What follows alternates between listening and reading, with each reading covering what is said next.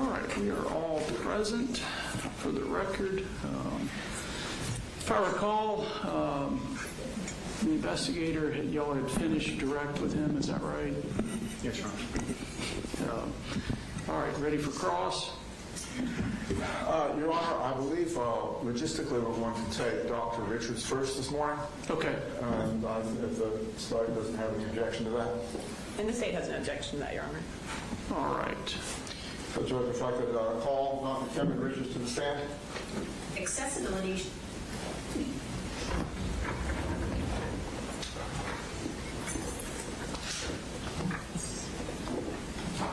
Do you need someone to go? Is there anyone? He may still be out in the hall. Dr. Richards.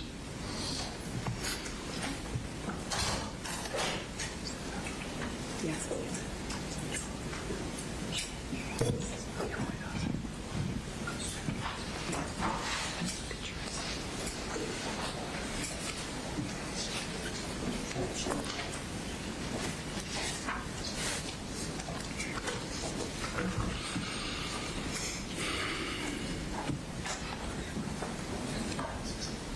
This is just what you sent us.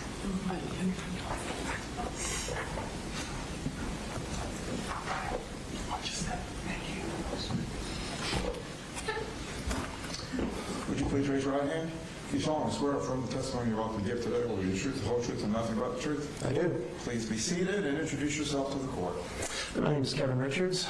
Last name is spelled Richards. And Dr. Richards, what kind of profession do you have right now? I'm a forensic psychologist. Okay. Can I get you As a forensic I'm psychologist. sorry, let me get you to pull the mic down. Yeah, yes, sir. Is that better? Yes, sir, thank you. And as a forensic psychologist, currently where do you work?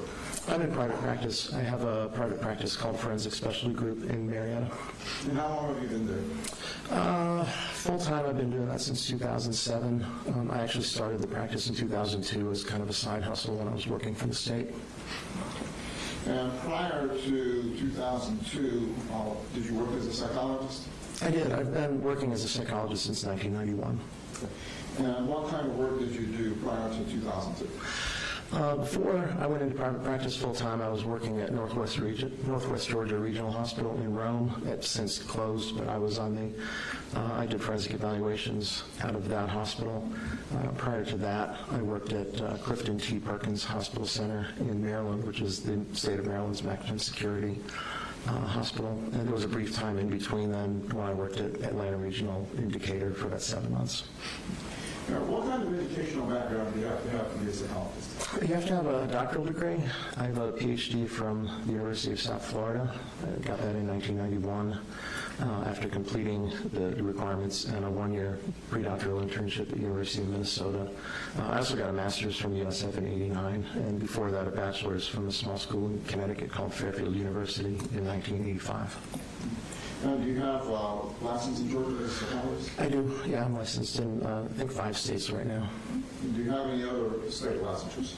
Yes, I'm licensed also in North Carolina, Wisconsin, New Mexico, and Alaska. Do you have any certifications beyond that? I'm board certified in forensic psychology by the American Board of Forensic Psychology. And prior to working as a forensic psychologist, you had just described some of the jobs that you had. Were you also working as a clinical psychologist? I have at times. My career's been primarily forensic, but all forensic psychologists are clinical psychologists first, and then they specialize. So my degree is in clinical psychology. I developed this specialty in forensic psychology after I got my doctoral degree. Are you currently involved with any professional organizations? I'm involved with the American Academy of Forensic Psychology. I belong to APA and a number of other professional organizations that are kind of involved in the kind of work that I do. Have you worked in any consulting capacities? I have. I do a fair bit of consulting now. I consult with the various branches of the military when they have courts-martial. I also do a fair bit of file case reviews for attorneys. Have you worked in any hospitals or regional facilities? Well, just the two I mentioned, well, three I mentioned, Clifton T. Perkins in Maryland, and then Atlanta Regional in Decatur, and then Northwest Regional when it was open up in Rome.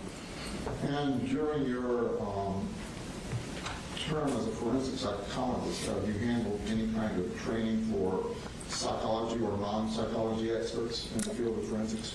Yeah, for a while when I was in Maryland, I was on the adjunct faculty at American University in their PhD program. I used to teach their PhD students forensic psychology and a variety of other things. I don't have any academic appointments now, but I do a fair bit of training for attorneys and students and interns and other psychologists. And have you had any contribution to publications? Not very much, honestly. I'm not an academic. I've had a practice career, so. Have you testified as an expert before? I have. And can you give us an idea of how many cases? Close to 300, probably. And have they been just in the state of Georgia or in other places? I know they've been in Georgia, where else? New Mexico, Arizona, Wyoming, and then all over the world on military bases, Korea, Japan, Germany. I'm going to hand you a copy of the document that I've marked as D2, and I'm going to ask if you can identify that for me. Sure.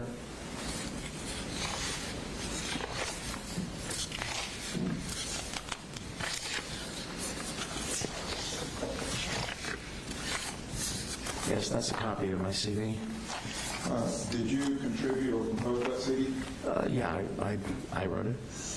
And looking over it, have there been any alterations since you drafted that?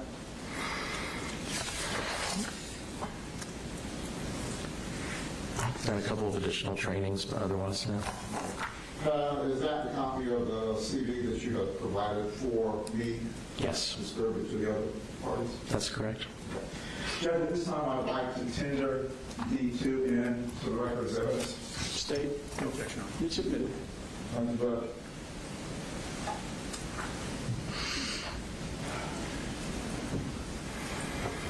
you're here testifying on a case with Colt. How did you become involved with that case? I got involved when his original attorney, Mr. Kraft, from the Public Defender's Office, contacted me and asked me if I would be willing to do an evaluation. And how long ago was that? A year and a half, 2 years ago. No, it was about a year and a half ago, I'm guessing. At that time, did he provide you with evidence or materials to look through? He did. He sent me a hard drive that had essentially, I think, the entire case file on it. And what kinds of information was on that? Oh gosh, there was a lot of police documentation, there was interviews, there was DFACS records, there was school records, body camera video from law enforcement. I mean, there was a lot. Was the request done for a full forensic psychological evaluation? I'm not sure what you mean by that. Well, a forensic psychological evaluation. Well, for a forensic evaluation, Mr. Kraft was particularly interested in looking at the case in light of the Miller v. Alabama decision about sentencing juveniles to life without parole. Talk a little bit about the difference between a clinical psychologist operation and forensic. Well, forensic psychologists focus on application of clinical principles to questions of law. So, as I noted earlier, all forensic psychologists are clinical psychologists first, and then they specialize in application of clinical psychological principles to legal questions. It's similar to physicians. Once you graduate med school, you're a doctor, but until you do a residency and specialize, you can't be a surgeon or a pediatrician or something like that. So what kind of investigation techniques and methodologies do you use? I do quite a bit of interviewing. I do a lot of case review, looking at evidence. If there are prior records, prior evaluations, I look at that. If there are collateral sources that I can talk to and interview, I talk to those people. I do psychological testing. Judge, at this time, I would like to tender Kevin Richards as an expert in forensic psychology and clinical psychology based on his education, his experience, and the methodologies that he uses in his work. Mr. Smith? No objection. All right, he'll be admitted as an expert. Thank you, Judge. Now, when you first entered the case, did you immediately go to interview Colt, or did you do some background work? I did a little bit of review, but I did go to see him fairly soon after Mr. Kraft contacted me. I don't know the exact timeline. I know it wasn't very long. Okay. And in that early interview, can you tell us what your impressions were from that beginning? I thought he was kind of an odd kid. When he first started the interview, he had wanted to put his arms inside his sweatshirt because he said he liked the way that felt better. His affect was a little bit odd and flat, but otherwise, there was nothing terribly remarkable. He was cooperative. He didn't give me a bad time. He answered my questions, cooperated with the testing that I did. Did you interview him subsequent to that? I did. I interviewed him a total of 4 times, I think for a total of about 15 hours. And did you interview any other collateral sources? Yeah, I talked to his mom.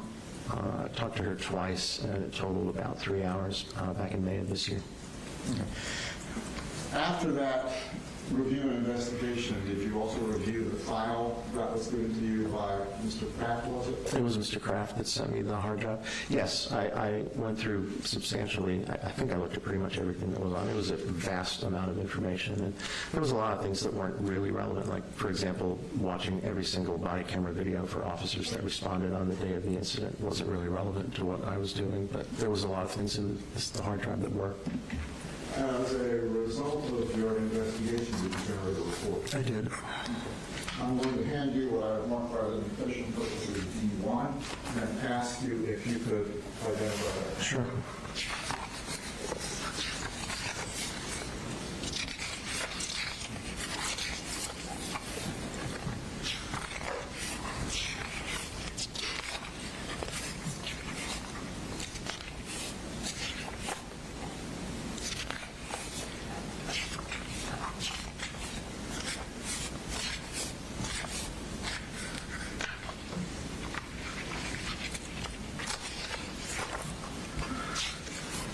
Sorry, I just want to make sure all the pages are here.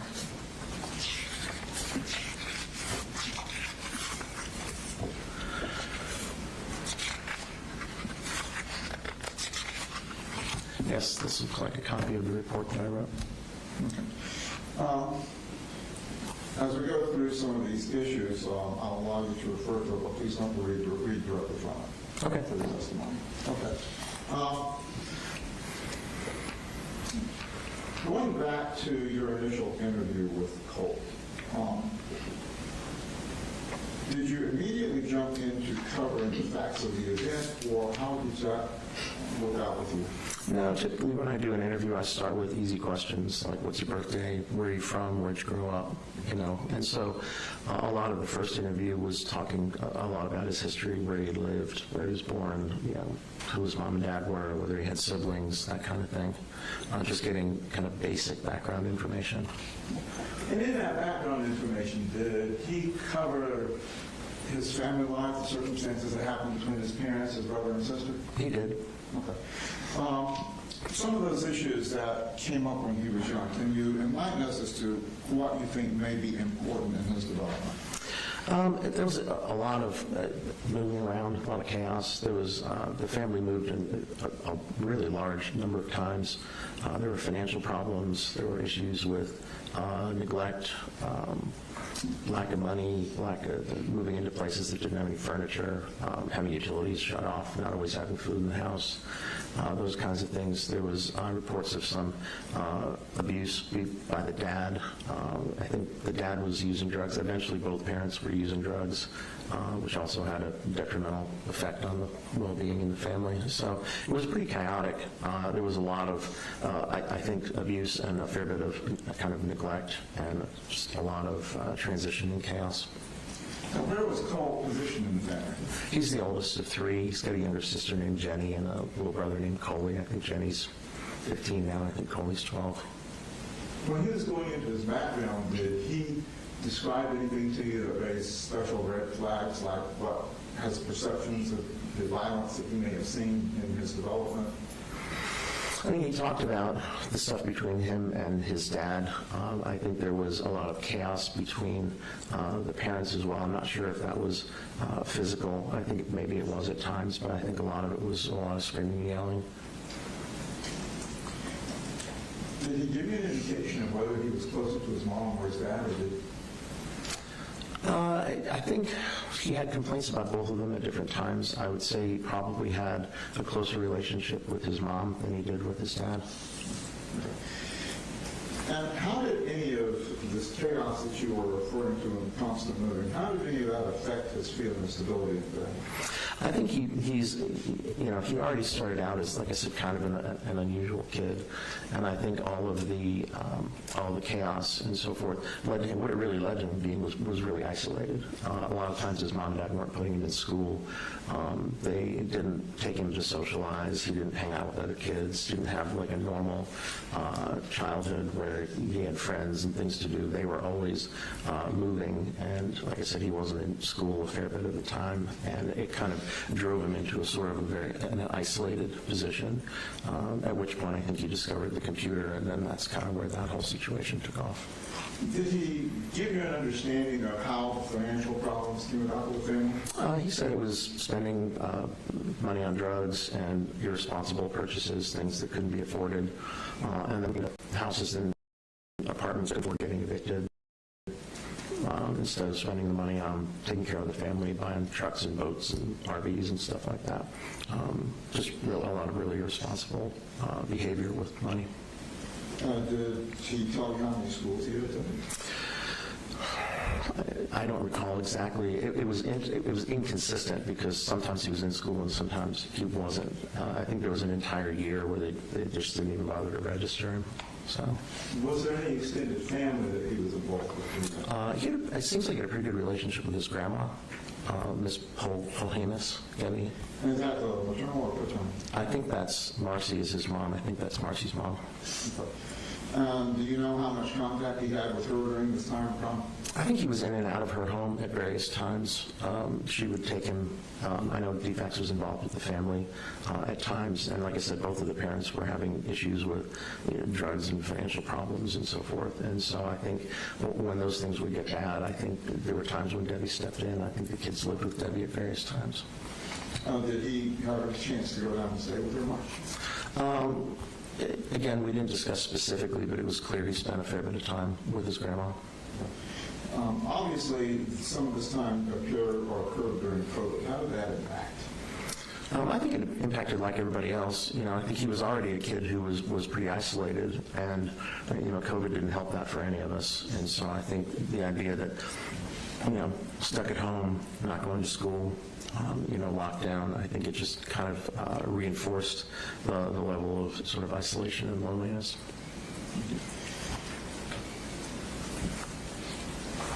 Now, you had indicated that you got involved a lot with the computer. Did he tell you any direction or any interests he had with the computer?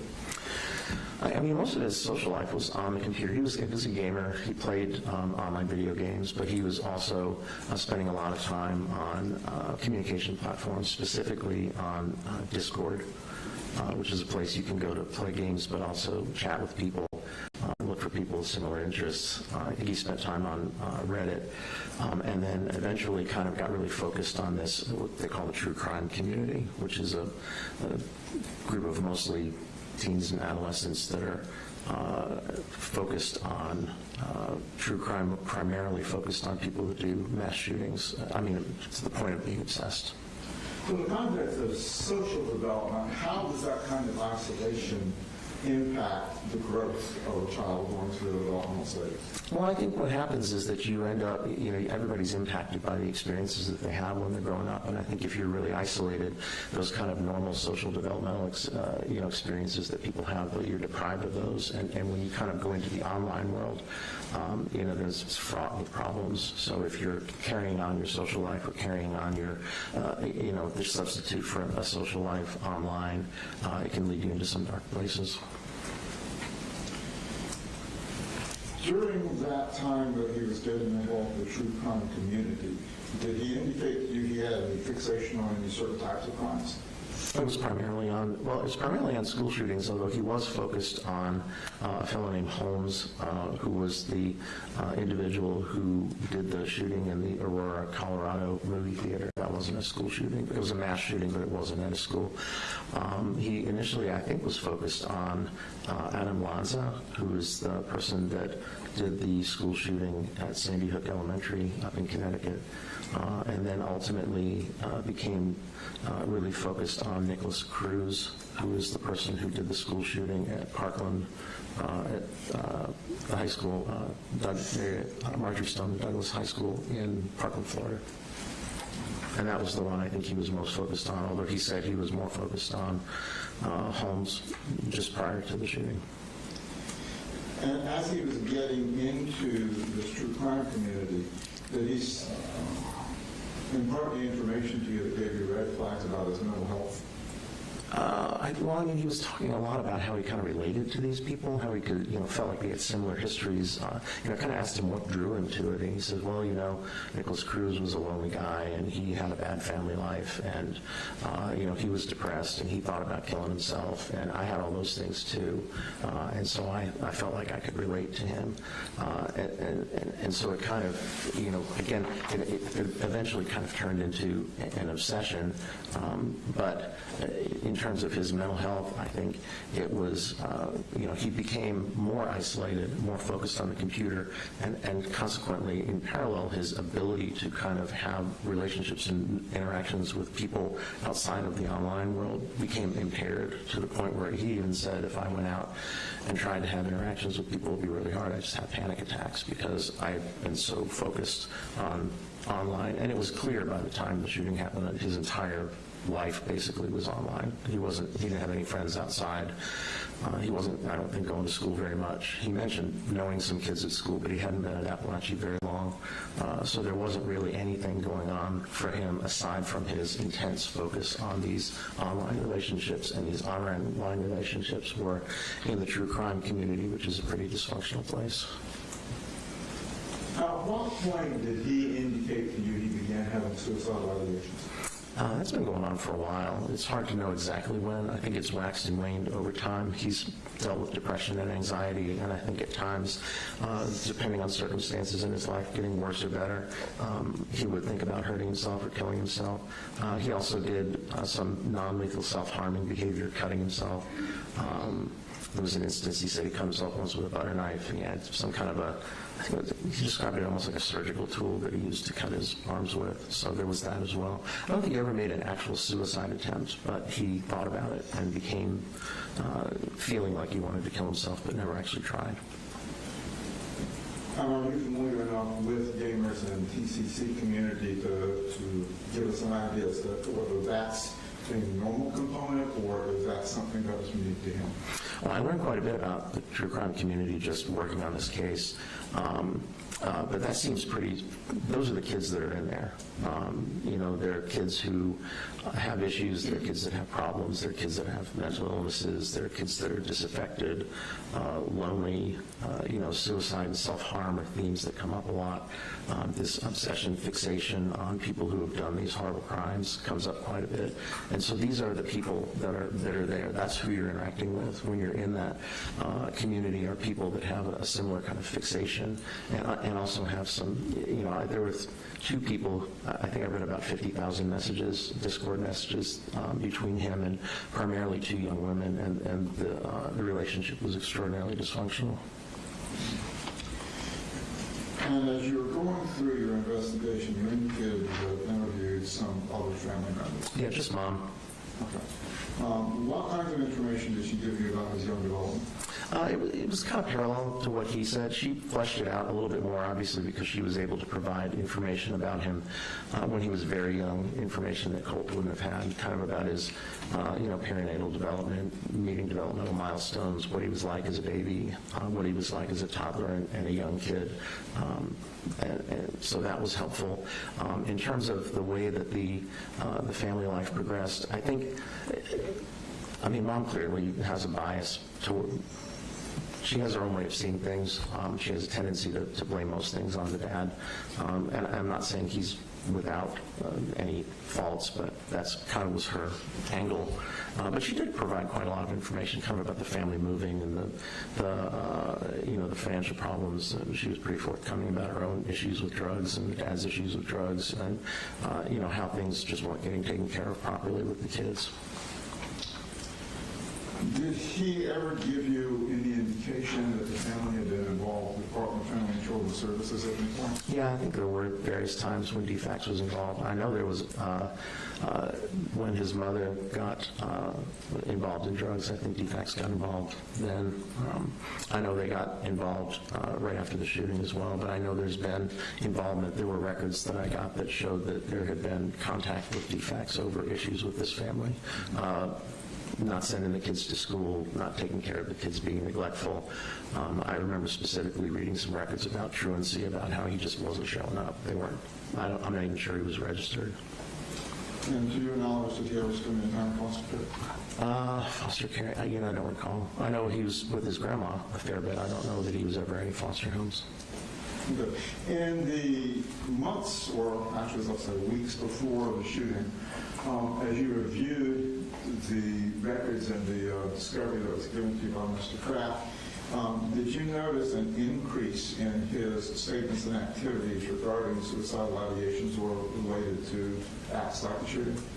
He was talking to a young woman named Amanda, who went by Mandy, and he wasn't saying anything specifically about doing a shooting. They talked about school shootings a lot. Both of them were obsessed in a very dysfunctional way with Nicholas Cruz, but he was making statements to the fact that he was paranoid, that he felt suicidal, that he felt he was hurting himself, but he was also making kind of ominous statements about how something was going to happen soon. It was going to happen on September 4th, and I think Ms. Coots had, Mandy had an inkling that that's what he was talking about, but he never specifically said it, but he did say that something big is going to happen on the 4th, and it was almost like a countdown in their messages as that was approaching. And did you get any indication that he had reached out to his family for help on the suicidal ideations? It didn't seem like it. Oh, actually, I'm sorry, you said did or didn't? I said didn't seem like, I know he made statements to the effect that he was telling his dad that he needed help, and when I talked to Mom said she noticed around the time not long before that he was having more panic attacks, more anxiety, that his level of paranoia maybe was a little bit worse. So I'm mistaken, actually. Yeah, he did talk about that, and evidently there was some effort afoot to get him into a clinic. I had some messages, they were basically phone messages between Colt's dad and a mental health facility trying to set up an appointment for him, but they never took him to an ER or a hospital or anything like that. It was trying to get outpatient treatment. Okay, so to your understanding, no one ever called the crisis mental health center for him? Not that I'm aware of. His mom mentioned when I spoke with her that she felt like he needed to go to an inpatient facility, but nobody ever took him to one, and nobody ever took him to an ER. Okay. And at the time of the shooting occurred, I'll go back to something else for just a moment.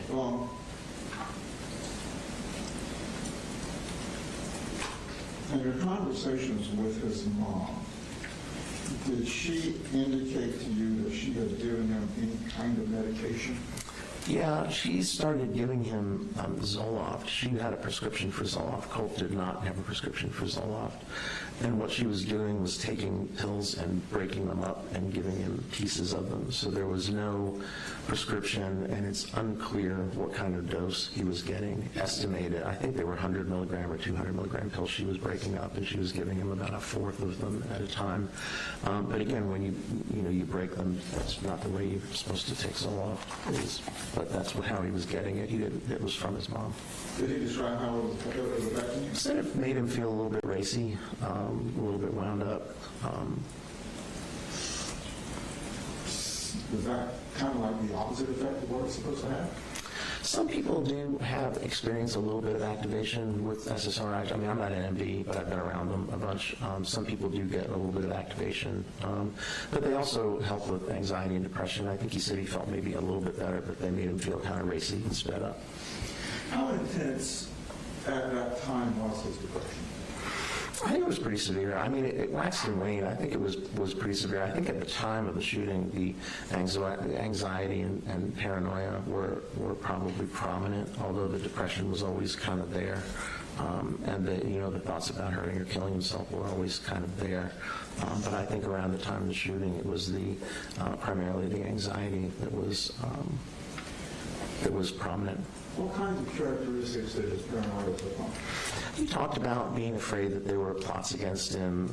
He talked about believing that people were talking about him, like if he was out in public, he'd see people talking. It's called an idea of reference, when you believe that seeing something happening in public refers to you. If you see two people talking to one another and you think they're talking about you. He talked about believing that the teachers were plotting against him. He mentioned this to his mom and also to Mandy, and so it was that kind of a thing. He also had this idea that somehow his computer had been, he used the word infiltrated. He wasn't sure who did it, but he kept changing his usernames, and he was storing information, I think, on the little SD drives like you use with a camera, and he was taking those out and destroying them, breaking them up, because he was afraid. He never was able to tell me who he thought was doing it or why, but felt like somebody was probably keeping track of him. He said some more, I think, more outlandish things that I'm not sure, about cars going by the house and seeing people. I'm not sure how much of that was, maybe a little bit of an exaggeration, but I did believe he used to kind of conflate his paranoia and anxiety. He was real anxious, but he was worrying about things, and so there was an element of paranoia that he used to kind of conflate with the anxiety, and the two of them kind of coexisted like that, so. And are those kinds of things that can impair someone's judgment if they're going through those episodes? Sure, yeah. I mean, if somebody believes that there are, forces marshaling against them, that can certainly impact the way that they carry on their life. Certainly he was doing certain things in response to the beliefs that he had, like destroying the hard drives or the SD cards and changing his usernames. But I don't think he was really doing, other things in the service of them. Now, you made a reference to his thinking the teachers were against him. Was that teachers at his current school or his older school? The teachers at his current school. Were you familiar with the circumstances that took place when he was in Jacksontown? I'm not sure specifically what you mean. When the FBI came out to investigate? Yes, yeah, I was aware that there was a message, I think, that got flagged on Discord about somebody making a statement about doing a school shooting, and law enforcement showed up at the house because they were able to trace they were able to look at the account, the email associated with the account, trace the email to him, and so they went and interviewed him about whether he had made this threat. Did you listen to Inspector Smith's interview of Colt when he was arrested? There were two of them. There was one at the school, and there was one at CID, and I listened to both of them. And particularly the one at the school, what were your initial impressions when you read that? He was pretty hysterical. That was the main thing. At any point, did he try to deny that he did anything? No, he didn't. When he was taken into RYDC, did they do any checkups or any assessments on him to determine if there were any psychological or physical issues? I think they do that with most kids, but what I learned when I was talking with him is that he was having these symptoms. He was telling me about this paranoia and stuff that he was having, and then I asked him, well, what do the mental health people think about it? And he said, well, I haven't told them. And so I suggested that maybe being more forthright about these things, if they were going on, would be a good idea. And then I think he started talking more to the staff about it. I also alerted his attorney. Did you have access to any of the records from BJJ? Not until just a few days ago. Did you get a chance to review them? Yeah, there was a lot, but yeah, I reviewed them. What was your understanding of his initial treatment plan? Initial treatment? When he was in RYDC? Okay. I think it changed over time. He was reporting some paranoid ideation that was continuing, worrying about other kids in the RYDC, worrying about the staff, worrying about the cooks putting stuff in his food. And I think at one time they diagnosed him with something called schizoaffective disorder, which is a schizophrenia spectrum disorder. He said they did. I didn't find evidence of that in the records. But they were treating him with antipsychotic medication and also an antidepressant medication. They're actually giving him Zoloft, which is what his mom was giving him. They started him on an antipsychotic called quetiapine, but evidently he had some side effects, so they changed him to one called olanzapine or Zyprexa, which he remained. I think he's still on it now, and the Zoloft. Do you recall what their determination of his diagnosis was? Yeah, they diagnosed him with a mood disorder, depression with psychotic features. They diagnosed him with conduct disorder. They diagnosed him with an unspecified personality disorder, and they diagnosed him with PTSD or post-traumatic stress disorder. What's unspecified personality disorder? That basically means that you think somebody has a personality disorder, but personality, there's a variety in the DSM, which is a diagnostic manual. There's a number of specific personality disorders. A personality disorder is a dysfunctional pattern of interpersonal behavior that's kind of persistent across time and situations. They tend to develop in adolescence and early adulthood, and they can manifest in various different ways. And if you're not really sure, if you think the person probably has a personality disorder, has dysfunctional interpersonal functioning that impairs their relationships, you can diagnose them with a personality disorder unspecified, which means you're not sure whether it's a narcissistic or borderline or some other specific personality disorder. Did you find substantiation for that in your work? No, well, I mean, 14, 15 is really too young to diagnose a personality disorder. If you're talking about something that develops in, late adolescence and early adulthood, he hadn't even really gotten there yet. And, one of the things about kids in adolescence is that their character and their personalities are not fully formed. They're developing. They're works in progress. Their brains are still developing.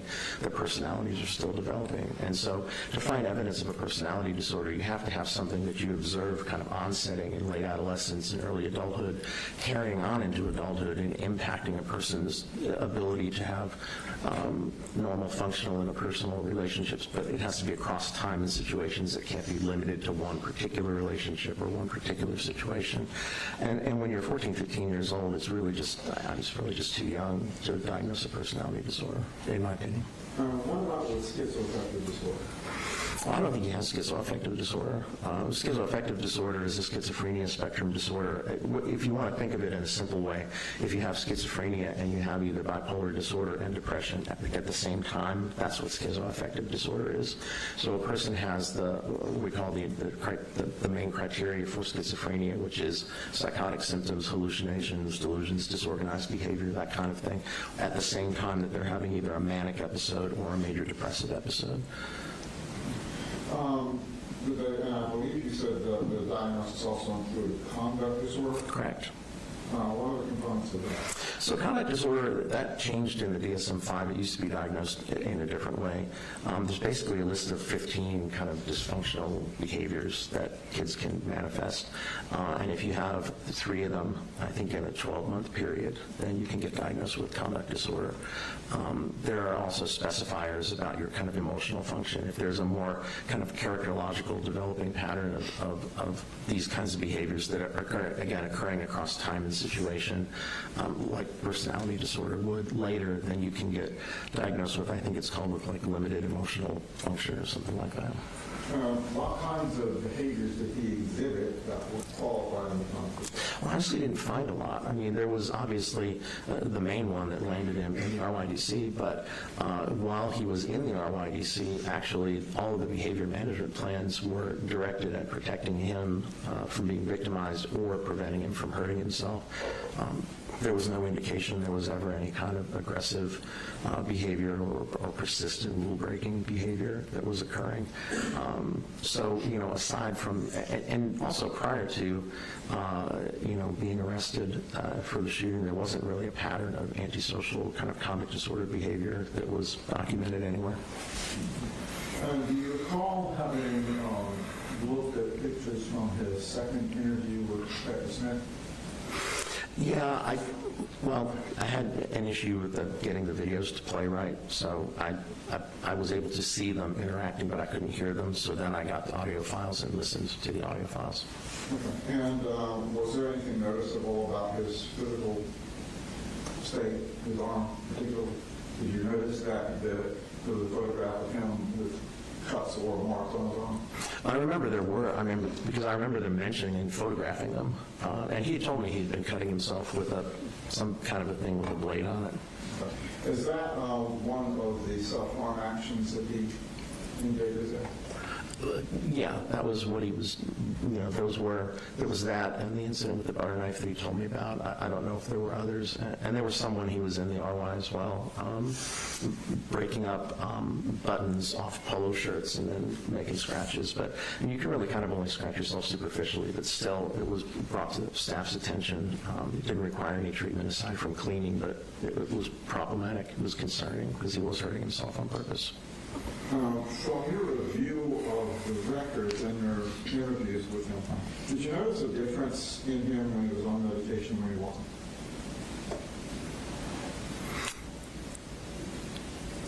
In terms of kind of just normal day-to-day interaction, I would say not particularly. He seemed pretty depressed and anxious most of the time when I was talking to him. He said that the medication helped some with the paranoia, but he was still talking about being worried about people. But his presentation was always kind of similar. I mean, his affect doesn't vary a whole lot. He's kind of flat when you speak with him. So that didn't really change very much.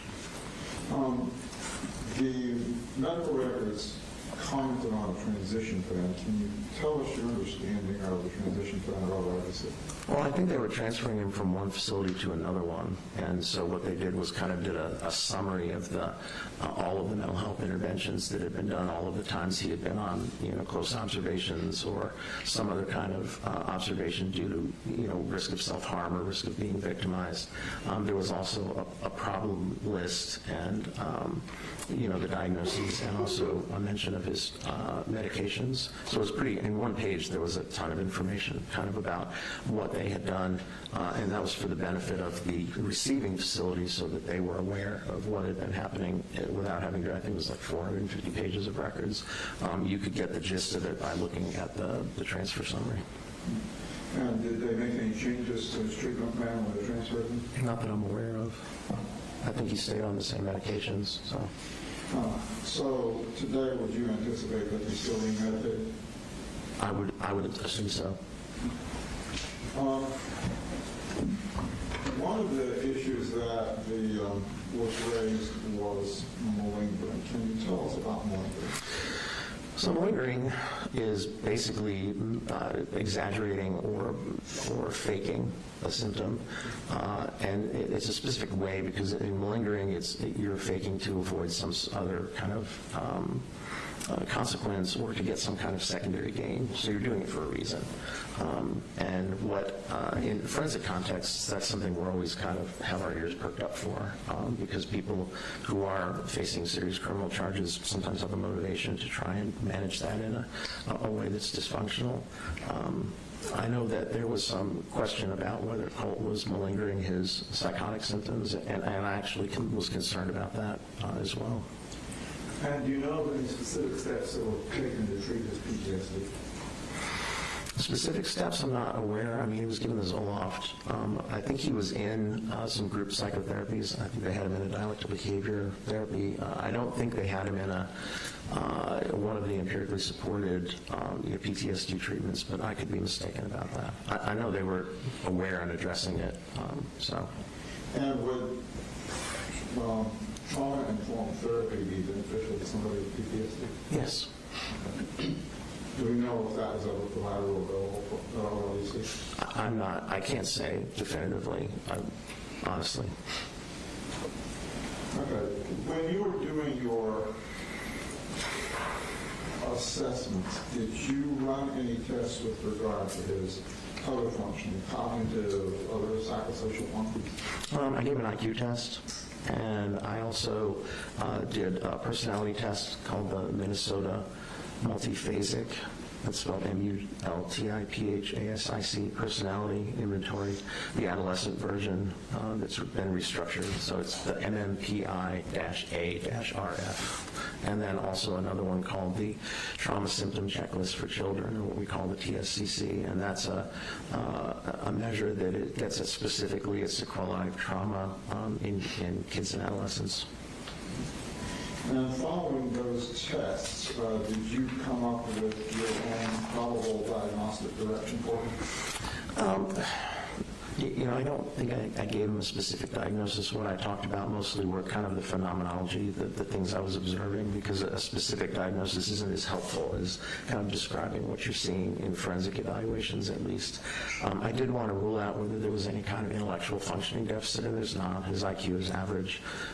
When I did the personality testing, the first time it was invalid because he was what we call over-reporting, meaning he was just kind of endorsing everything willy-nilly. And then I went back and gave it to him again and instructed him to be more careful and thoughtful and to not just endorse everything and to really think about what was going on with him. The second time, there was still some level of over-reporting, but not to the point that it invalidated the testing. And it was pretty consistent with what he was telling me. There was indications of mood problems, anxiety problems, problems with thinking, paranoia, persecutory ideas, suicidal ideation. Psychological tests are not like x-rays or blood tests. What they usually do is help us develop interpretive hypotheses for understanding people, and sometimes they help us corroborate things that we're observing or seeing on interview, and that's pretty much what the MMPI did. Colt never really talked about trauma, PTSD symptoms with me as PTSD symptoms. I would kind of ask him about, traumatic experiencing. Was he having flashbacks? Was he having dreams? And he said he had dreams about the school sometimes, and sometimes dreams about things that happened when he was younger. But the dreams about the school didn't involve the shooting incident. It was just him alone in the school wandering around. But he never really talked about the kind of, when you talk with people with PTSD, they talk about having flashbacks and dreams and traumatic re-experiencing, and they talk about trying to avoid things that remind them of the trauma and changes in their emotional functioning. And the diagnostic criteria are pretty complicated. He didn't talk about that, but on the TSCC, he endorsed a lot of trauma-related symptomatology, and it didn't appear as though there's validity checks in that test as well. It didn't appear as though he was manufacturing them, which I thought was kind of odd, because when I tried to talk to him about it, I wasn't getting much, but he was responding to it on the testing, and clearly the ROADC docs felt he had PTSD as well.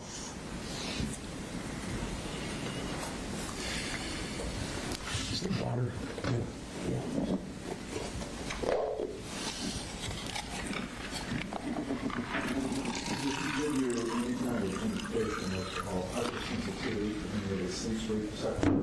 He did talk about that. Excuse me, sorry. Like I said, when I first met with him, that was the first thing we talked about. He asked if he could pull his arms inside of his sweatshirt and kind of hold his arms around him, because he said he felt more comfortable talking that way. He talked a lot about having issues with noises, particularly with textures, kind of sensory things.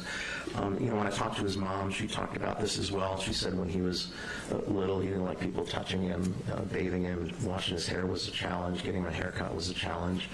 Noises seemed to bother him, and I think that persisted. He had specific kinds of sheets and towels that he liked. He had little rituals that he did when he got out of the shower, like things laid out a certain way, and so that was the kind of thing that he related to me. Did any of that give you an indication of any other kind of spectrum disorder that maybe? Well, it made me wonder whether there was, an element of an autism spectrum disorder. Because those kinds of sensory integration issues are common in people that have autism spectrum disorders. And his interpersonal behavior was kind of odd, so it got me wondering or thinking about it. It was something I considered as I continued to talk to him. Would that be something perhaps that would be good as a rule out and having a biological? I suspect if you wanted to do a specific evaluation for an autism spectrum disorder, that would probably not be a bad idea. In the end, I didn't feel like, based on what I got from him and what I got from his mom, I felt like there were some elements. He certainly has some elements, particularly sensory type elements, and some interpersonal stuff. But in talking to his mom, she said that, when he would interact, he was capable of interacting. He didn't have the kind of interactive patterns that we see, particularly with people that have autism spectrum disorders. But, his interpersonal behavior was odd, and we don't have a great sample of it because most of it was online. So, to do an evaluation for that might be worthwhile. I ultimately didn't believe that he met diagnostic criteria, and that's what I put in my report. And in your report on page 29, you talk about ACE factors. What are ACE factors? So that stands for Adverse Childhood Experiences. Years ago, the Kaiser Foundation and the I guess it was Health and Human Services, did a big, CDC did a big study, and they looked at, was it between 1995 and 97, they looked at 17,000 people. And what they identified were a set of adverse childhood experiences, things that people could experience when they were in their developmental period that tended to be correlated with adverse outcomes when they got older. And some of these were psychological, psychiatric. There was increased levels of depression, anxiety, PTSD, substance abuse in people that had experienced these adverse experiences as children. What they also found interesting was that there was kind of what we call a dose response characteristic, meaning the more of them there were, the worse the outcomes tended to be. They also studied a lot of kind of physical well-being outcomes, but when I look at these, I'm thinking more about the psychological ones. And certainly, he was exposed to a lot of these things, and the manifestations that he has psychologically in terms of his interpersonal function, his anxiety, depression, and so forth, is not really surprising. I mean, they're not the only reason, but certainly not surprising. Growing up in an environment where he was exposed to a lot of adverse things, that he would develop depression, anxiety, and struggle interpersonally. What is the concept called dose response? How does that relate to ACE factors? It just means that the more of them there are, the worse the outcomes are likely to be. And I think you said he had experienced most of the factors? Most of them at one time or another. Yeah. The last one I think was an incarcerated parent. That's only been recently. That wasn't when he was growing up. How does all of this relate to his overall functioning around the time of the shooting? Well, I think he was, basically he was a lonely, dysfunctional kid who was anxious, paranoid, depressed, and immersed in this highly dysfunctional world with these people that were obsessed with folks who had done school shootings. So his interpersonal behavior was very dysfunctional and kind of layered on with the psychological issues.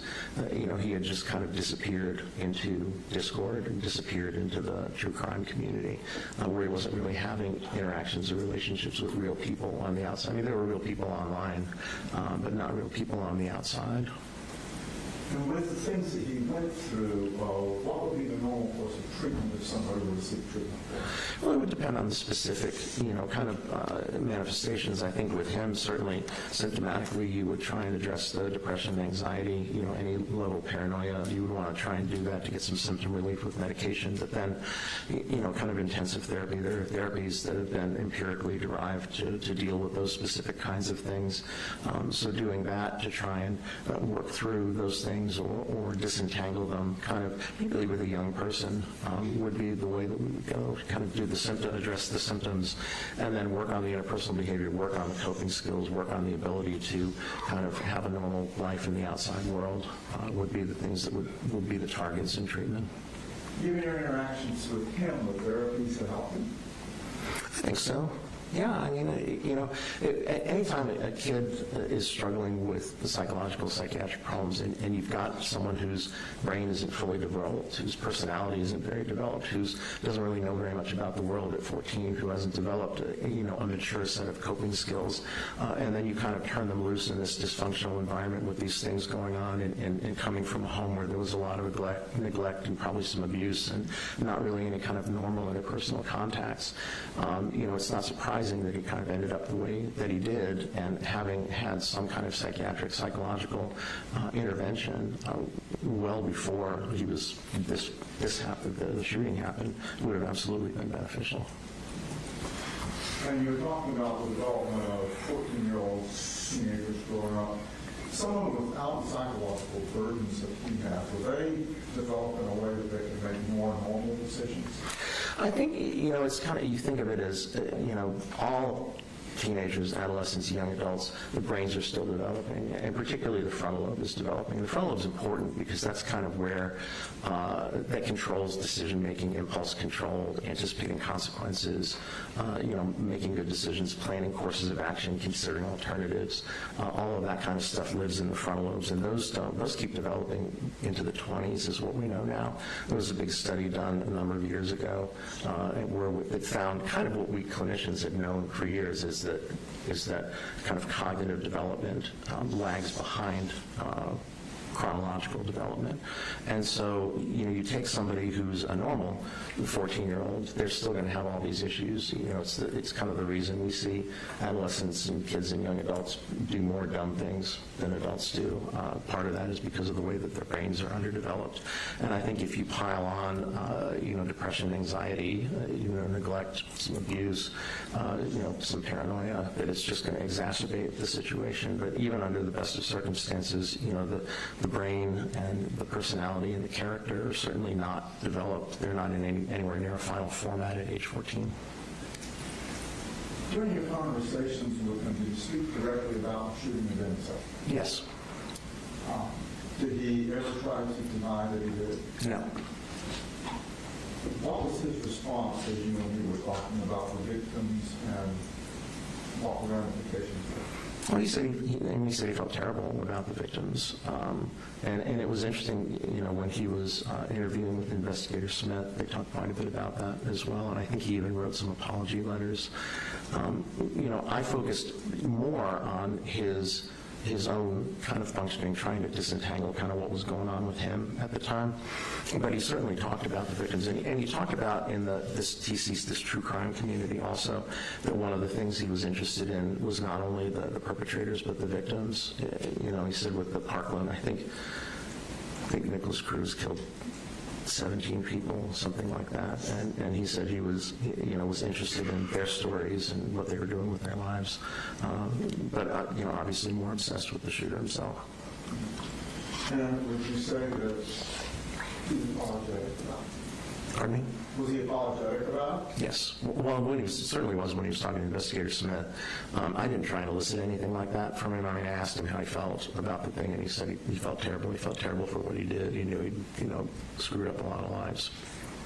Based on your investigation, your interview with him, and understanding all the issues he's facing now psychologically, would he be able to improve with continued therapies, medications, treatment? Yeah, I think so. Again, you're not talking about somebody who did this in their mid-20s, late 20s, or as an adult, when there could be characterological issues underlying that are kind of well developed. The personality is finished, the brain is finished, and sometimes if you end up in a situation with an older person where there's characterological issues that drive them to do things that are antisocial, there's sometimes not a lot you can do about that. I think when you're dealing with kids and adolescents, there's still some room before things are consolidated, before they're finished, before they're finished developing.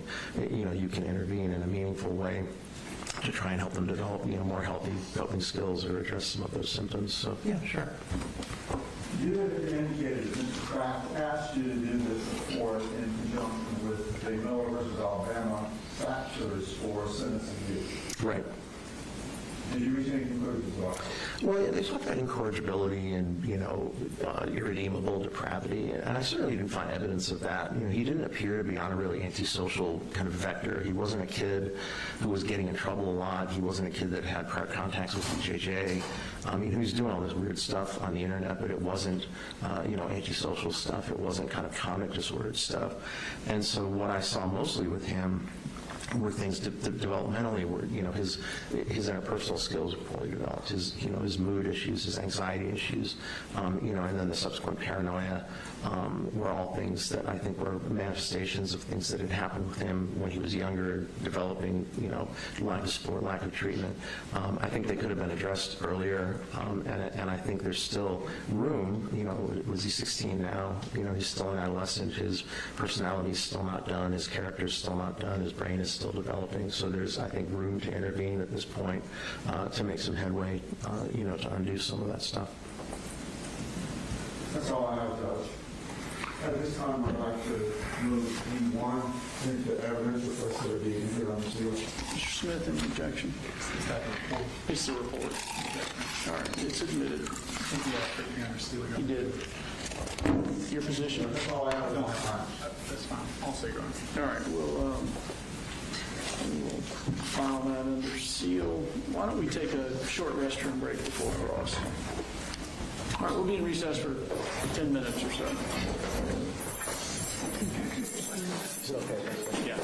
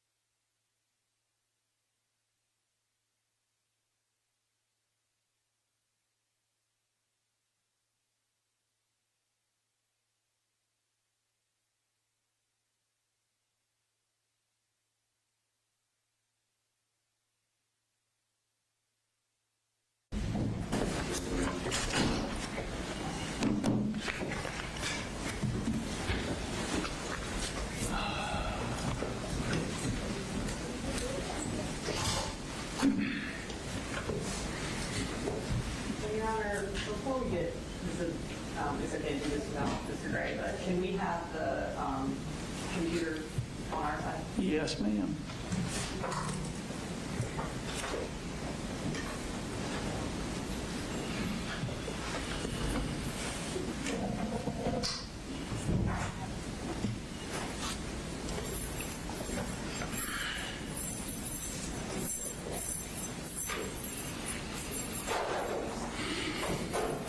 All right, for the record, we're all present. Mr. Smith? I'm Dr. Richards. I'm Brad Smith. I'm the District Attorney's Office. Good morning. Ask a few things here. So the resources you relied on were Colt's medical records, law enforcement files, video footage of the shooting, and then various interviews with Colt, Colin, Marcy, and other people. Is that correct? That was the bulk of it. I mean, I had like I said, I had a hard drive with a lot of stuff on it, but I think those were the highlights. Yeah. How much time and energy did you put into each of those things? I couldn't tell you. I couldn't break it down that way, Okay. to be honest with you. But would it be safe to say that most of the information you had came from either Colt or Marcy? In terms of information I gathered myself, yes. You know, it was from him and his mom as a collateral.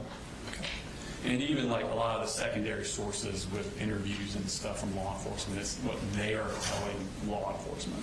Of course. And like even the Discord records is Colt saying stuff on Discord. That's correct.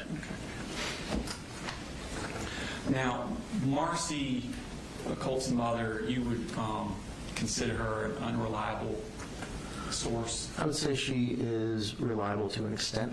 Okay. She certainly has an angle. Yeah. And you were aware that she had, in the few years leading up to this incident, she had limited contact with Colt. Yes, I was aware of that. Okay. In fact, in November 2nd of 2022, Marcy leaves the house that Colt lives in and goes down to Fitzgerald. Right. Okay. And it wasn't until August 11th, 2023, almost a year later, that Colt goes down to stay with her from August 11th, 23 to October 4th of 23. That sounds about right. So about 2 months that they lived together. Yeah, they didn't have a lot of contact. And then he leaves in October because Marcy tests positive for drugs. And she comes up to stay with him the next year, July 6, 2024 to August 16th of 2024. That sounds about right. It's about 1 month. Yeah. Okay. I think she said it was about 5 weeks. So in the 2 years of the shooting, was with him about 3 months. Yeah, not very much time. Okay. And during that time, she had serious intoxication issues. She did. Tested positive for drugs. She did. And that was a lot of the reason that he was removed from her and she left. Yes. Sort of thing. In fact, she was in rehab for about 6 months with no contact, wasn't she? I believe you're right. Okay. And she had her own criminal justice issues. She did. Okay. And she had psychiatric issues on top of the intoxication. Yes. Okay. Were you also aware that Colt and her, even when they were separate, did not speak to each other very much? It didn't seem like he had a lot of contact with her. There was a brief period of time not long before the shooting when she was living up there in Winder. But for a lot of the time before that, especially when her issues with the drugs and so forth happened, the contact was really limited. Okay. In fact, they mostly just texted with each other. I think that's a fair characterization. Okay. Now, your first interview with Colt was May 16th of 2025. That sounds right. Okay, and that was 8 months after the shooting. Right. Okay. I'm going to go into Colt a little bit. Were you noticing that Colt likes to mimic other people, and especially like the other shooters and things of that like that?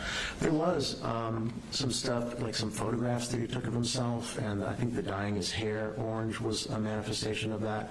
there were some things that I had in the records where it would be, I think one of them was James Holmes. There was another one I think was Christian Bale from a movie where he was making a particular face, and he would mimic those things, and I guess post them. They were in the materials that I got.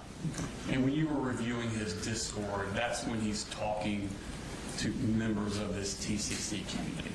Correct. Okay. Did you notice in his interactions with these people that he was very quick to, yeah, me too?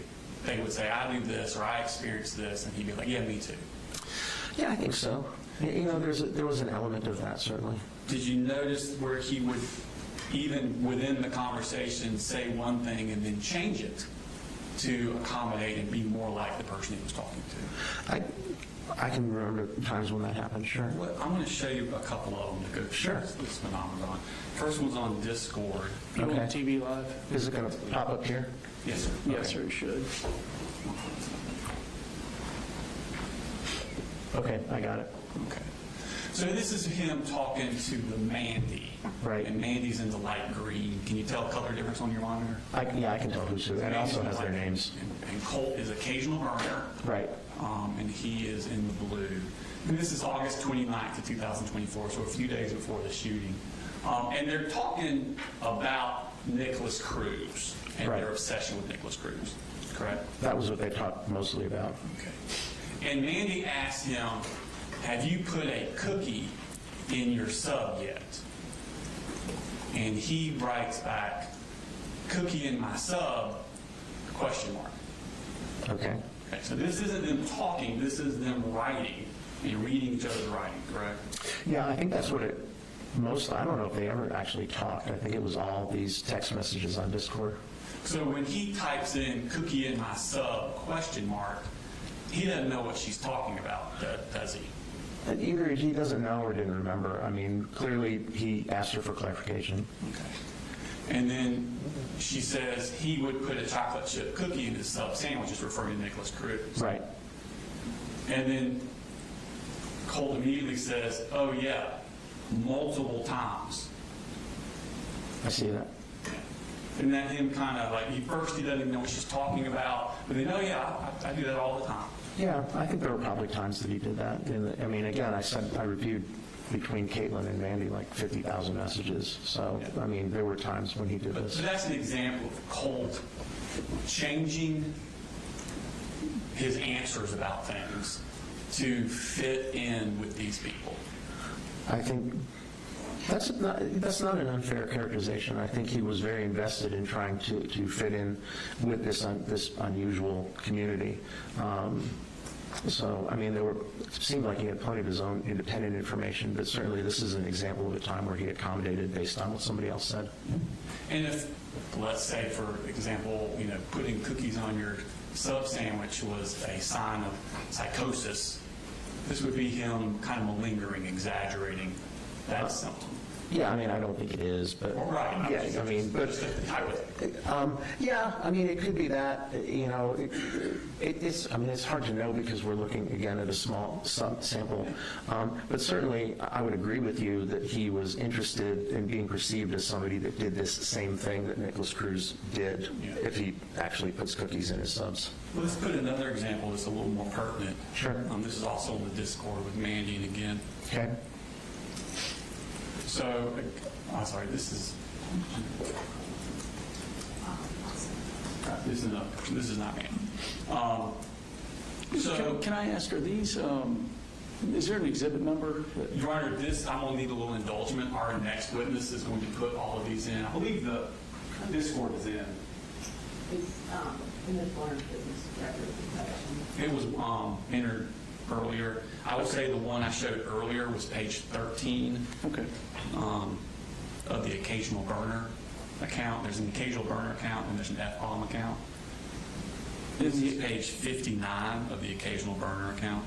And the exhibit number? I'm sorry, I missed that. That will be on record shortly. Okay.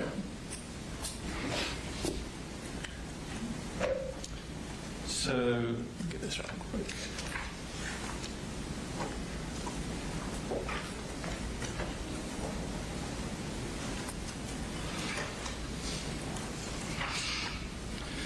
In this one, genderless black hole at the very top there says, I'm on 6 different meds, and they really don't do anything but make me stoned ASF. I took Zoloft before. I hope it actually works for you. And then he says, they did the same for me, like it made the room spin. Now, she's talking about 6 different meds, and he says they did the same for me. But he was never on 6 different meds or multiple meds. He was only on Zoloft. That's the only one I'm aware of. Yeah, it was just the Zoloft his mom was giving him. So the they, to try and make it sound like more, he's trying to, again, fit in with this genderless black hole, and he's changing the amount or types of medicine he's taking. Correct? Yeah, you could read it that way. I mean, he could be referring to meds as they, but the only one he was on is Zoloft. That's true. Okay. He wasn't on 6 different meds. And you skip down a little bit into the middle of the green there. Okay. Genderless black hole says, the worst side effects I've had were with hallucinations, but that wasn't on Zoloft, thankfully. And then she says, still get hallucinations somewhat, though. And then he says, mine are auditory, correct? Yes. And that means he hears voices. Right. That would be hearing things that aren't really there. And then he says, although it may be schizophrenia, who knows? Right. And then she says, oh my God, same twinsies. I have visible ones too. And he says, same. Right. So when they talk about hallucinations, he first says, I have auditory hallucinations. Full stop. Right. And it's not until she says, well, I have visible ones. And then he changes it and says same. Yeah, I agree. That's what he Again, did. him changing, talking about his mental state, what he says his mental state is, he changes it to fit in with this group. Right. He adds onto it. Okay. And then let's go to page 61. In this case, you have them talking about drinking a lot. This is another person he's talking to. I do not know the gender of this person. But they're talking to, and they're talking about getting blackout drunk. Right. And Colt is talking about how often he gets blackout drunk. Is that correct? It looks like it. Okay. And then at the very bottom, the next to the last one, Colt says, I literally just steal it from my dad. I see that. Okay. Did you listen to Colin's interview about his home life? A long time ago. Do you remember him saying that he didn't drink and he didn't allow alcohol in the house at all? That rings a bell. Yeah. Okay. And do you remember Marcy's interview where she says the same thing? Right. Okay. Yeah. So what he it's says, literally, I steal it from my dad. That's not true. No, it's not what he told me either. Okay. So. And then he says, sometimes I'll ask some random dude to walk in and get me some. Again, I never followed Colt around. I'm sure you did. But based on your understanding of how often he actually got outside his house, does that sound like something he would do? Seems unlikely. That's what I was thinking. Okay. And then we move to page 62. And same person that he's talking to, now they're moved on. Man, just do some DXM, bruh. Colt says real, and I'll ask you to drop the method whenever I'm up to it. He says, do you even know what that is? And he says, yeah, it's over-the-counter stuff. They're talking about Benadryl? Right. I think that's on the next call out. Yes, and then he says Benadryl. Colt does. Right. And then he comes down a little bit and says, you just got to pull through the tiredness. After that, it's pretty much schizophrenia simulator. I see that. So Colt's saying that when he takes Benadryl to excess, he'll get schizophrenia simulator. Colt talks a lot about schizophrenia, doesn't he? He does. Okay. And then PK Waffle Fest says, that's not the worst part. It's the anxiety and the dread and seeing spiders. I'm terrified of bugs. So he's the one that first talks about hallucinations when he's on this and refers to bugs. Right. And then he says in the next one, the highest, go back up the first one. Sorry.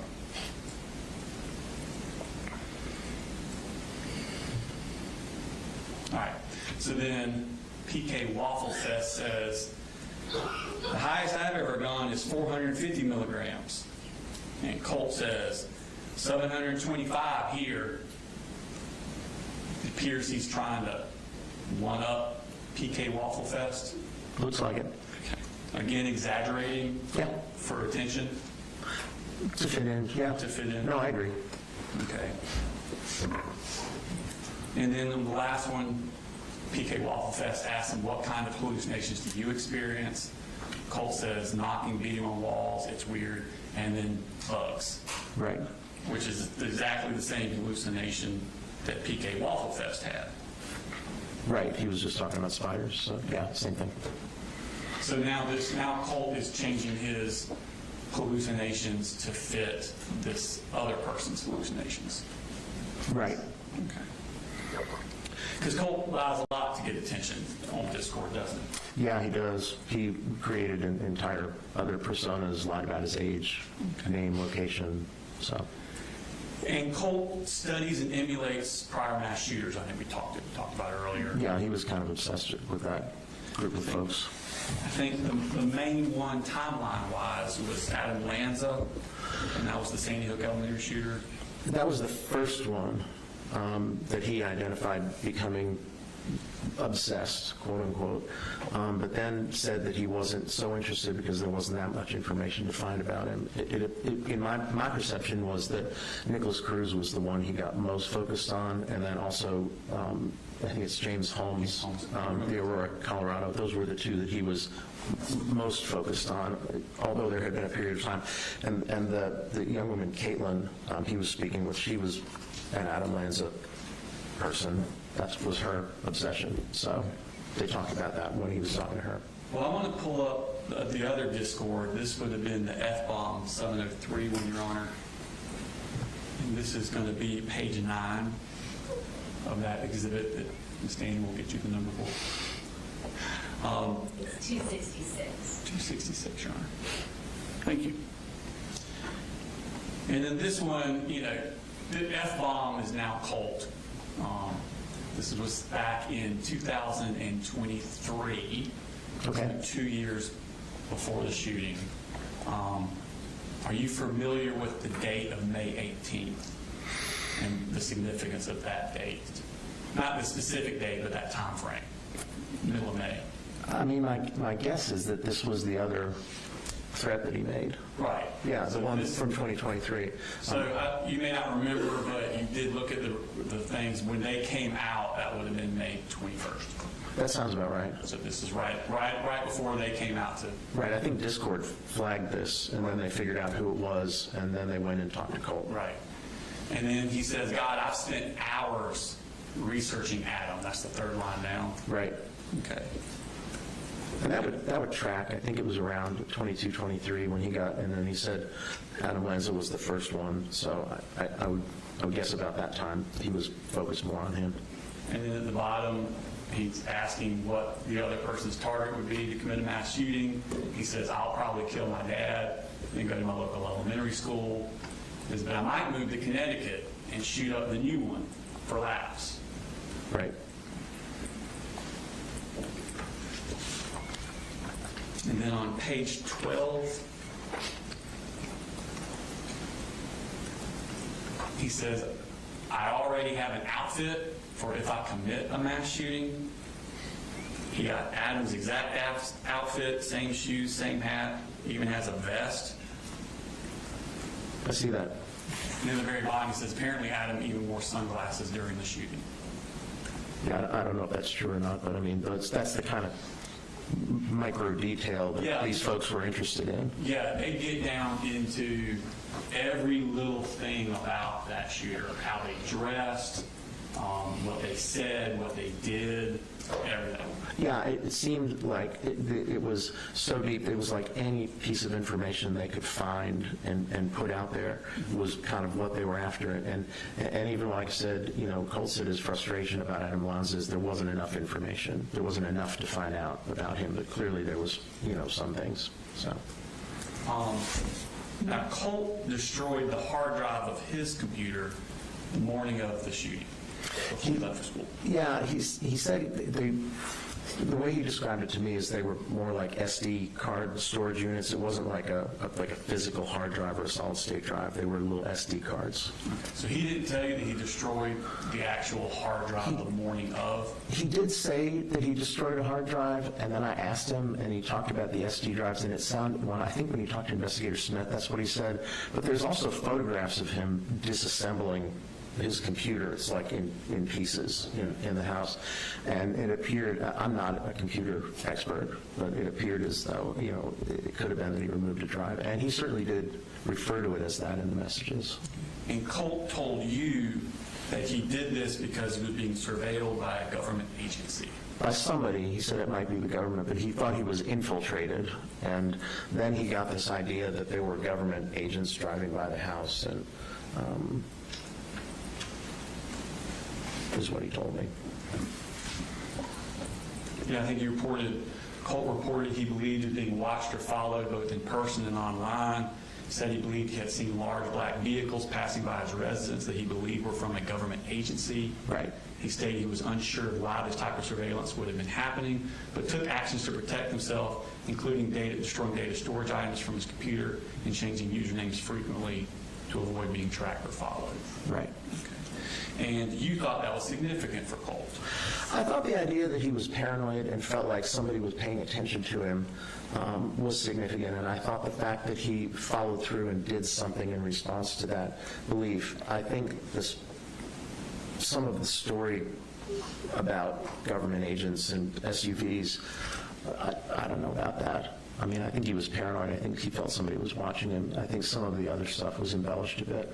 So you believed it was signs of like delusional thinking? I think it was signs of paranoia. Again, it's when you're trying to decide whether something is delusional, one of the things you can think about is whether somebody will change their behavior in response to it. So if you're paranoid and you think somebody is looking at you online and then you destroy media storage, that's doing a behavior in response to kind of a paranoid idea. Again, the elaboration with the SUVs and the guys with sunglasses and stuff, I don't know about all that, but I think there was some level of paranoia. I think some of the specific stuff was probably embellished a bit. Okay. And that was based on destroying the SD drive? Again, it was the idea that he was paranoid. I don't think he has a schizophrenia spectrum disorder. I don't think he's, but I do think he had paranoia that was part of his mood disorder that was impacting his thinking. But didn't in May of 2023, didn't he do something on his computer that caused the FBI to call the sheriff's office to come to his house? Yes, they did. And that would be a logical reason, if you're going to continue doing those things on your computer, to destroy your SD cards. Sure, that would be another way to explain it. And that wouldn't be delusional or paranoia, would it? No, that would be reality-based. Did you do any research yourself on any of these other school shooters that Colt had? No. Okay. I mean, I maybe looked at Wikipedia just to orient myself, Okay. But I didn't go down the rabbit hole or anything. I was just kind of making sure I understood who we were talking about. I kept waiting for the FBI to show up at my door from all of my searches. Yeah, I don't know. Yeah. Did you know that Adam Lanza destroyed the hard drive of his computer? I didn't know that. Okay. Did you know he also did it on the morning before he went and did the shooting? No, I wasn't aware of that. I didn't. Did you know that he left it in the middle of his bedroom floor exactly like Colt did? No, like I said, I don't know, but I did see the photo that Colt did that. Would it surprise you to know that Colt did know that? No, not at all. Okay. Were you given his phone calls that he made after he was arrested from the RYDC? I did receive some. I did not listen to all of them, Okay. but I listened to a couple. I'm going to bring your attention to a phone call made on October 12th, 2024. Okay. At 11:38 a.m. in the morning.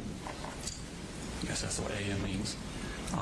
And Your Honor, this is not in evidence yet. I asked for some indulgence. That was our next witness is going to be introducing these into evidence.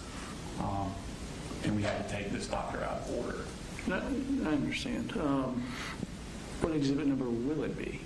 That's a good question. So the jail calls are being introduced as exhibits 267 through 335, and they are labeled by date. So on the thumb drive that we'll give you, it'll be within that range, and it'll have the date of October 12th on there at 11:38. All right, thank you. So this is going to be October 12th, 11:38 in the morning. It's a phone call between Colt and his mother, Marcy Gray. And we're going to play the part from 8 minutes, 34 seconds to 8 minutes and 53 seconds. Okay. Next comment, how could anyone look at this kid twice and think that he was just like Lanza? In quotes. I guess. So what they're doing is they're looking through posts on the internet, and people on the internet are comparing Colt to Adam Lanza. I got you. That's what they're talking about. Okay, thanks. If people have been saying that. What's wrong in my room that you really can't see the computer on the floor?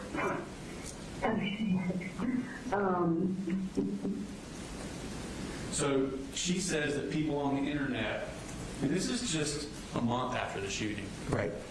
people on the internet are comparing him to Adam Lanza. And he says, wait till my room pictures get released and they see the computer on the floor. Right. That's a lot of forethought on his part. Oh, yeah, I'm not surprised at all. I mean, again, there was a lot of forethought. So before the shooting, he's anticipating the crime scene photos being released onto the internet. That's what it sounds like. Okay. Did you know that Colt didn't just destroy his computer like Adam Lanza did, that he staged it to look exactly like Adam Lanza's looked? I was not aware of that, but I don't find that surprising. But you had interpreted it as paranoid delusions. Again, I think it's important to note that I believed he was paranoid and anxious at the time, but I didn't believe that and I believe he thought that there was some people talking about him. But at the end of the day, I don't believe that's why he did what he did. Right. So what I'm saying is that those things were coexisting and impacting his insight and his judgment. But I don't think he was driven by hallucinations or delusions to do what he did. I think he planned it out. And the kind of stuff that you're telling me, I don't find it surprising at all. Yeah, so this is more him destroying his computer is not so much a sign of delusions or paranoia. It's actually like an Easter egg for other Adam Lanza fans to discover. I think it could be both, but I can see where it would, I mean, particularly like staging a computer like that certainly would be an example of that. Okay. Let's go to Nicholas Cruz. Now we've moved on to summer of 2024. He's moved on from Adam Lanza. Now he's fixating on Nicholas Cruz. Right. I want to show, this is Discord, Your Honor, this is back to the occasional burner. It's going to be on page 18. And he says there, Nick's bad, by the way. The image there, if you click on it, is just an image of Nicholas Cruz. And then Colt posts the image of Nicholas Cruz and then says, Nick's bad, by the way. The way he says, holy shit, while being arrested, it's so funny. Okay. So he has watched Nicholas Cruz's arrest based on this, correct? I'm sure he has. Okay. And he thinks it's funny that Nick Cruz said, holy shit, when he was arrested. Right, that's what he says here. He and Mandy were both pretty obsessed with Nicholas Cruz. Right. Yeah. And then Mandy brings up that Nicholas Cruz mentioned voices. Right. And then Colt says, and he mentioned demons. Demons, man. See that? Yeah, I'm tracking, I'm following you. And then voices, words of noises. And then WTF, Right. what the fuck? And then where TH am I? Holy shit, what happened? Right. Okay. So he's making fun of Nick's arrest, thinks it's funny, and he knows that when Nick was arrested, he heard voices, Right. or he said he heard voices. Right. He knows that when Nick was arrested, he said he saw hallucinations, these demons. Yep. And he knows that Nick claimed that he had blacked out during, like, holy shit, where am I? What happened? Right. Okay. Now, you listened to Colt's interview, right? Correct. Okay. And he said basically the same things That he didn't when he remember. was arrested. Yeah, that he didn't really remember. Well, that he heard voices, Yep. hallucinations, and he didn't remember. Right. So basically exactly what Nick Cruz said when he was arrested that Colt knows about. Colt said the same thing when he was arrested. Right. Okay. Now, did you watch the Nicholas Cruz trial, or did you look into that at all? No. Okay. And did you know that there was a doctor that looked at Cruz similar to what you did with Colt? I mean, I'm sure there was, but I didn't want to go down that rabbit hole. And it was Dr. Charles Scott. You ever heard of him or know him? I don't think I know him. Okay. Yeah. But you do know he testified in that trial. Pardon me? He testified in that trial. Okay. Yeah, I'm following. And Colt has seen all of that trial, hasn't he? Yeah, he said he used to fall asleep watching it. He's watched it numerous times. I think he told you he watched it 3 times. At least 3, yeah. I mean, he did. He said he used, like he said he used to fall asleep watching it. And during Colt's interview with law enforcement the day of the shooting, he told them that Nick was notorious for faking his schizophrenia in his interrogation. Yes, he did. So he's watched that and he knows that. He does. Okay. Now, when Colt's talking to you at y'all's interview in May of next year, he tells you that the reason he watched the Nick Cruz trial was because he felt terrible for the victims and he wanted to know their stories. Yeah, he did say that. Okay. He said a lot of his looking up stuff with Nick told you was because he wanted to know more about the victims because he felt bad for them. He did say that. I mean, clearly there's way more to it, but he did say that. And he told investigators the same thing that day. Right. Now, did you corroborate that statement with Colt's Discord at the time? The statement about... About that he was looking into Nick and watched the trial of Nick because he was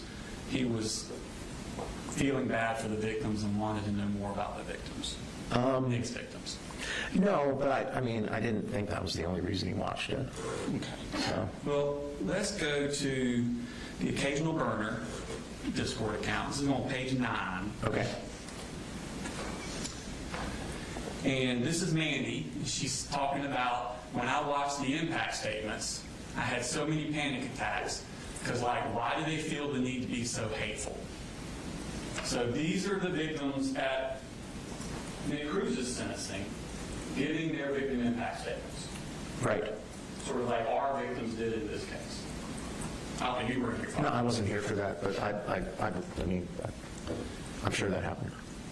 And then Colt says, if it wasn't for Nick, I would have burned my brains out months ago. And then he responds to her, I know, right? So inhumane. Talking about the victims, talking mean to Nick. That sentencing, yeah. And then she says, like, begging for him to get raped and killed. And he says, and people say Nick's the monster. Right. So that doesn't sound like he's identifying with the victims. It sounds like he's identifying to Nick, and he's mad at the victims for being mean to Nick. Yeah, like I said, you know, I was reporting what he told me. It was clear, if you read the messages with Mandy, there was way more to it. I mean, it was a whole deep intense, obsessed, even sexual thing, and the idea that he may have looked at the research the victims was always part of the kind of the GCC thing. I don't want to give the impression that I think that's all he was doing. No, I'm just saying this is what I'm showing you is complete opposite of what he told you. Right, but not surprising based on his obsession. In fact, continuing on with the same conversation, this is just the next thing down. Okay. She says, some made me sad. To be honest, I had, like Nick, so I just had a hard time with empathy. I only feel real empathy towards Nick. And then he says, God, I hated the black-haired bitch. Sam, I think. Did you know he's referring to Samantha Fuentes, one of the victims that survived the shooting apartment? No, but that sounds right. She testified that she had, still had the shrapnel in her eye. Right, okay. And then he goes on to say, Nick should have blown your fucking brains out, Sam. It's okay, though. 4chan leaked her shit. This is the exact opposite. He's telling you he's remorseful. He's telling you that I was just looking at this stuff because the victims, I cared about the victims. And then but he's actually saying this stuff. Right, well, I read these messages as well. And again, I don't want to give the impression that I thought that's all he was doing. The obsession was clearly way beyond that. But in this TCC, kind of researching the shooter and researching the victims is part of the thing. Yeah. But yeah, this is all pretty hateful. Okay. And then the next page, the next line on page 10, let's jump her. Again. Now I want to go to page 16. That was just one of the victims. Okay. At the very bottom.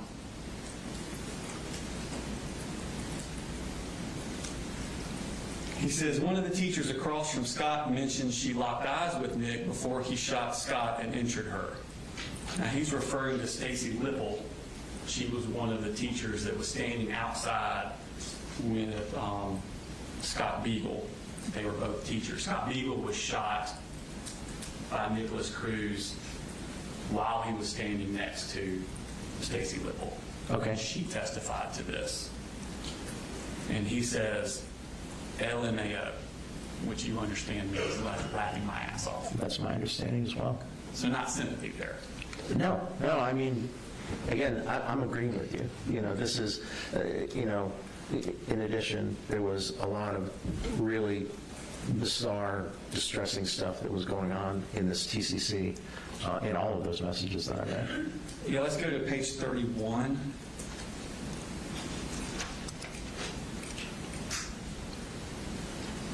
Now, you click on the first image, an obituary will come up. Okay. Let's get down to the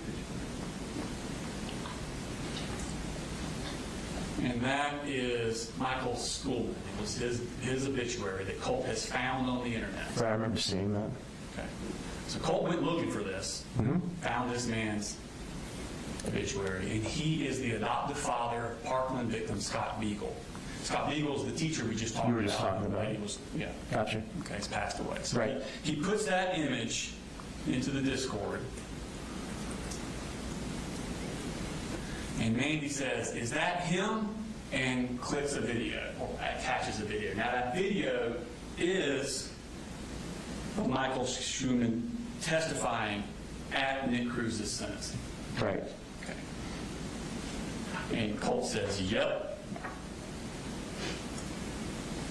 And then she says, I hate that guy, and Colt posts a video. Did you click on that to see what that video was? I don't know, because what is it? That is the school surveillance video of Colt shooting that man's son. Of Cruz? Of Cruz, I'm sorry, yes, Cruz shooting that man's son. There was a... Colt puts the obituary of Mr. Michael Schoolman, Right. who's the father of Scott Beagle, Right. and then posts the video of Nicholas Cruz shooting his son, Scott Beagle.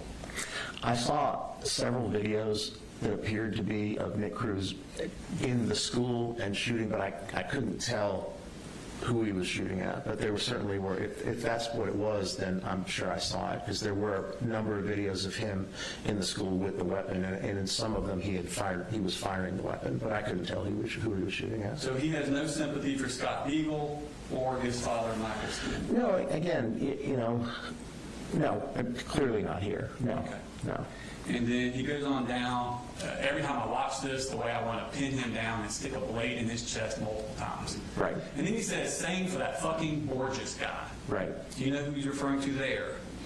No. That was Anthony Borges. He was also a victim who survived. Okay. Fucking Nick should have come back around to double tap him. Now, Mandy, actually, according to Mandy, I don't know if she's telling the truth, but Mandy says she lives in that area of Parkland. I think, yeah. Knows Borges. Okay. Okay. And then she's like, I can't believe I was friends with him. I swear he had a crush on me when I was 13. And Colt says, dox him. And the Biden says, I'll kill him for you. Right. So when Colt tells you this, that he has sympathy, the reason he was looking for this because he has sympathy for the victims, he is lying to you. If I believe that was the only reason, yeah, but no, that's clearly not I'm not sympathetic. asking what you I'm not. believed. Yeah, I'm asking what he said, that is what he said. Yeah, and that is him lying to you. it would appear so. Okay. Now let's move on to James Holmes. That's the Aurora theater shooter, the Batman movie. Yeah. He went to the Batman screen. Colt researched him and started idolizing. Well, he researched him for a long time, but he started idolizing him almost right up to the shooting, and then even after the shooting. That sounds right. Colt's shooting. No, I knew what you meant. Yeah. Now, for James Holmes, he was, the people in your position for him were Dr. Jeffrey Metzner and Dr. William Reed. Do you know either of them? I'm not sure. Yeah. But they were the ones that evaluated James Holmes and testified at the trial. Right. And did you know that with the Dr. William Reed, they actually tendered video of Holmes's psychiatric evaluation into evidence? I wasn't aware of that. Yeah. So where like when you met with Colt and did all your stuff with Colt, Right. they actually videotaped it. Okay. When Dr. Reed did it, and that tape was put in the trial. Okay. Okay. Tracking. Did you know that Colt watched all of it? Not surprised. Okay. Did you know it was 15 episodes long, 8 hours each, according to him? Yeah, and again, it's consistent with this obsessive fixation. So yeah, I'm not surprised that he would have done that. Okay. In fact, he talked about that with his mom on the jail calls. Your Honor, this is on November 16th, 2024, 11:23 a.m. This is from the 10:05 minute mark to the 11:18 minute. Thank you. So Galen, you know, obviously the usual email abuse and stuff like that, and I'm excited about his responses compared to that. Okay. And that I've really been fixating on James Holmes, and I think that he's looking to him that he should find a lot that's correlated to me. Amen. Okay. I don't know anything really about him. Oh yeah, like that's what every mental health person I've met with is like study James Holmes because he really images me into the like schizoaffective and general mental things that. Okay, I'll read up on him. I wonder if there's a documentary on him. There's some that are really good watches. It's 15 episodes long, and they're like 8 hours each. Recording of him and the psychiatrist. They pretty much going over questions. Okay. I can probably find some stuff on YouTube or something. So remember, please try to get a book about him on Amazon. Yes, I will. I got rid of him. So this is Colt talking with his mother, Marcy. And these are the two people you interviewed. These are your two sources. Yeah. Okay. And they're talking about this, and this is, well, months before they met with you. This is October. This is November of 2024. Yes, so it would have been months before, correct? Okay. And he is actually watching and asked his mother to watch. A psychiatrist asked James Holmes questions, and James Holmes' response to that psychiatrist. Right. Wouldn't that kind of taint what you're going to do later on? It could, potentially. Yeah. Sure. Now, Holmes was diagnosed with schizoaffective disorder. Did you know that? Yeah, I was aware that he has schizophrenia spectrum disorder. And Colt told you that's what he had. He said that's what they had diagnosed him with, but I didn't find that in the records, actually. You didn't find that anywhere in the records? No, they diagnosed him with psychotic symptoms, but as part of a mood disorder, not schizoaffective disorder. And Colt said that Dr. Singleton was who diagnosed him with schizoaffective disorder. Right, he said that, but that clearly wasn't true. And did you see any mention of a Dr. Singleton in his reports? You know, I didn't go through all of them, but so I don't know if there was a Dr. Singleton in there or not. So Colt is telling you that he was diagnosed with schizoaffective disorder. Right. The same one James Holmes had. Yeah. But according to his medical records, that's not true. No, and I don't think I don't think he has schizoaffective disorder either. So. Did Colt tell you that he researched the evaluations and diagnoses of Cruz and Holmes? I don't remember talking to him about that. Okay, so he never volunteered to you that he had looked at their diagnoses and evaluations and that sort of stuff? No, but again, knowing what I know about the level of obsession, it wouldn't have surprised me to find that out. Okay. Yeah. Did he tell you he also coordinated those things with Marcy? No. Okay. Well, I'm going to play you 4 more calls. The first one's going to be on 10/25, October 25th. So this is just about a month and a half after the shooting. Okay. Not guilty is a definitely a good stance, but I would at least like to know. Well, So what's going on here is they just found in the news that Colt's original attorney had sent in a waiver of arraignment and a not guilty thing. So it happened outside of court. Colt wasn't there, didn't know this had happened. So he's finding out from his mother that his attorney had entered a not guilty plea on his behalf. Got it. That's what they're talking about. Okay. Colin, because that's something, I mean, you need to keep me updated on that kind of shit. I mean, I'm supportive of it, but I just need to know what his intentions are. I mean, is he going to claim insanity, temporary insanity? Because that's really the only way, that's the only way that should be getting out guilty, Sure. But kind of what we hope now, thinking about it. Yeah, after all that, hell yeah. I mean, that was my first thought anyway. Because if they're pushing for not guilty, then that means they're going full on with the insanity, which I can definitely stand up for. Yep, and, with you seeing this doctor and her wanting to try, some medicine for schizophrenia, that's just even more backed up. I'm going to need medicine for when it's possible, if it's there. Do what? I'm going to need medicine when you possibly have to. That's not what I was saying.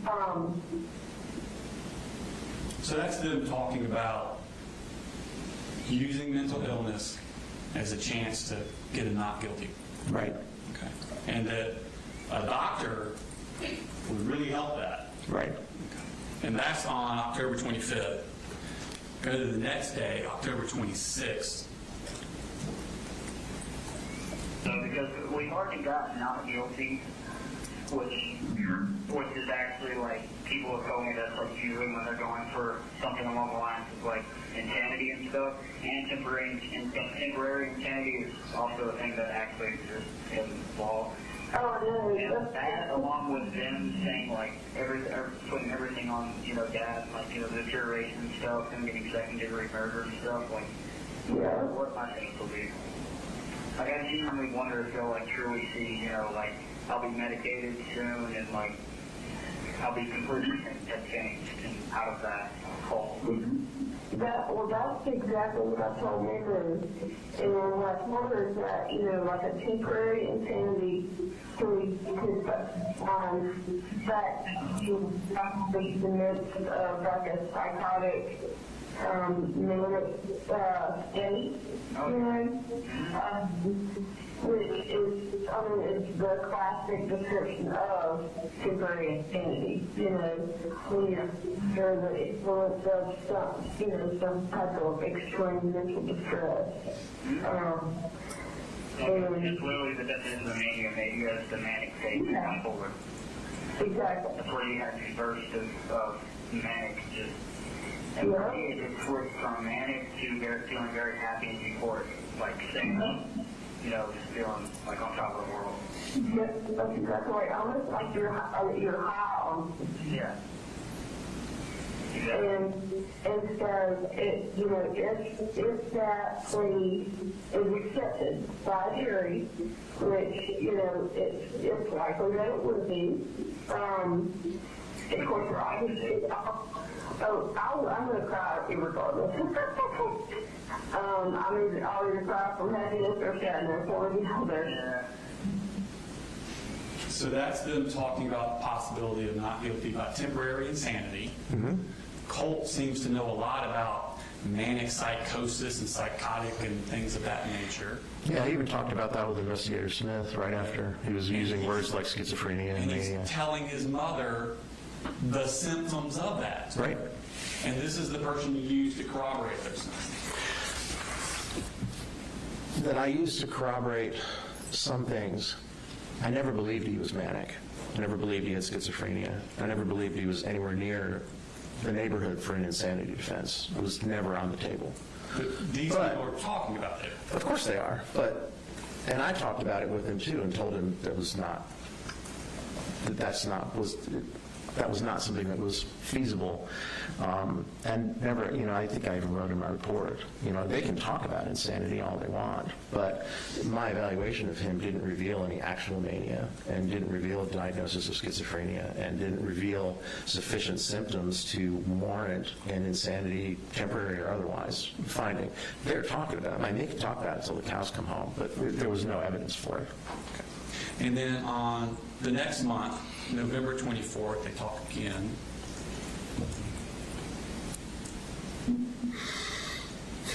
Oh, Also started looking into where James Holmes is today, because I think you can find a lot of correlations.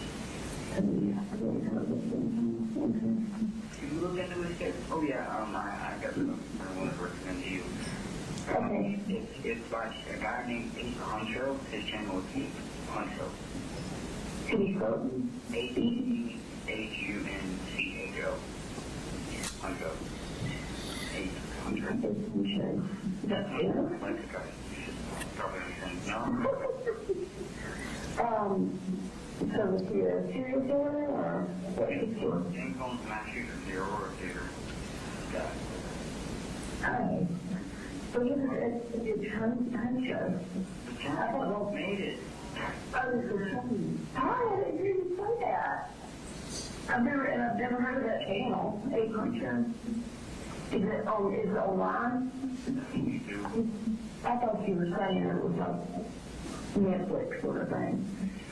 Okay. So that's a good James Holmes. James Holmes, A Huncho. Okay, got it. Something about a fever in the title. Yeah, okay.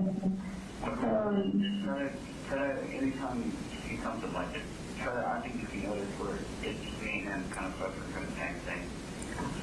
I always thought that was kind of a very interesting story when that happened.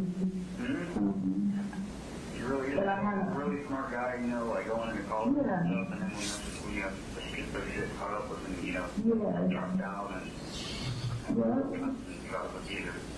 When it first happened, I read a bunch about it, but it's been a long time, I feel like, since I read anything about it. Yeah, like I said earlier, like he's like a stereotypical, like, schizophrenic man with a gun. Yeah, exactly. Okay, so here he's now telling his mom to watch videos of James Holmes looking for the similarities between Colt's mental state and James Holmes. That's what it appears. Okay. And again, the next month, on December 5th. Our phone calls are subject to monitoring and recording. You have $47.14. Thank you for using Amtel. You have $47.14. Hey, yes you do. So we were watching it last night. I ended up falling asleep, but I'm going to finish the parts that I didn't see. No, we watched it with me yet. It looks like he's hunter, right? The British guy. The British guy, right? The narrator? Yeah. So she watched that one, and then, like I said, I fell asleep, so I'm going to rewatch it. But then she stayed up till like 3 o'clock in the morning watching all these documentaries about shooters and stuff. She watched one on the Aurora shooter. She watched one on the Parkland, on the cruise. Yes, you were like binging until 3 o'clock in the morning. I think you should look into those guys. James and Nick are the ones that I correlated most to myself. Well, I've read a ton about them, especially Nick, but I never see the documentaries. And she watched one other one, I can't remember what the other one was, but she literally just got up. She's still doing some other problems today because she was up so late watching it. Well, what did you think of James Holmes?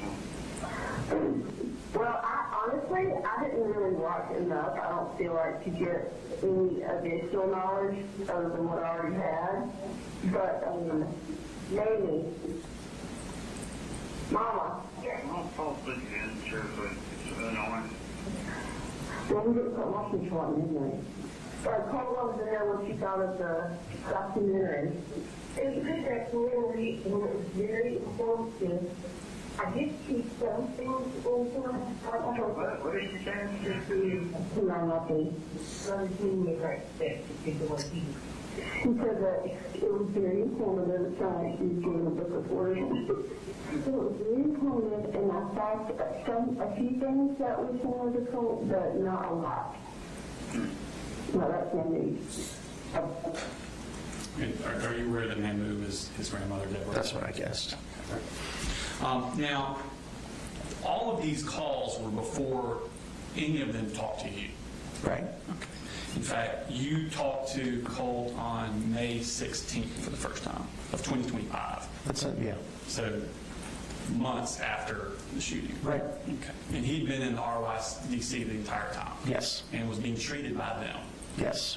And Colt is telling you all these symptoms that he has. Right. Psychotic symptoms. Right. Okay. And you find out he hasn't told the people that are treating him these things. That's what he told me, yeah. Okay. Now, is that telling you one thing but not having told his treatment providers, is that a symptom of malingering? That's a symptom of malingering. No, because if you're hiding symptoms, that's different than malingering. But again... Well, no, I'm saying malingering to you, not malingering to them. I'm not saying he's lying to them. Let me make sure I understand your question. What I'm saying is when he's telling you he's had psychotic symptoms, Right. but he hadn't told anybody treating him for months about it, Right. isn't that a symptom that he's malingering to you? It's possible. Now, malingering is generally to avoid punishment. Right. Or There can to be get other- something.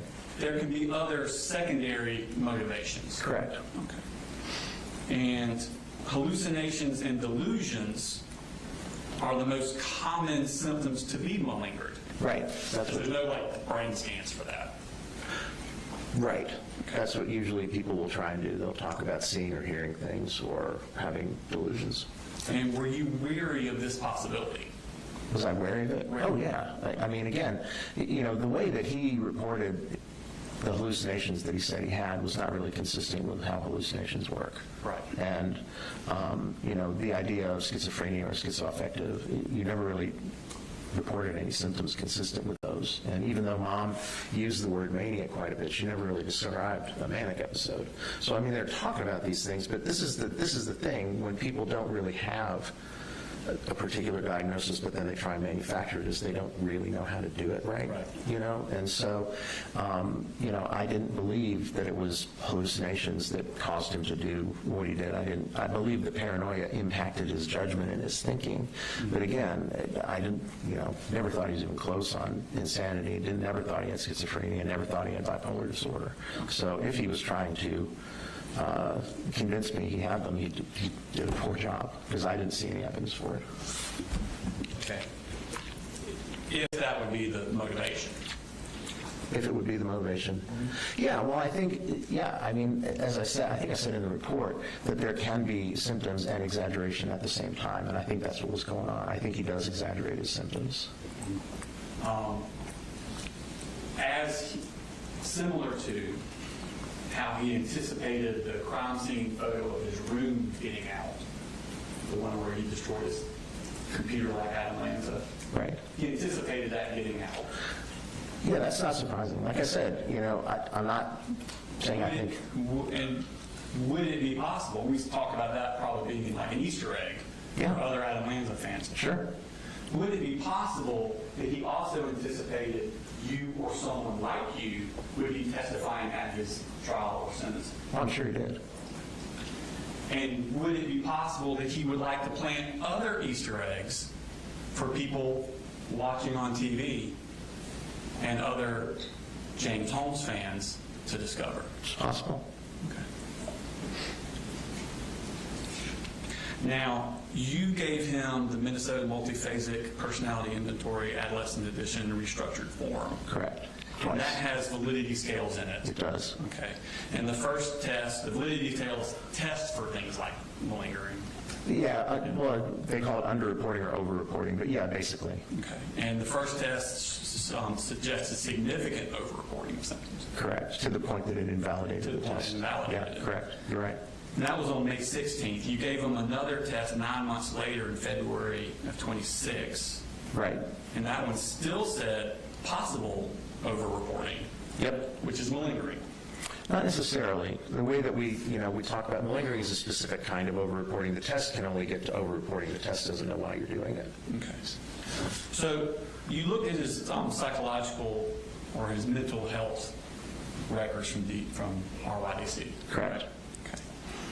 Now, he was seen by his first psychiatrist was Dr. Simone Dupree.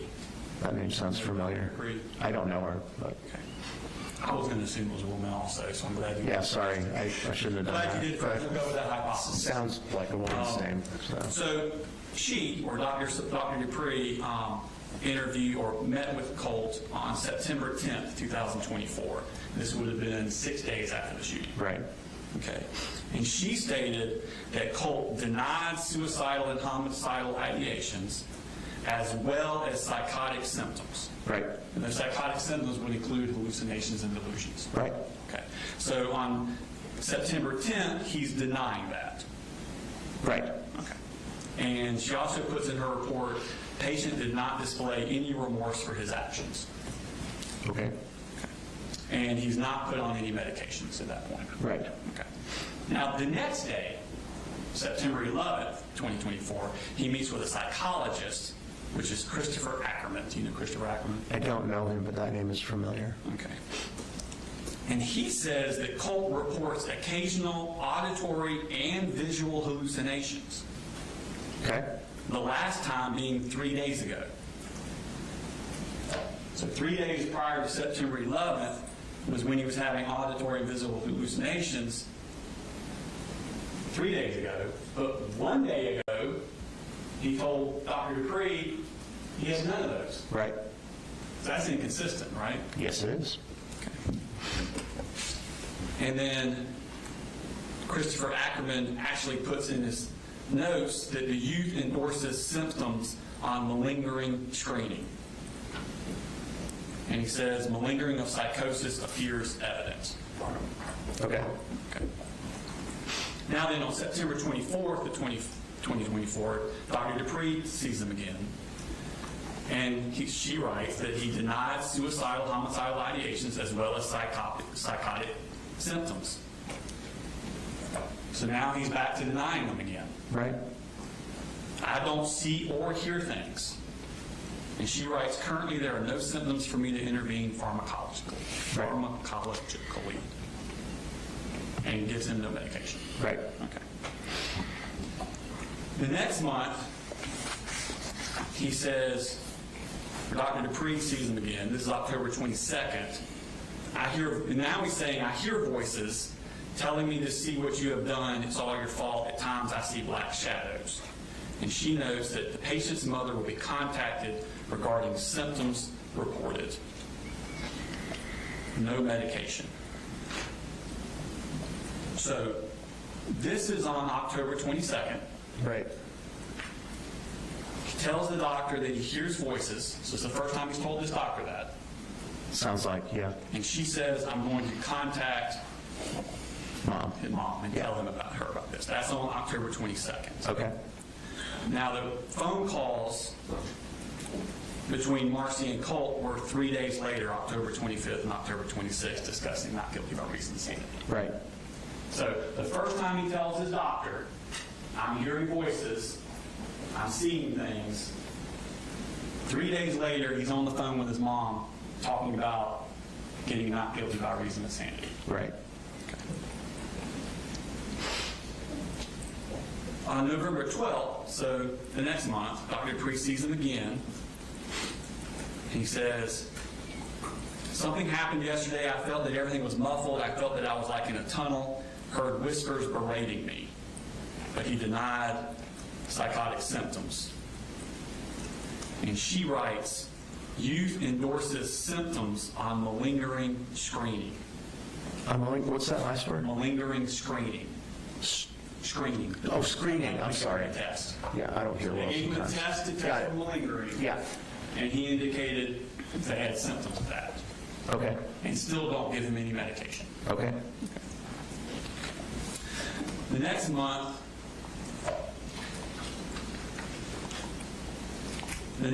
is December 9th. Dr. Dupree meets with him again. And he tells her, I see frogs in my room, Tuesdays and Wednesdays mostly. I close my eyes and they disappear. They don't come on other days. And she writes, one does not hallucinate on specific days and be free from them on other days. Right, that's a good example. Yeah, and that's a good example of someone that doesn't know how hallucinations work. Right, so he's lying to Dr. Dupree about the Sounds like, yeah. Yeah, and again, I feel like I need to coming back, I was clear in my report. I think he makes things up. Right. I think there's some level of paranoia, but then some of the more outlandish stuff, I never really believed.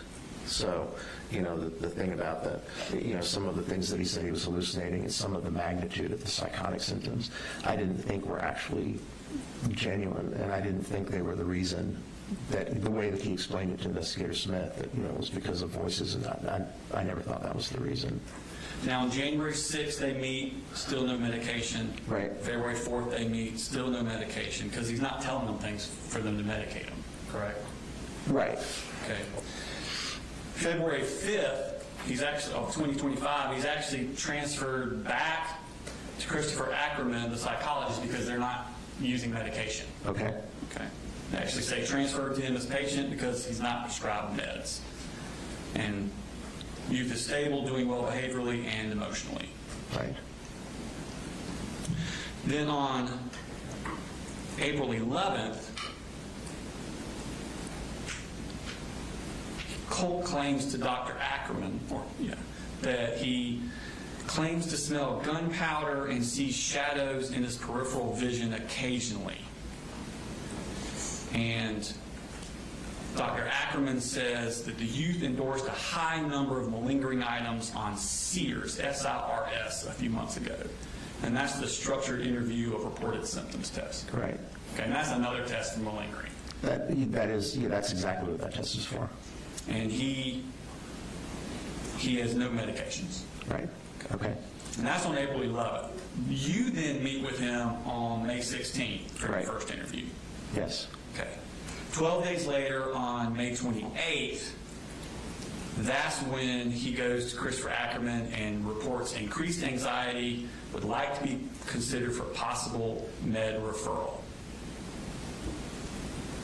So after he's met with you, he then goes, like you told him to, Right. goes to Dr. Ackerman and says that he has increased anxiety. Right, I think that's something he actually did have. Right. But Christopher Ackerman, Dr. Ackerman says that his speech was normal tone rate, his thought process was clear and goal-directed. Right. He did not appear visibly distressed. Okay. Put that in his notes. Okay. No psychomotor agitation, affect was neutral, calm. Right. So he's saying, the child's telling me this anxiety stuff, but I'm not seeing any physical manifestations of it. Okay. And then he goes on to say, exacerbation of anxiety symptoms. He believes he needs medication to help cope with since he's overwhelmed. Right. But again, no medications. Okay.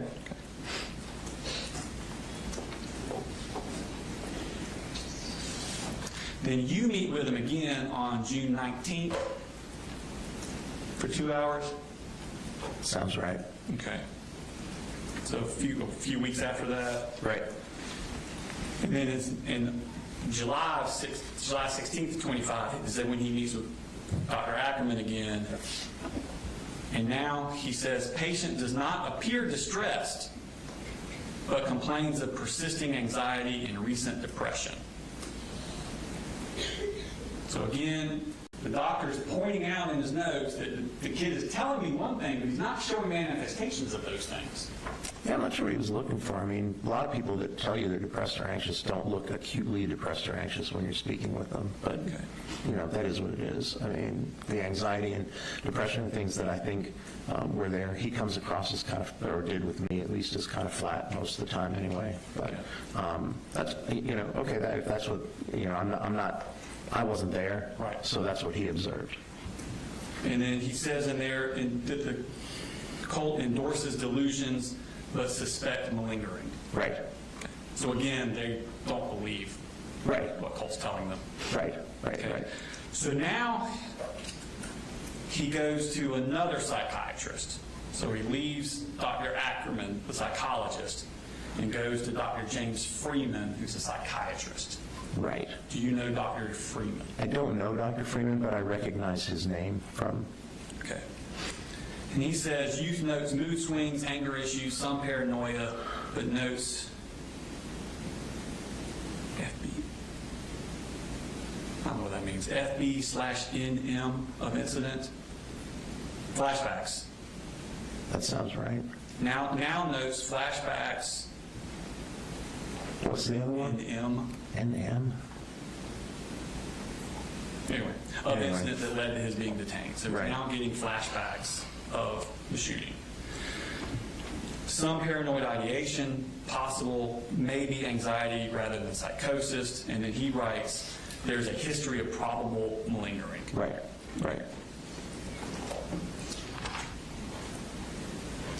Then in October of that year, October 1st, he meets with Dr. Freeman again. Patient now states he sees a figure. However, affect is euthymic. Am I pronouncing that right? Yeah, euthymic just means like normal mood. Like calm. Yeah, just stable, normal, like you and I right now talking to one another. So he says, patient now states he hears and sees a figure. However, he's calm when claiming this. Right. Okay. Suspect some malingering. Yeah, I think people can be calm and report hallucinations, but I think they were responding more to what the content he was claiming to see, because those don't sound like real hallucinations. Yeah, and then 2 weeks later, they meet again on October 15th. He says some continued issues, a bit vague on symptoms. And being vague on symptoms is a sign of malingering also. It can be, yeah, it can be. Well, and again, you know, the mistake people make most of the time when they try and malinger is that they don't really know how the disorder they're trying to malinger works, so they don't do it right.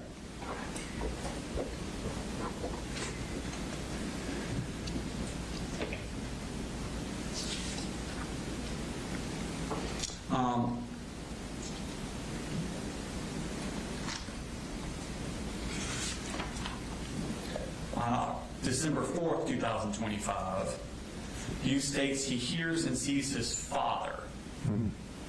Some other AV hallucinations as well, though less defined. And then he puts significant degree of embellishing symptoms likely. Yep. In fact, the doctor actually put embellishing symptoms in all caps.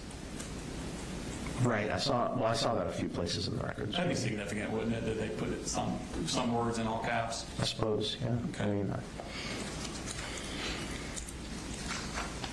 But yeah, I think he was right, so. Again, on December 29th, 2 weeks later, again, Dr. Freeman likely embellishing and or malingering of psychotic symptoms. Right. Keeps trucking on through the next year. We're now into 2026. Again, now this is March 14th, 2026 with Dr. Freeman.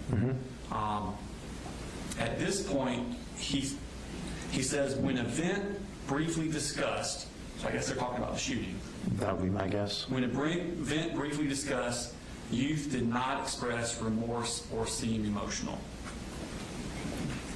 And then he wrote, if 18 would likely meet criteria for antisocial personality disorder.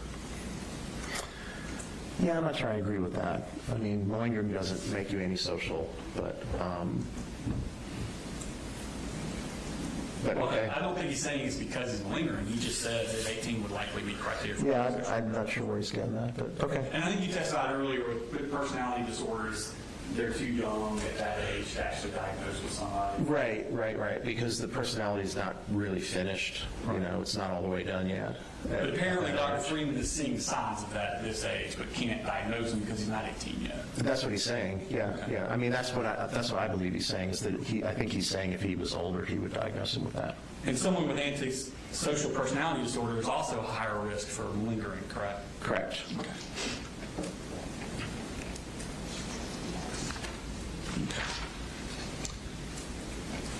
Now,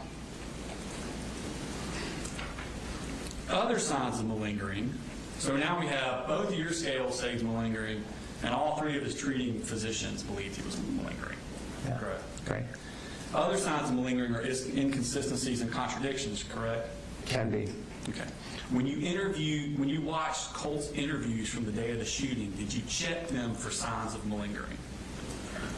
Did I check them for signs of malingering? Yeah, a lot of the stuff, it didn't seem, again, I keep coming back to the idea that, I know that's what he said on the day of the shooting, but that didn't, the way he was talking about psychosis and schizophrenia is like not how they work. Okay. You know what I mean? And so I've never thought he did the shooting because he was hallucinating things. And so if he was telling investigator Smith that, then I don't think that was true. Okay. Now, one of the things he said,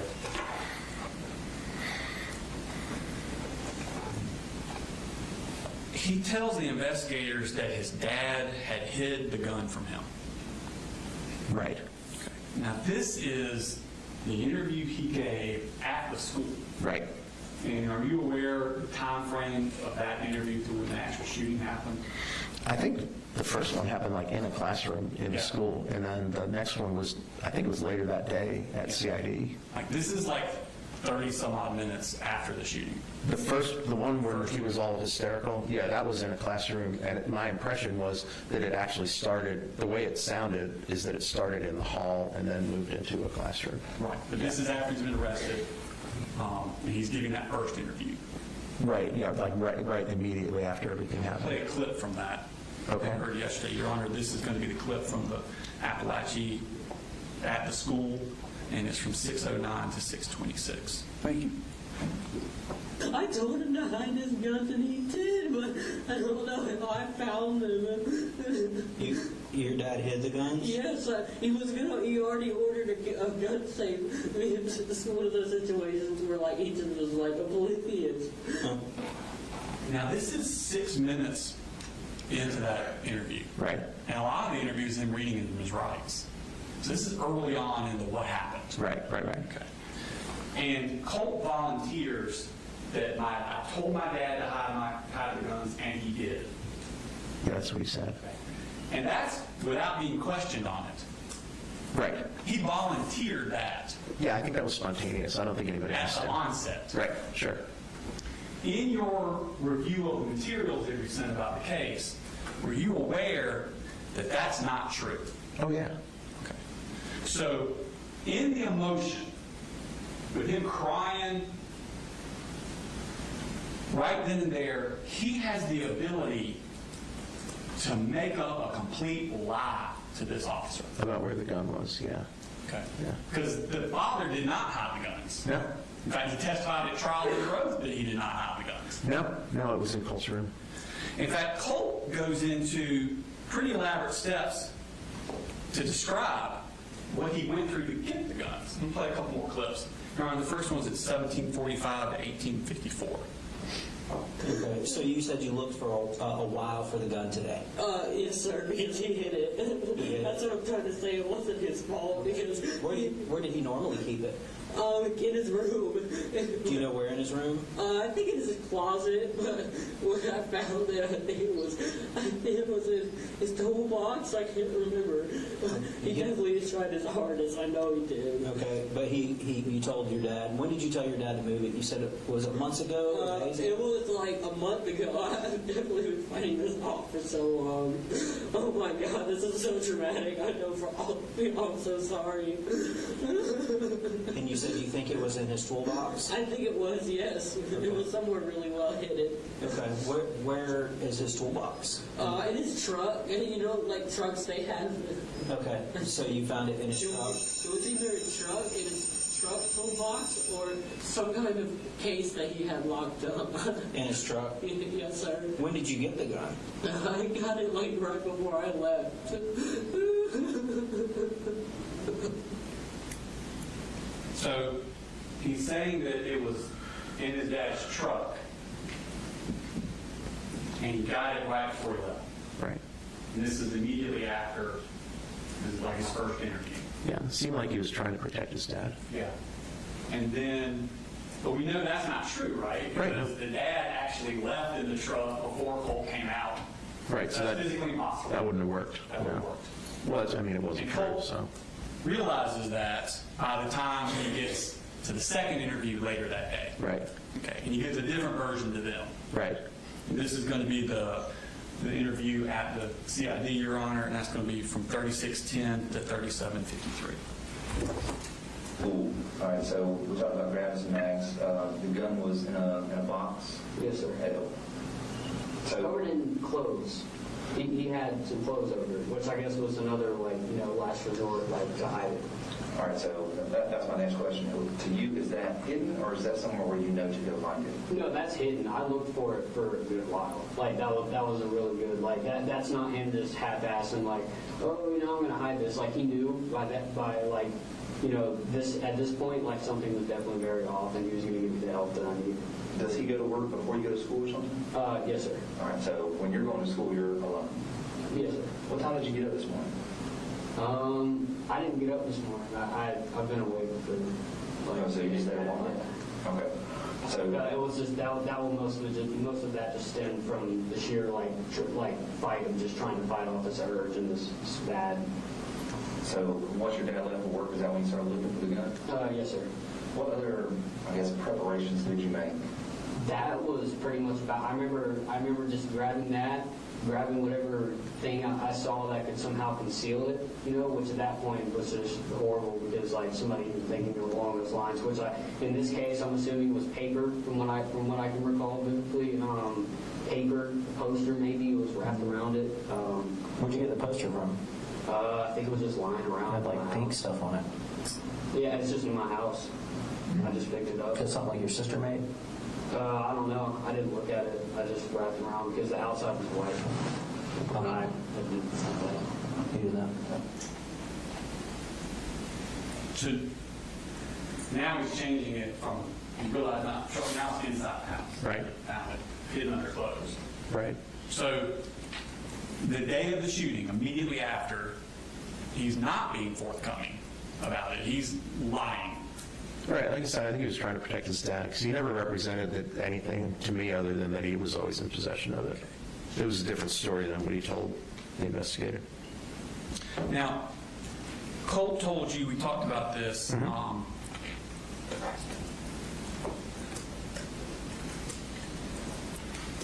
about the computers, destroying his computer. Right. And he told you that government agencies were surveilling it. Yeah, that's what he thought. Okay. He suspected. Gloves in the hallway where he was laying at. Sorry about that. But he told investigators that the teachers had somehow gotten into his computer. Okay. He made no mention of government agencies to the No, he didn't. No. Okay.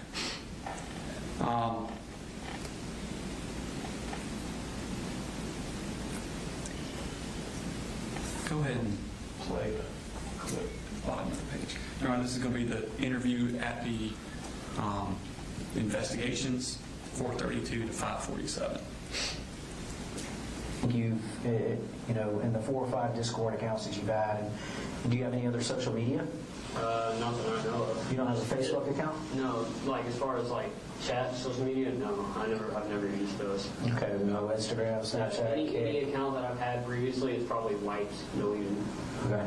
But not recently, no. Why did you wipe and delete your accounts? I'm talking like months ago, like, and honestly, I don't know. I mean, that's just a habit. I mean, that's like, making new emails, like making. How many different emails do you think you've had? You can it's only limited for phone numbers, so like 6. Okay. What's your current email address? I have 3, I think. That you know of? Yeah. What are your 3 email addresses? They're at Gmail, but I know 2 of them I can't remember, but I know the other one was more of like a burner. I think it was Declivity Decentralized, and I can't remember the set of numbers. Okay. Declivity? Yeah. What does that mean? I don't know. It just shows like really unique words. So you said that Colt told you that the reason he changed his passwords and usernames frequently was because of government surveillance. Yeah, or somebody tracking him. And you use that as another example of him having delusions. Yeah, I think he was paranoid. Yeah. But that's not what he told them is why he did it. He told them it's just a habit he does, like changing his emails. Okay. In fact, all the time, all his delusions with the investigators was that it was students and teachers out to get him. He never mentions the government at all. No, and the government, again, was to do with speculating, because I even asked him, like, why would the government want to track you? And he said he didn't know. And he talked about students and teachers as well, and that's what he talked to Mandy about, and I guess his mom, too. So. But in over 3 hours of interviews with the investigators, he never mentions the government. He always mentions teachers and students. Okay. And it's not until he talks to you that the government comes in. Okay. Okay. And he told you the FBI was following him? Yeah. Did you know that James Holmes also said the FBI was following him? Yeah, I didn't believe the FBI was following him, but it doesn't surprise me that James Holmes would say something like that. Right. And it was in the video that Colt had watched. Right. Okay. Yeah. So now, with you, the person he anticipates will probably testify. Right. He is saying something similar to what James Holmes said. Right. He's planning another Easter egg. Suppose so. Now, Colt told investigators he was wearing purple gloves. Right. Okay. Are you aware that that's not true? I only saw a little. You may not, because I don't know. Yeah, I only saw a tiny clip, and it was when he was being arrested, so I didn't know whether that was true or not. Okay. Well, let's play the clip. I remember him saying it when he was talking to the investigator, but I didn't have any, I didn't know. Right. Your Honor, this is from the one at the school, and it's 2447 to 2521. That's when the bathroom. I guess I would assume I just got ready. I don't know. Help me understand how you got ready. I guess just putting gloves on. Okay, so you put gloves on. What kind of gloves did you put on? I think they're out there. I don't know. I think they're purple. I can't remember. Like the little rubber ones? Like the little thin ones? No, I don't. I think so. Maybe I think they were purplish. Like purplish. They were fully purplish. I know. Okay. I think. So you put gloves on. Okay. So Colt tells them 4 times he uses the word purple. Okay. They were actually just the standard yellowish tan work gloves. Okay. Okay, just your generic work gloves. Okay. Okay. Yeah. Does purple sound distinctive to you? Yeah, I mean, it sounds like the gloves that like EMTs use. And he was insistent that it was purple. Right. Which was not true. Not true. Okay. Did you know that Kyle Rittenhouse wore purple gloves? No. You know who Kyle Rittenhouse is? I do. That never came up in my conversations, and I didn't see it in any of the discords, but I'm aware of who that You know is. that Colt also researched Kyle Rittenhouse. I did not. And then when he's telling these investigators something that's not true, it's another Easter egg for fans of Kyle Rittenhouse to see. Potentially, yeah. Did you talk to him about why September 4th? No. Did you hear on his interview why he told the investigators September 4th? I don't remember. I don't remember. Okay. Do you remember him telling them it was because voices were telling him that the teachers were going to strike on that day or the next? That sounds about right. He told me when he went to the school, he believed something was going to happen that day. Okay. But it wasn't. He didn't tell it to me the same way he told it to the investigators. He just said he had a feeling something was going to happen. So he had to do it that day because he thought something was happening that day.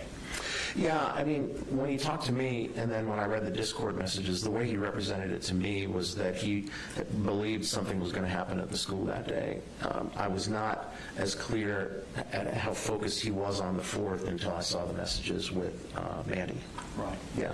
So his version, it almost sounded like a preemptive self-defense against these voices that were going to do something to him. Potentially, although it was clear he was, I mean, it was clear from the messages with Mandy that he was going to do something on September 4th, but he never said what it was. Okay. Yeah. Did you look at his Discord to see what his actual motivations were for September 4th? For that specific date, I didn't know that there was any specific significance to that date. I mean, I think, again, you know, my formulation for how the whole thing happened was this obsession and getting lost in the true crime community and all of the things that get you cred and get you, you know,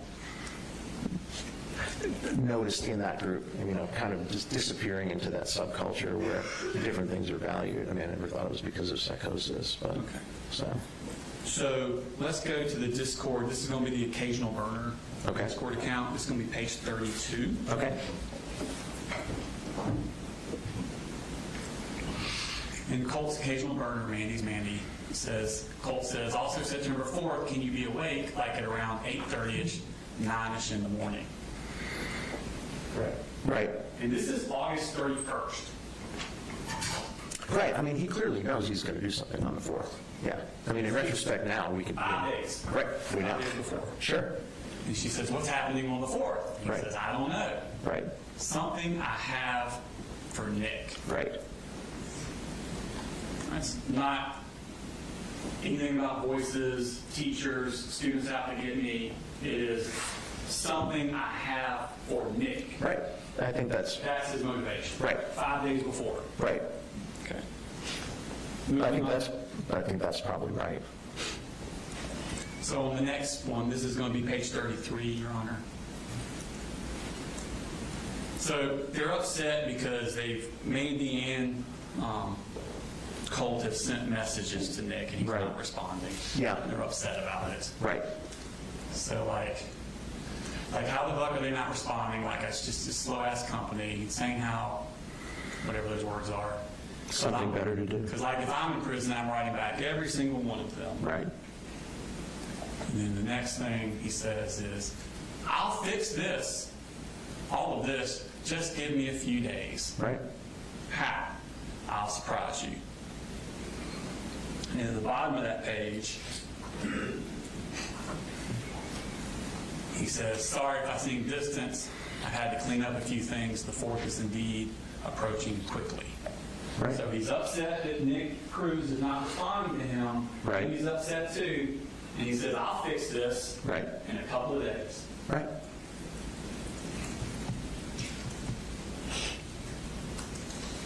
Then on page 34, he says, again, this is September 2nd, so now we're 2 days out. Mandy, I can't wait. 3 days, Nick is going to be in love with us. Surprise.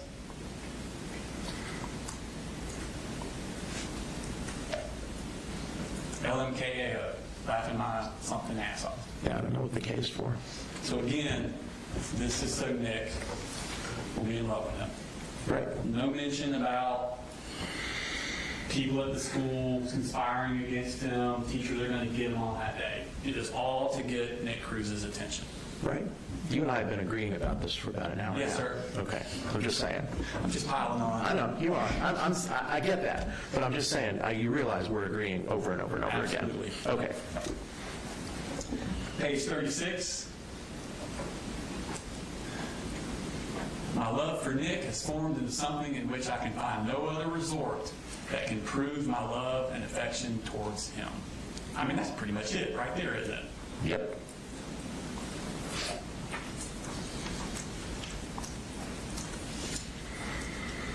But why the 4th? Let's go to page 40.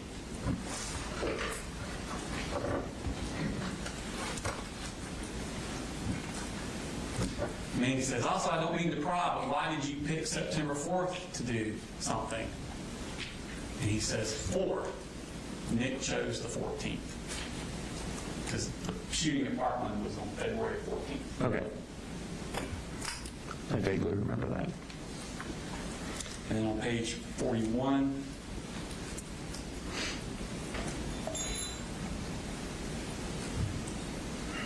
he says, he showed a clip of somebody running. He says, me as running away from the police on the 4th. And he says, fun fact, September 4th is a Wednesday, same weekday that was on February 14th. Right. The day Nick Cruz did it. Yep.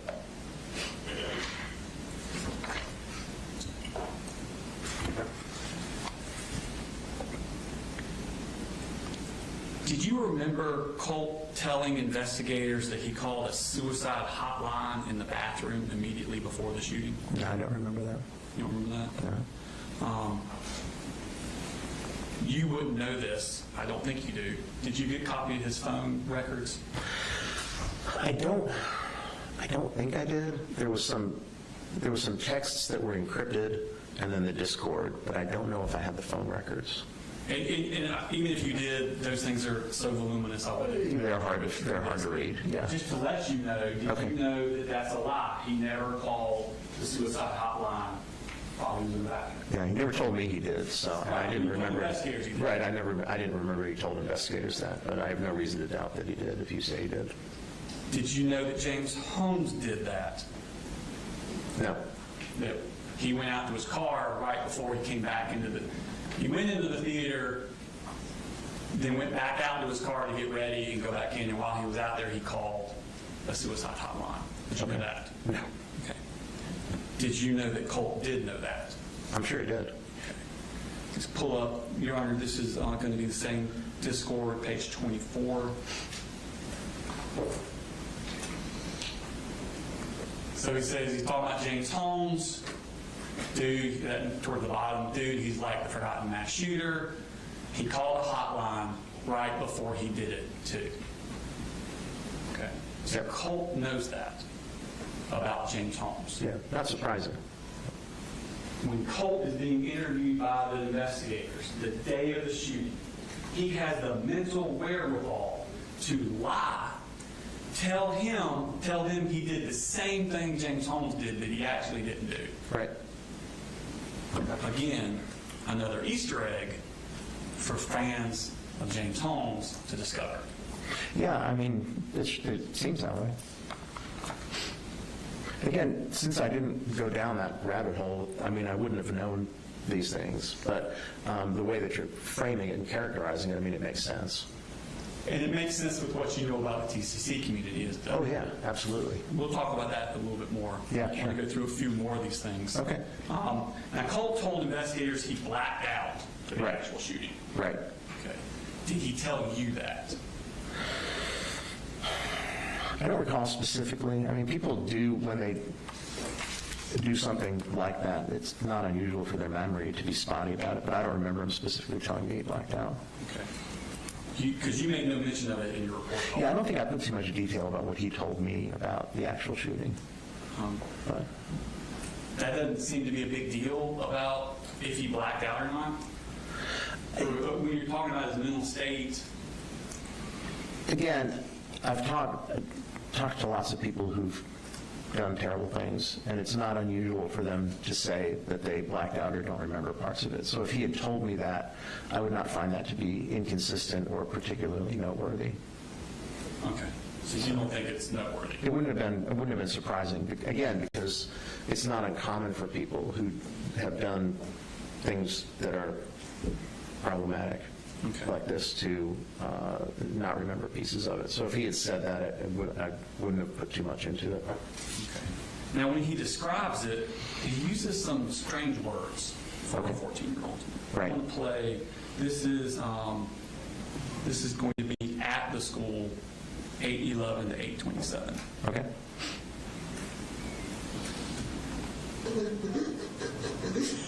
Where's the bathroom that your book bag I was in? think it's down there. I completely just became decentralized through all of it. I came back and I was on the fucking floor. I completely just became decentralized through all of it. Yeah. That's a strange word. It's an odd word to use. Yeah. Did you know he used that word before? I was not aware of that. In fact, he tells investigators that his email is decentralized declivity. Right. I did remember that. Yeah. Or declivity decentralized. I think it was the other way around. But because they asked him what declivity meant, and he said he didn't know. He says he blacked out during the shooting and uses the word decentralized. Right. But he had the wherewithal and the forethought to, before the shooting ever happened, to make an email account with that same word in it. Yes. It's almost like he can predict the future. And by I'm not predicting the shooting because we know he was planning that. Right. But predicting the blacking out part. Potentially, again, yeah. I mean, I don't know if he knows what the word means, but I think he goes on throughout his interviews and says phrases, transformed into a state of psychosis. Right. Says that twice. Yeah. Almost a blackout state of mania psychosis. He says that once. Right, that's not a thing. Then one time he says, like psychosis state of blackout, because that's an actual thing that people can have. Sounds kind of pre-thought out, doesn't it? Yeah. I mean, he's clearly, there's no question that he's researched mental disorders. But it seems like he already has those things ready to say. Yeah. But again, whatever the blackout mania psychosis, I mean, that's not a term I would ever use, so I'm not sure what he was referring to. But you're right. I mean, it seems as though that was teed up. Yeah. And again, that's the same thing Nick Cruz said when he was arrested. We've already shown that Discord. Okay. So he's now setting up the blackout Nick Cruz Easter egg. Right. To do right after. Yeah. And, again, since I didn't go down the rabbit hole with them, it's interesting to think, but I think you're probably right. And again, not surprising the way that he had disappeared into this true crime community. It seems like something somebody would do. Yeah. So you do know the basic synopsis of the shooting. He's in a bathroom. Right. He comes out of the bathroom, goes to one door, it's locked, goes to the next door, goes in, shoots the room, runs back down the hallway, shoots some people going down the hallway, and he's arrested at the end of the hallway. Right.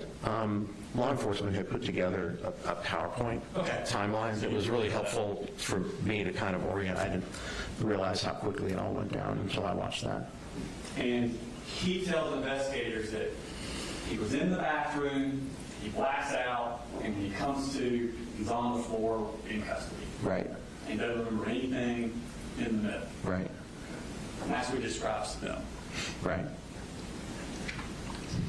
But that's not what he says on jail calls the next month with his mom.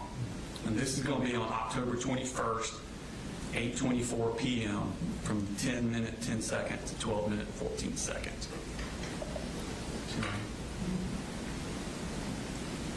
Article from ABC News. Do you want me to read this? Okay, ready? It says, in a tragic incident that unfolded on September 4th, Colt Gray is accused of fatally shooting 2 students and 2 teachers. The GDI testified in court on Wednesday detailing surveillance footage that revealed Gray's unsettling tactics as he concealed a long gun within a poster board resembling a school project while boarding the school bus.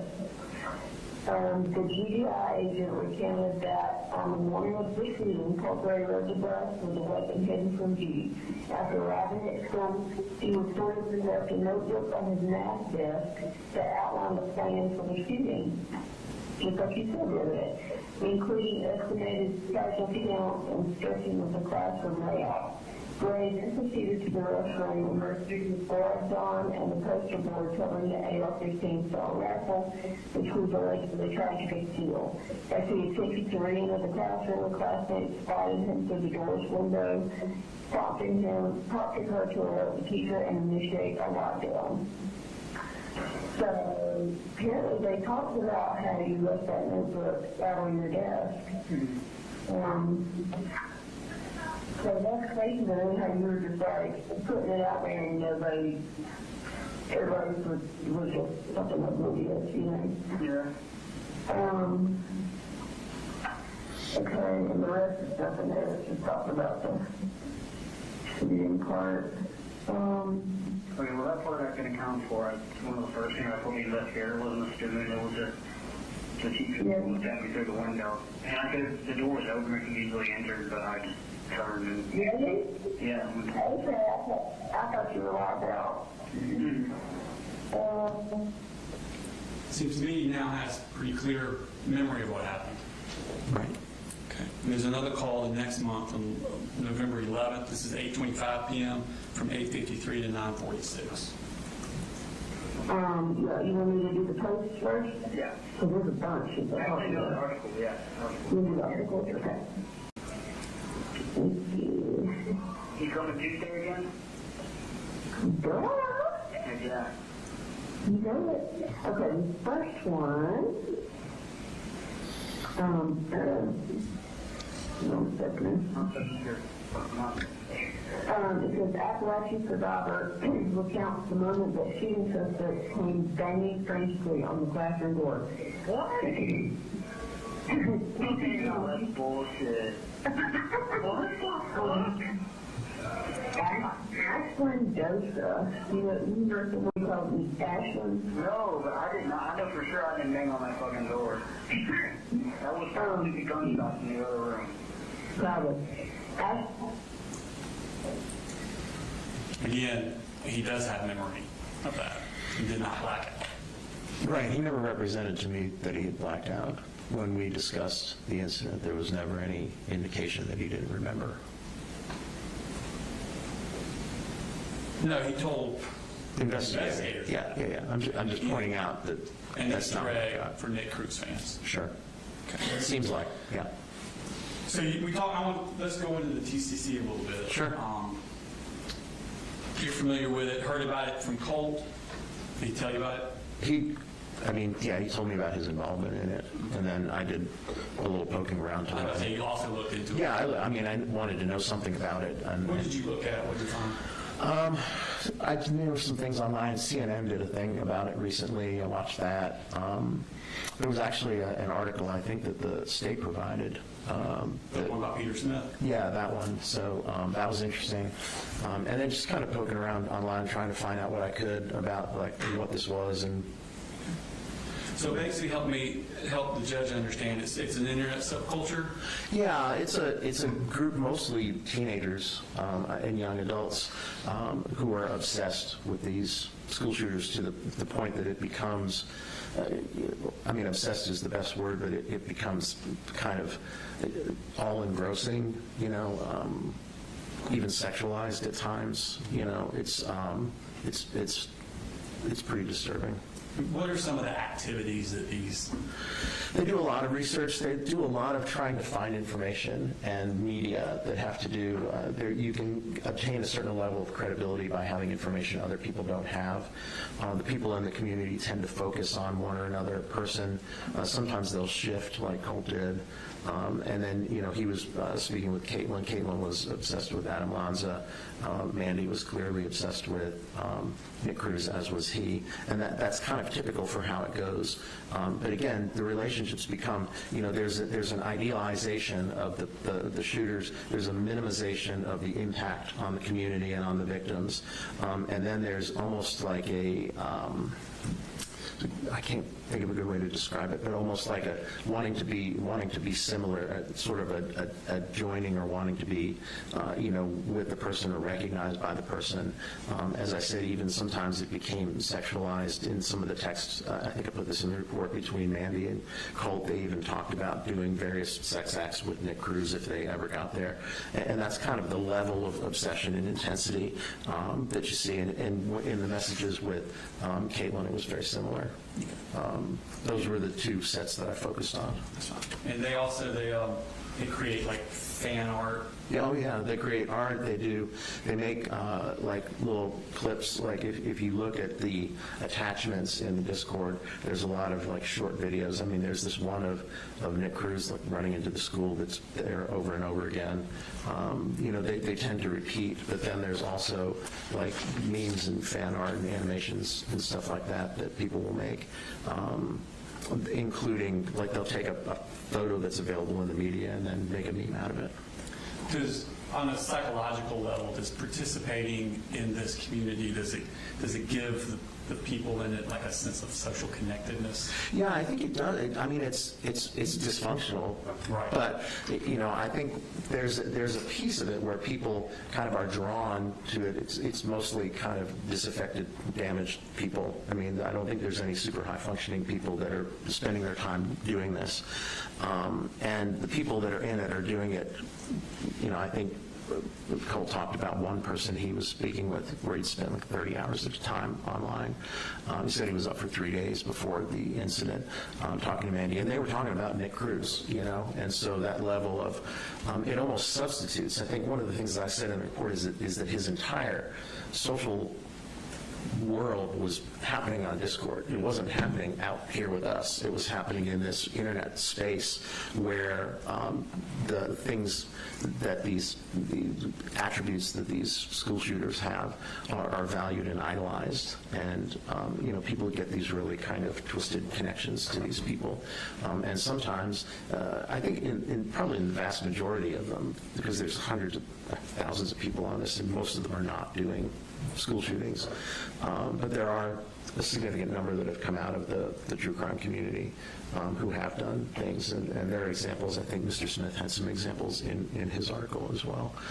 So it does happen.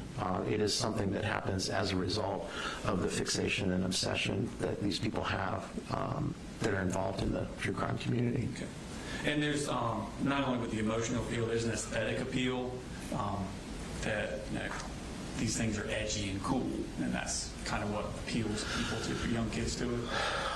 I think sometimes it starts as like, and it's because, there's no shortage of interest in true crime. I think Headline News runs Forensic Files at 24 hours a day. So there's people out there watching this stuff. But there's people that have kind of an interest in it because they're actually interested in kind of how, people's minds work. And then there's people that kind of go at next level and start to identify as opposed to just being interested. Someone like myself, I'm in the forensic psychology business, and so I'm interested in why people do things the way that they do, but I don't get obsessed with them or want to emulate them. So there's a difference between people that are out there in the community that are just interested in this and people that kind of maybe start there, but then kind of go into this online space, and particularly if you're somebody who's already kind of an outcast, already kind of disaffected, already kind of functioning not at a great level, to be drawn into this and then to be able to kind of become a different person in there and get credibility and get admiration and get friends to talk to. I think there's some value in that. Again, the danger is, and it is danger, is that something like this would happen. So, but I think that, I don't claim to be an expert on the TCC, but that's how, I needed to understand what was going on. We have Peter Smith's going to testify. Yeah, okay, yeah, so you're set. No, but I needed to be able to understand kind of what was going on. It's one of the reasons I tried to get in touch with, I had phone numbers for Mandy and Caitlin, and I tried to reach out to both of them because I wanted to talk to somebody else that was in there, just to kind of hear what they had to say, but neither one of them talked to me, so. Do the members of this community, do they have like inside jokes, associated hashtags? Oh, yeah. And do they assign significance to certain numbers, symbols, emojis, things like that? Yeah, there's all kinds of their own sort of modes of communication, hashtags and stuff like that that they use. And these obscure symbols and imagery, they're usually only understood by them, not for the outside world. Yeah, if you were to just go and read the messages, there would be some things that you probably wouldn't get. And then there'd be, there's some that's pretty clear. So. And is some of the content, like it's a dark subject, but is some of it kind of on face like cute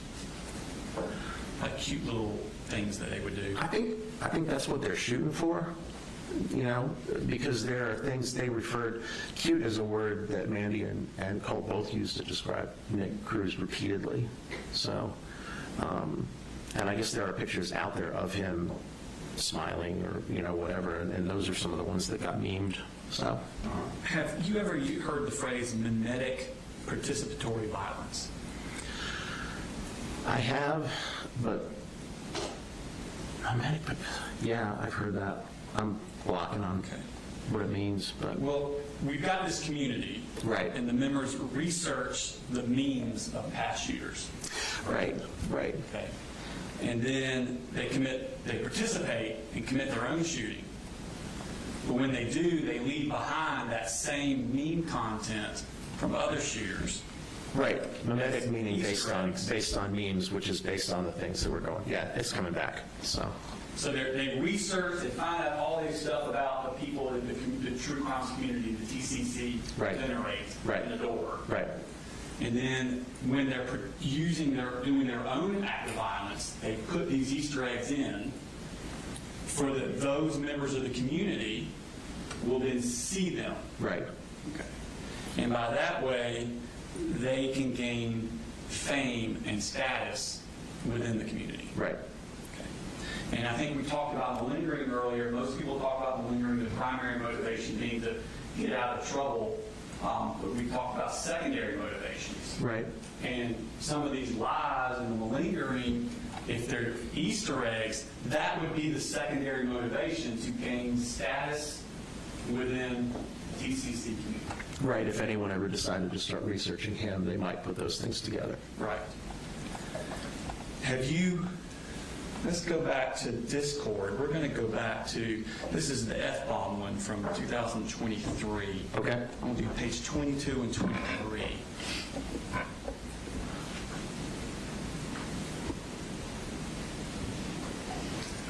So this is him. He's talking to Smiggles again from earlier.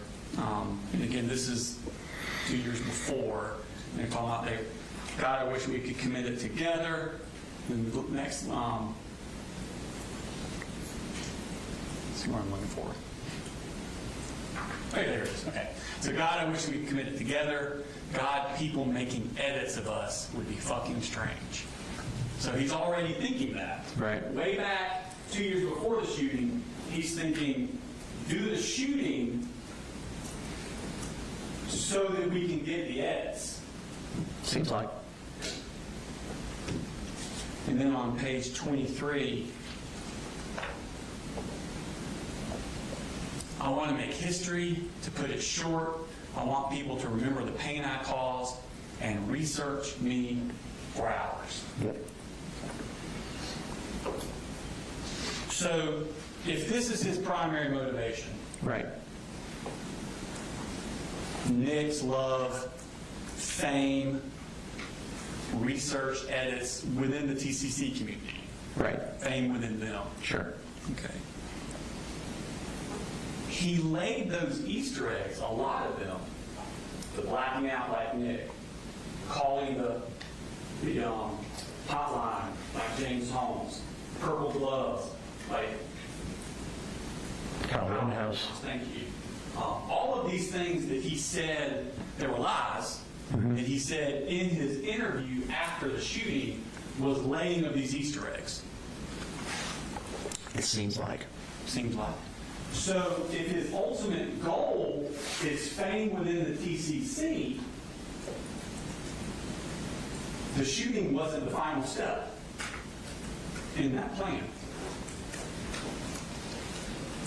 Because he continued the plan after the shooting. Oh, I got you. Yeah, it seems like. No further questions? Redirect. I'd like to get the witness done before we take our lunch break. Okay, that's just an interject. Yes, sir.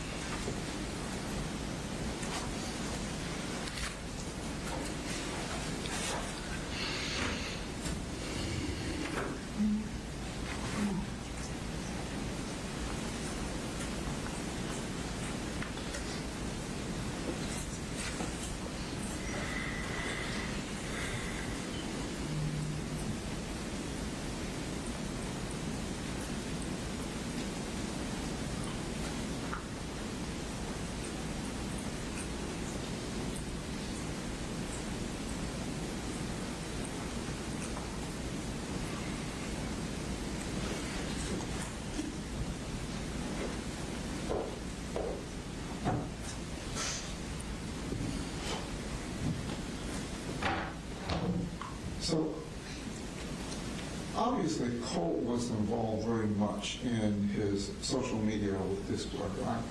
Clearly. How does that relate directly to the issues that he's facing and his diagnostic issues, his depressive issues, PTSD? How does interaction with that community relate to his mental health issues? Well, I think, people that have those kinds of issues, that have I guess it could be depression, anxiety, but more like have that kind of history, feeling disaffected, isolated, are the exact people that end up in there. And so I think it's not surprising that he ended up in there, given the issues that he had. People with those issues don't end up in there sometimes too, but I think if you wanted to make a connection, it would be because of the way that he was in the world, and kind of his prior experiences that had kind of isolated him to this point where he then goes into the computer and then his whole world is in there. And that's what I think happened. Do children his age have a tendency to mimic those around them in the community they want to be a part of? They can, sure. When they're 13, 12, 13, and 14, how reasonable is it to assume they want to be accepted? Well, I think most people do. I think teenagers and early adolescence, I think that's a period of time where kids are real sensitive to that kind of thing. Well, it's fair to say that Colt, for a lot of years, felt as though he wasn't accepted and a part of his family because of the way the troubles and the chaos went. I think that's a fair characterization. And I believe when you were talking earlier, you said that when he dug down into this community, he kind of put himself in his own world. Right. Okay. Can you describe a bit of the world that he was creating from what you've been over with Mr. Smith and what you've interviewed with him and his structure in your analysis from both his mother's information, from his background, his development, Okay. and what he has given you in the sort of 4 meetings that you had with him? Yeah. Plus what's been discussed with his interaction with this court with Mr. Smith. Can you kind of give us an overview of how all that fits together in his personality and his development? I can try. I think, again, if you look at somebody's lifespan, if you look at their development, you look at the experiences they've had, and you're trying to get a sense of how somebody came to be where they are at a certain point in time. I think when I started when I started evaluating, Colt, and started kind of listening to things that he was saying and looking at aspects of his history, looking at his online presence, and then eventually, and the thing that was most useful talking to his mom was, she talked a little bit about his symptoms. I got some of his, background history, certainly her slant on it. But it's not surprising, because I think people that are, maybe kind of disaffected, isolated, with poor supports, not much interaction in the world, in the community, who are a little odd to begin with, and he's been an odd kid, and then developed these kind of depressive and anxiety symptoms. I think to get into a community like that, where you're with a bunch of other people that are similarly kind of disaffected, outcasts, kind of lonely people, and you can get a certain amount of credibility in there, I think it kind of draws you in, because in that world you can be somebody that's not lonely and disaffected and isolated. You can be somebody who's connected, and you can be somebody who's got a social world and who has sources of self-esteem. I mean, it's extraordinarily dysfunctional, but it makes sense, quotes added, that somebody of his kind of psychological makeup at his age might end up in that space. Is it possible that somebody jumping on the bandwagon of following through the analysis of school shooters can join in the conversation, can present themselves as being a part of this without ever really having a plan to do anything? Well, I think, again, there are thousands of people in this, and not all of them are doing shootings. So, yeah, it's possible. It's not what happened in this case, but certainly, not everybody that's involved in the true crime community ends up doing something like this. We've got a significant period of time from 2023 and 2024, and we're looking at with separate accounts, FLOM and occasional work. In 2023, at that point when he was making the interchange as FLOM with his other friend, right, was he in a position to actually formulate a plan, or is it possible that, or more probable at that stage, that this was more banter, interaction, just being a part of the community? That's the way he characterized it. I mean, I don't know what his capabilities were at that time. I don't know if he had access to weapons, or was enrolled in a school, or could have reasonably done something like that. Certainly, he was at least fantasizing about it and talking about it, and trying to use it to get attention from people in that community. And he was getting a significant attention response, wasn't it? Seems like.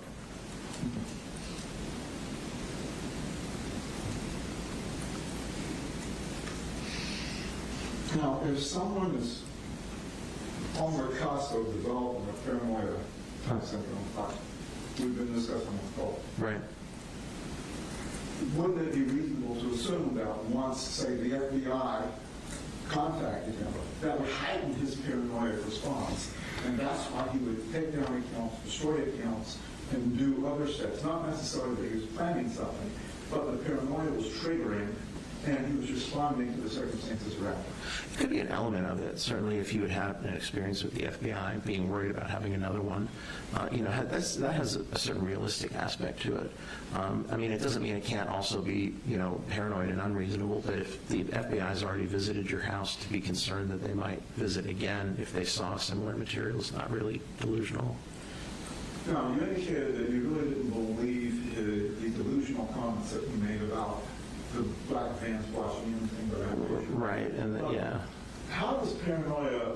manifest if it's not in delusional suspicions like that? Again, I think he conflates paranoia and anxiety. I think he's anxious. He's an anxious kid who spends a lot of time worrying about things. Some of the time when he was saying paranoia, and I pointed this out a few times in the report, he was really conflating it with anxiety. What he was talking about was not paranoia. I think there were elements of paranoia. I don't think it was the primary thing that was going on with him. I think the anxiety and the depression were the primary things that were going on with him. I think there was some level of paranoia. I don't necessarily think he was hallucinating the way that he's described it. But I think the paranoia, again, could have directed some of his behavior. But again, there was a realistic basis for it as well. And the fact of the anxiety related to the FBI visit to his home, that would have an impact on his behavior, right? Well, one would think it would. One would think it would change one's behavior, but it would also make somebody a little more alert, being aware that people are monitoring, and might be paying attention to what you're actually saying. On Discord, he didn't seem to be, because these Discord messages are available, he wasn't destroying those. I'm not sure what was on these SD cards that he was destroying, because we have the messages and we have all the stuff that he said on the messages, so he wasn't covering his footprint that well. Is it possible he didn't actually destroy it? It's possible, yeah. I didn't see him do it, and I don't believe they found any crushed up SD cards.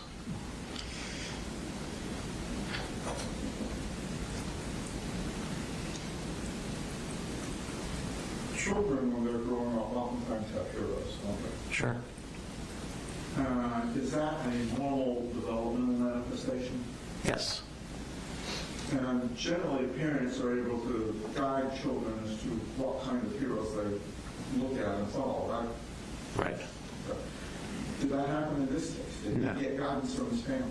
Didn't seem like, no. It seemed like he was pretty much on his own, in his own little world from a pretty young age. So when he gets into these discord in the true crime community, is he looking at some way to not only fit in, but have a hero? It seems like, it was at least that, again, because it tipped over into, obsession. But looking up to, it seems odd that this is who you would pick to look up to. It makes sense that you would feel a certain kinship with somebody else who was disaffected and lonely, but there's lots of disaffected and lonely people that don't do these things.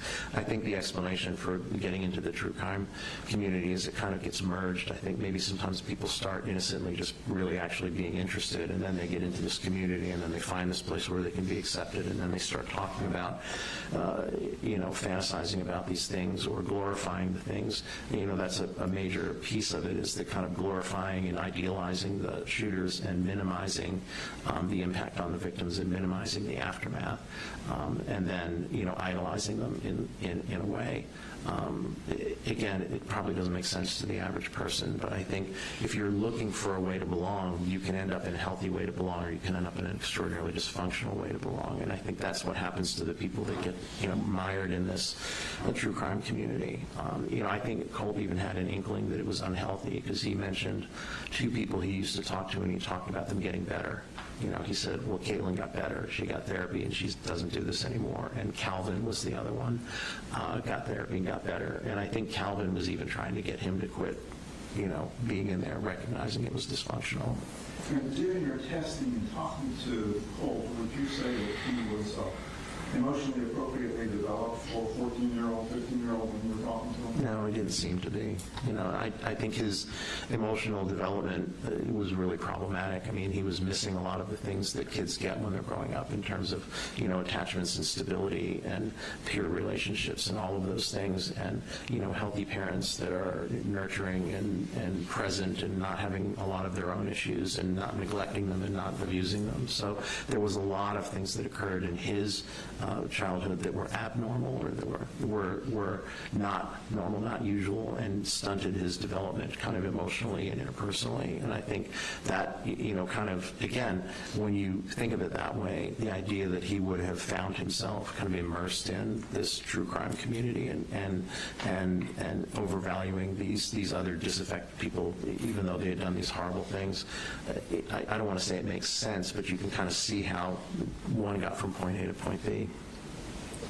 And the similarities to some of the other shooters that Mr. Smith was alluding to, how does that play in his trying to feel a part of the community, if that was the goal, or how does that play into satisfying whatever hole he had in him in creating this world?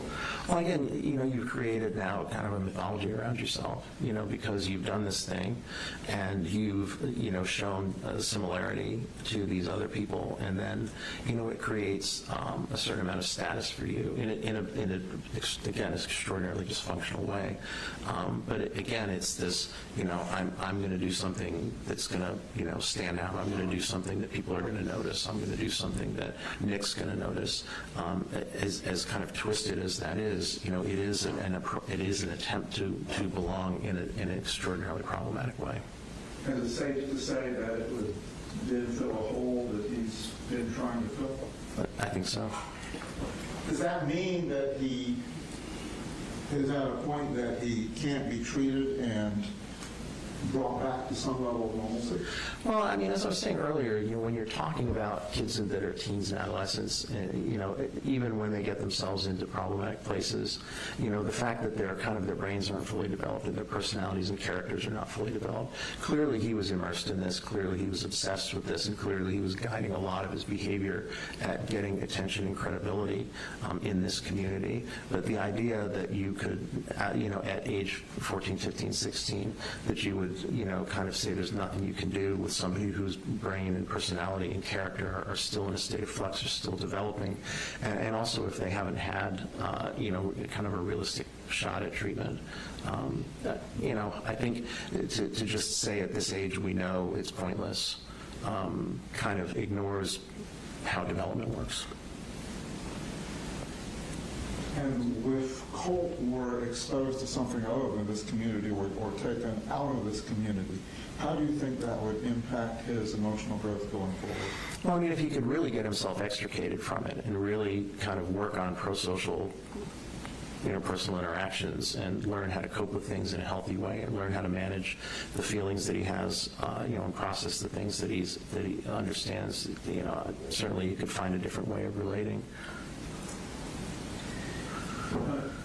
Tell me a little bit about antisocial disorder and why you think it may not be applicable. Again, he's doing a lot of things in the aftermath. There's doing a lot of lying and, the malingering, but those are not necessarily indicative of an antisocial personality organization. I mean, certainly he does some things that could certainly lead to that. I mean, he's clearly been able to do things that disregard the rights of others. He's clearly been able to do things that had an extremely adverse impact on the lives of others. Appears maybe remorseful, maybe not. I can see how that would make people think he was on a trajectory like that, but there was not a lot of other kinds of things that you usually see with conduct disorder and so forth kind of developing, forward. I think if you, look at the things that he did in this instance, I don't know that it necessarily captures the entirety of his personality. Again, I can't say. Certainly there was a lot of problematic stuff, but to say that there's absolutely nothing you could do or you shouldn't give it a try, or we're just going to give up now, knowing again what I know about brain and personality and character development, seems like it's certainly one way to go, but it seems like it ignores what we know about people's ability to make change, particularly at a period, when they're still developing. I mean, if we were talking about somebody that was 27, 28, 29 or older, I would be much less optimistic. Now, there's been some comment about his blank effect, the fact that he doesn't seem to be overly emotional and showing remorse. Is it possible that someone who has not been in a normal social environment may not know the nonverbal cues to trigger that so others will understand what they're feeling?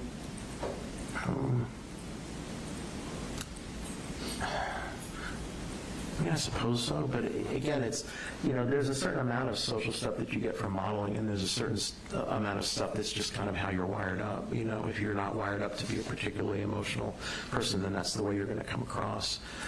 I think it's hard to tell with him. I mean, I think there's, again, evidence to suggest that he did know, and when he communicated remorse, maybe he was or was not remorseful, and it was hard to tell.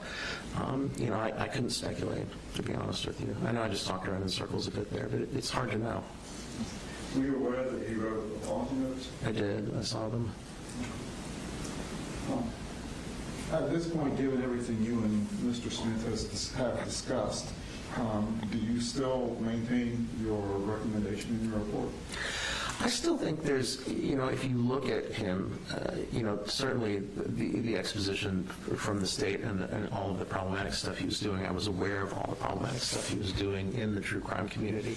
I think it would be, clinically, I would want to get him out of that milieu and see if you could address things to kind of maybe restructure his personality in a more healthy, better coping sort of way.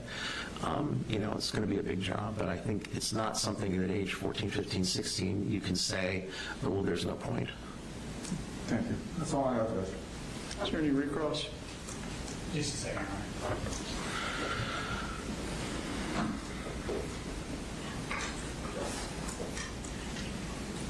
Good question, John. All right. Witness may be excused. Yes, Judge. Thank you, Doctor. Thank you, Your Honor. We'll go ahead and take a lunch recess, 1:45. Your Honor, we do have 2 o'clock state witness. Okay. We would start to get ready. Is there anything to do between 1:45 and 2? That would be enough time for me. We'll be in recess till 2 o'clock.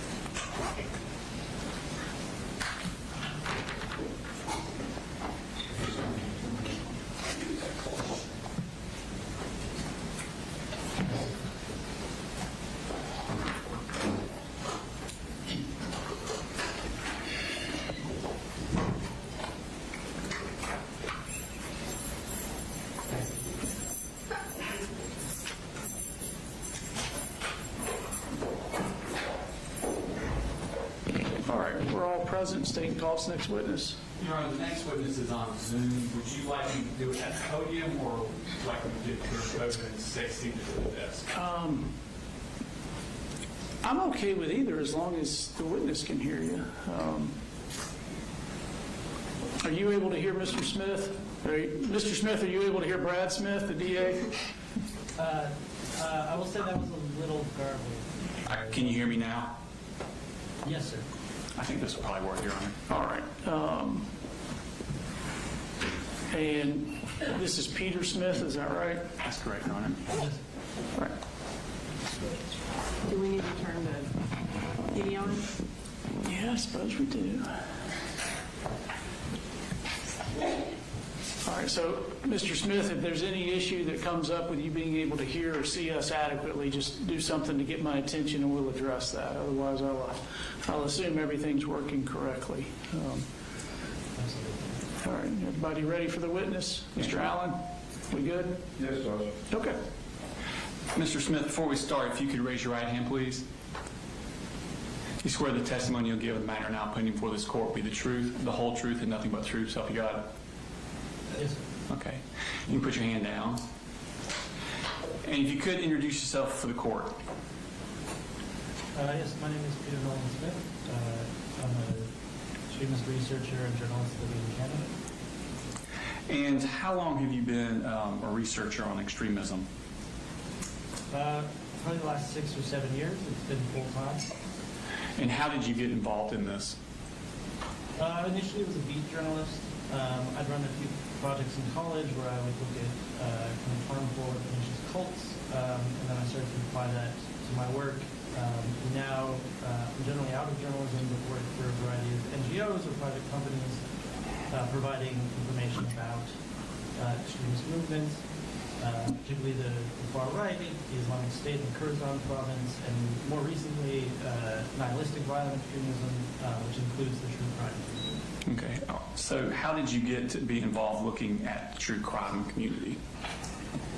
It started to intersect with extremely violent neo-Nazi movements, participants who were part of online spaces that we would call part of the true crime community, or TCC. We're also parts of kind of online collectives or communities that would have similar kind of worship or lionization of mass killers. Have you done any writings on your research? I'm sorry, sir, could you repeat that? Have you done any writings about your research? Yes, sir. I've been published by a variety, like I said, of NGOs, particularly one that focuses on Canada, the Canadian Anti-Hate Network, and then multiple news publications, as well as the U.S. Army's Counterterrorism Center, their academic journal called the CTC Sentinel, specifically on the subject of the true crime community.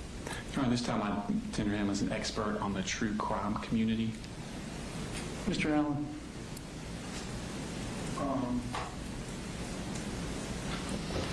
Have you had any, if I could, Yeah, you can broaden here. have you had any special education or training with respect to extremism and any kind of relationship to psychological behavior? I'm sorry, sir, could you repeat that? Yeah, you may have. Have you had any special education or training with respect to extremism and the impacts on psychological behavior?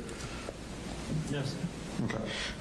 Do you have any educational background with regard to the sociology of extremism and its impact on communities? No, sir, I was a political scientist. Okay. And in your studies as political science, what did you concentrate on? International relations, security, but yeah, predominantly international. And you had indicated that you worked with anti-hate group in Canada, is that right? Yes, an NGO that monitors and tracks the far right. Okay, and they are an advocacy organization, is that right? Yes, sir. Okay. And in most of your publications that you have listed, they have been related to advocacy, is that correct? I mean, many of the publications relate to research, monitoring, propaganda analysis. I wouldn't say a majority of my work has been related to advocacy. Okay. What other training have you had with regard to international relations and or the extremism community related to the TCC? I'm an investigator. I've taken courses in open source investigation, but if we're talking about training specifically related to the TCC, no. Judge, I'm not sure that he meets the qualifications under OCGA's 7702, I believe, is the section related to expert testimony, Judge. I know he's written some documents, but that's more a chronicler more than it is somebody who has an expertise. I think if the court wants to accept his information as a lay opinion, that would be appropriate under 701, but I don't think he qualifies as an expert, Judge. Mr. Smith. I would disagree, Your Honor. As far as an expert, he just has knowledge about something that the average layperson wouldn't have that knowledge of to help the fact finder in their decision-making process. I would also note that the expert that the defense called used him as a resource for his own opinions about the TCC. So he was actually used as a resource by their expert because that expert did not have enough knowledge about the subject, and used him as a basis for that knowledge as he testified. Do you want to take a minute to elicit from him how much time he has spent researching the true crime community, how he went going about that? Tell us about your research of the true crime community specifically. Yes, sir. Again, like I said, initially it started when we noticed that it was observed by researchers that mass casualty attackers, particularly ones who weren't expressing a distinct ideological motivation, were repeating instances, linking themselves in kind of a chain of different actors, repeating details, including their own, as well as references to various online communities within their manifestos, within the writings on their firearms, within their guns. But words, for instance, there are numerous cases that get called back repeatedly, and this kind of led to a larger expanded project where we analyzed cases that had been linked to the TCC. This is for the paper that was written for the CTC Sentinel. When that was being done, we examined these cases. We found 21 TCC-linked cases and plots across 2024 and 2025 that showed some clear indications that people have been active within these communities.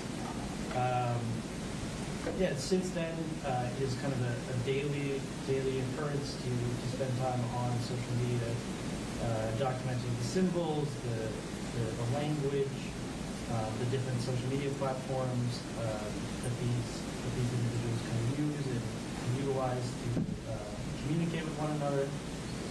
It's not a unified group or a formal organization or even a political movement. It has a very large and broad social community that in very rare instances, but in prevalent instances, includes extremist violence. How have you gone about studying them?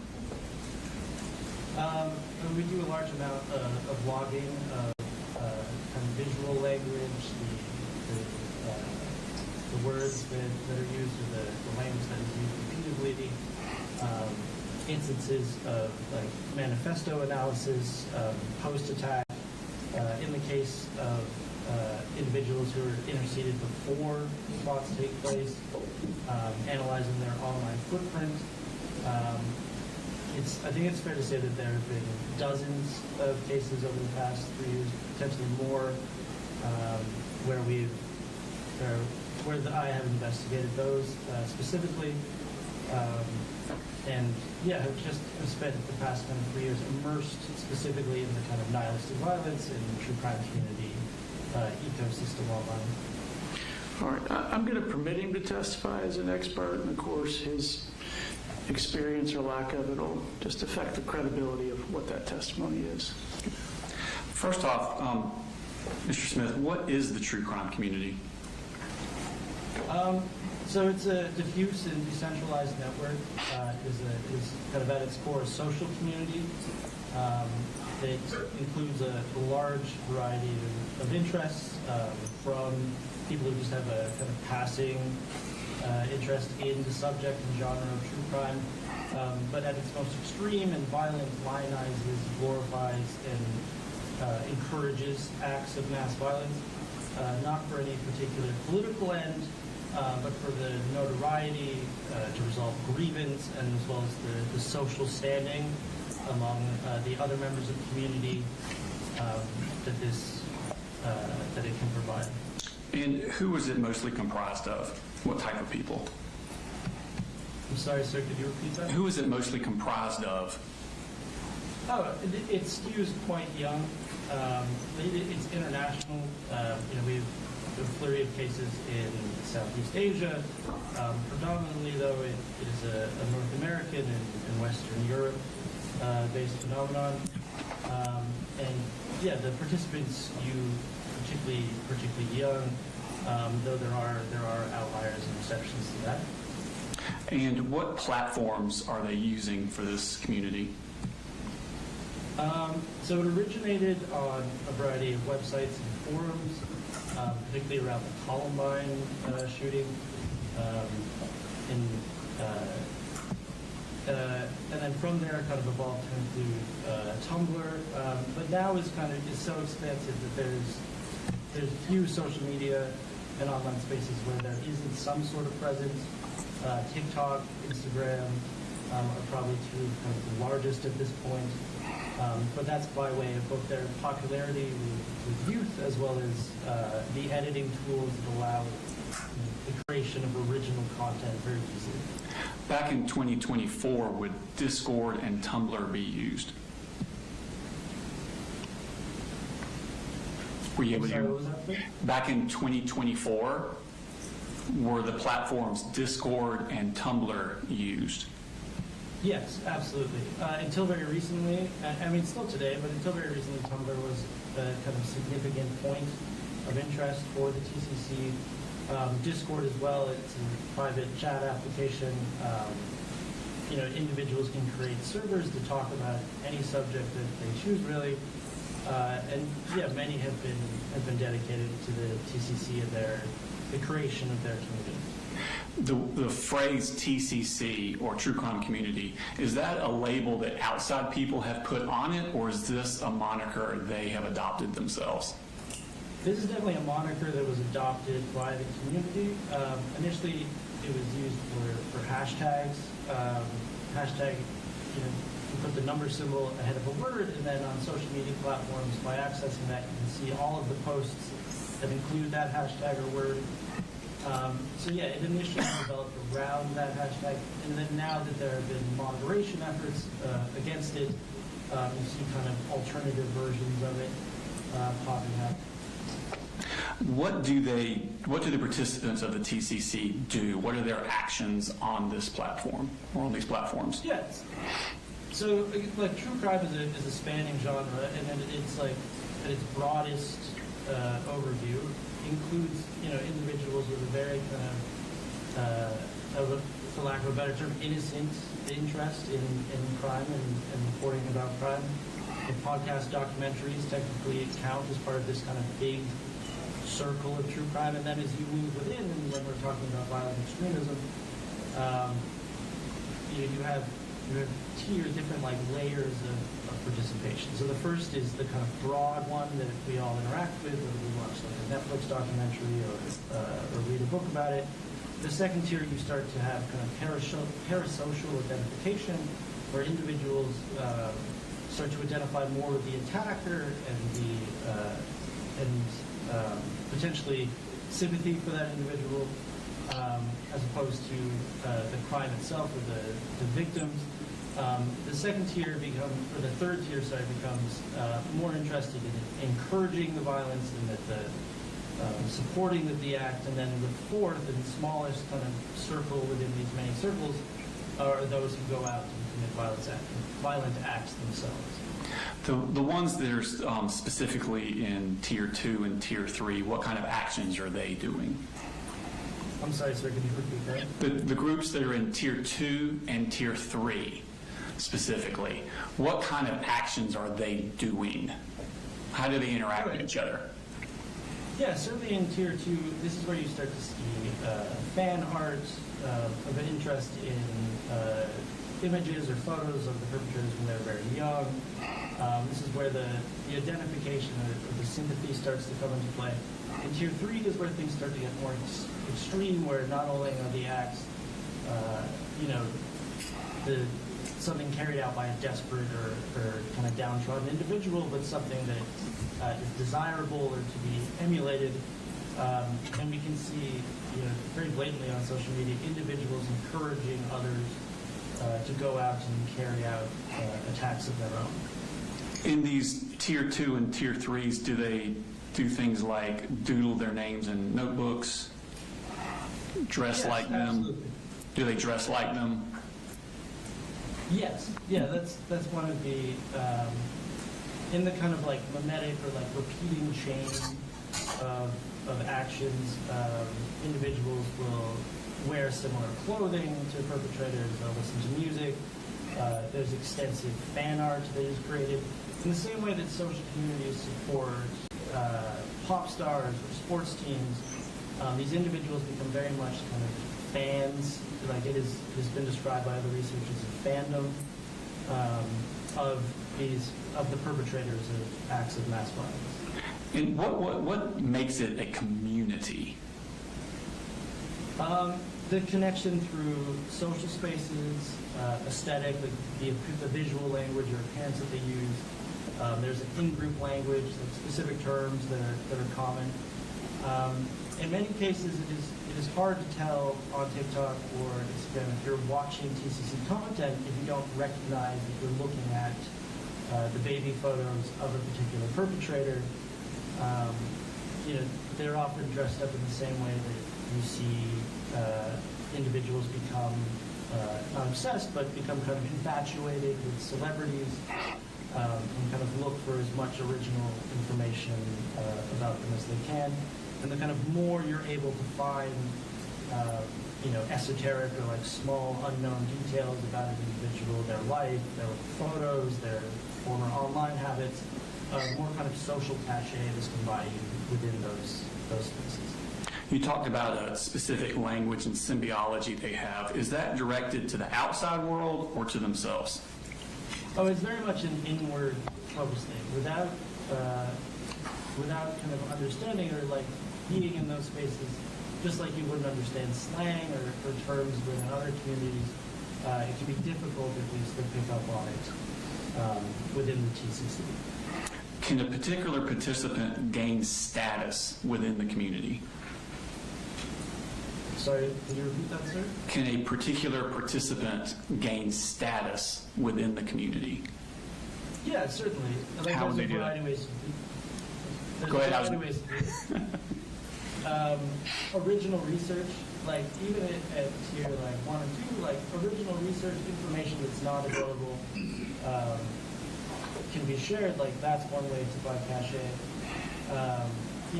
Creating media, whether that's video edits, which again relies often on the tools that are kind of ubiquitous on cell phones now, like TikTok. Any individual can take a few images and create something that you would have needed fairly expensive editing suites for 10 years ago, and share that very quickly through social media. And then ultimately, beyond having information about perpetrators, perpetrators themselves kind of exist within a space where some are more popular than others. Even when we look at individuals who've committed acts over the past 3 years, some of them are supported or find that kind of notoriety within the community, while other ones are more or less forgotten. There's no like formula for that specifically, but yes, like status is obtained through original research, original content, and then ultimately the status of the perpetrators. Okay. Does the TCC have a particular ideology? Like, are they white supremacist, anti-Semitic, anti-LGBTQ, conservative or progressive, anything like that? Not typically. This is kind of where the difficulty of classification comes from, and we see multiple kind of terms for referring to this type of violence in different countries, in different jurisdictions, by different researchers. The UK uses violence-fascinated individuals. Some people will say nihilistic violence. Others will say nihilistic violent extremism, or mixed ideology and motivation. The difficulty is that ideology is not typically the primary motivator. So if we look at the Christchurch attack in New Zealand against a mosque, the perpetrator had a very clear ideological motive, that it was to kill as many Muslim people as possible. In many of these attacks, the motivation is the attempt to kind of place themselves in this line of mass shooters. And Columbine is typically held up as the origin point to some degree. But no, while you might have individuals who might say, oh, I'm a neo-Nazi, or oh, I'm like to subscribe to whatever type of ideology, in their target selection, in the motivations that they discuss of the attack, whether it's in their manifesto or if they survive during interrogation and trial, we find that there is not a distinct ideology among the community, and it remains ideological. So it is not a political movement, it is not a group, it is a fandom, it is a social group. If someone in the TCC were to put, like, mimicking someone else's writings in their journal, or putting references on their rifle that other people have put on their rifles, and the original perpetrator had a racist or anti-Semitic or something like that ideology, does it automatically mean that that's what the second perpetrator meant by it? No, typically not. Again, the notoriety that past killers have received, like Christchurch, is probably one of the best examples. Brennan Tarrant was very clearly motivated by a racist ideology. He wrote extensively about it over the many pages of his manifesto. But we do see, the impacts of that on the media and on culture were very widespread, and we see individuals who kind of ape or reproduce elements of that attack who don't seem to share the same ideology as Tarrant. It can be difficult to parse out. It is kind of it's often considered to be a novel form of extremism, but it exists within kind of a shared community, and the distinguishing factor is the lack of ideology, or at least the lack of ideology is a primary motive. Samantha Rucknow, who committed an attack in Wisconsin in 2004, I believe, she wrote very racist statements in her manifesto, but ultimately her target selection was just against random individuals at her school, including the teachers. There's very little indication that despite having this ideology, that was what motivated or prompted the attack, rather than her grievance and depression and desire for notoriety. So yeah, we would classify that as being this within the space of nihilistic violence, as opposed to one that was motivated by a particular ideology. What makes one mass killer more or less popular in the TCC than other mass killers? That is a question that doesn't have a good answer at this time, unfortunately. There are a variety of factors that seem to count. Again, the impact on the culture, the media spectacle that gets created around it, the following analysis and interest by researchers and the community, but and obviously the body count. Very unfortunately, the amount of victims is a contributing factor, but not always.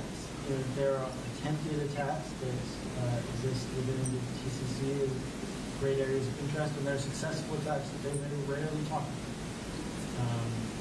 There is no kind of silver bullet for understanding what is going to be significant within the space or not. But individuals who do carry out these attacks,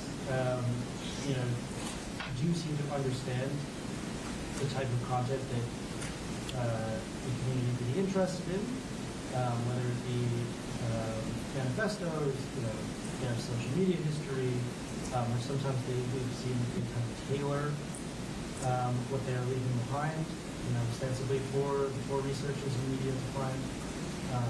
But yeah, there's no kind of firm formula for what gets turned into the subject matter. Would the amount of content available to the TCC affect their popularity?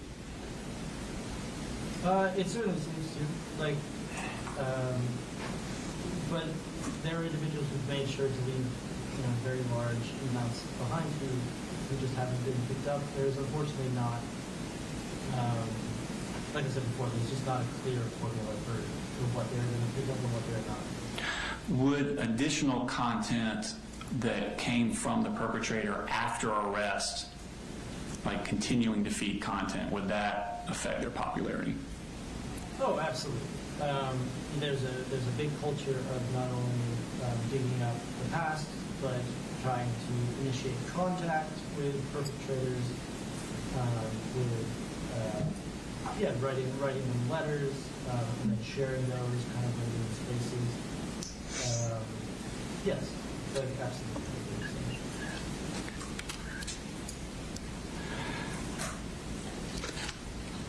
That's all the questions I have. I think the attorney would have some questions for you. Mr. Allen Cross?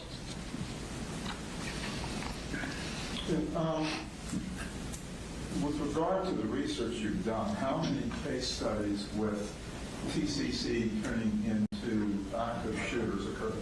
Oh, thank you. Were you able to hear that? Yes, sir. Okay. So, within the research you've done, how many case studies have you come across where active shooters have come from the TCC community? There's the case study I wrote for the CTC Sentinel. There's been reported by the Institute for Strategic Dialogue, who I believe has done a few reports. But it is a newer community, so there is not an extensive amount of literature on the subject.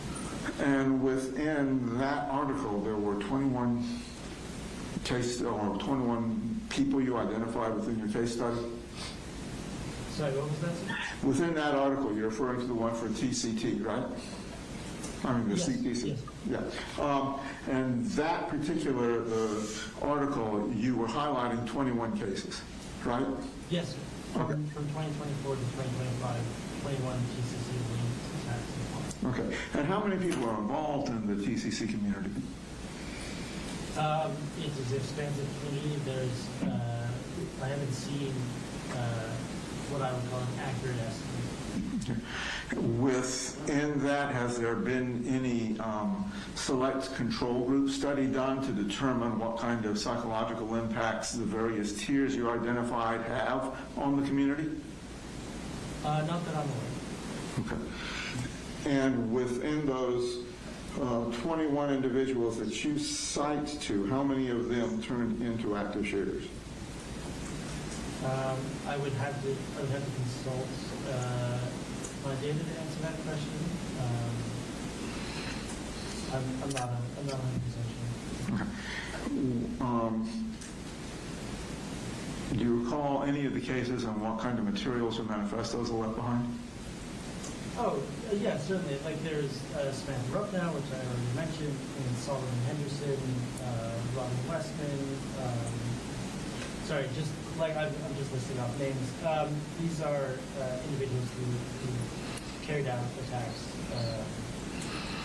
for lack of a better term, successfully, and then left behind online footprints or manifestos that connected them to the TCC. And in identifying these, were they initially identified after the shooting, or were they tracked in any kind of manner before the shooting?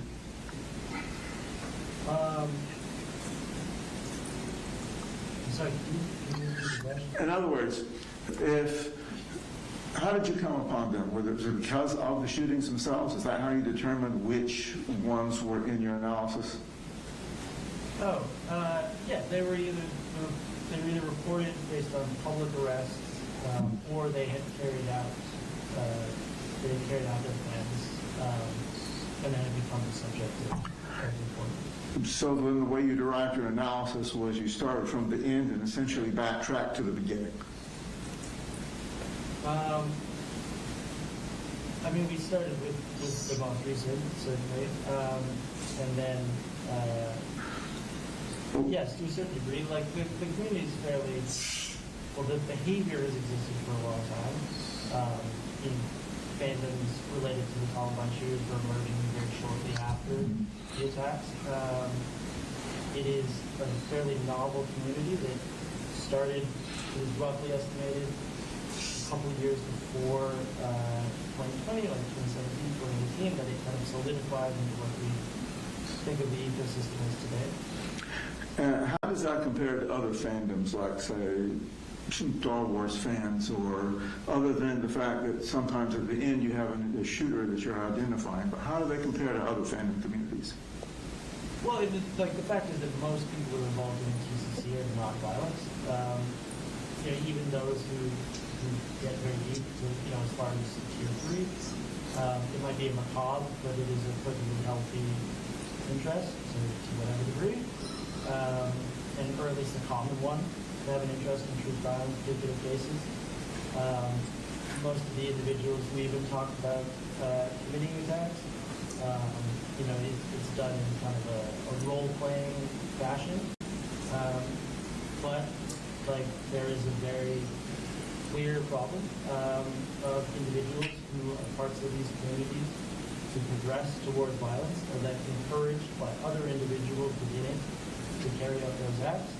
And ultimately do, and then leave behind signals, or signs, or symbols, or callbacks to whatever else, to past attacks that do come from that community. And in the specific studies that you did in the CTC Sentinel article, did you have any of that material reviewed through a psychological lens by a forensic psychologist or anything of that nature? No, sir. It is a counterterrorism and counter-extremism journal. It was written for counter-extremism research. Okay, thank you. That's all I've got, Judge. Any redirect? No, Your Honor. Thank you, Mr. Smith. All right, thank you, sir. You're free to go. Thank you, sir. Do we still need Zoom? No, sir. Not for today, Judge. I think this time we're going back to Investigator Smith for cross-examination. All right. Yes.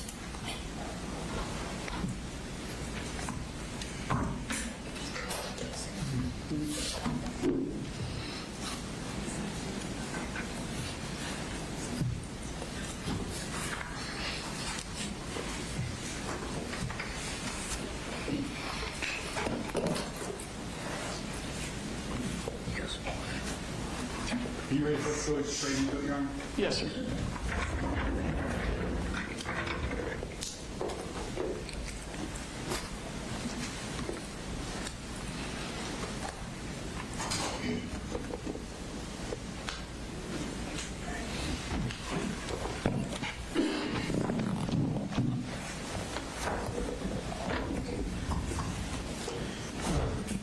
Good afternoon. Good afternoon. You're back. Yes, sir. Okay. Picking up sort of where all the testimony left off, we had just viewed the videos of your interview with Colt on both interviews.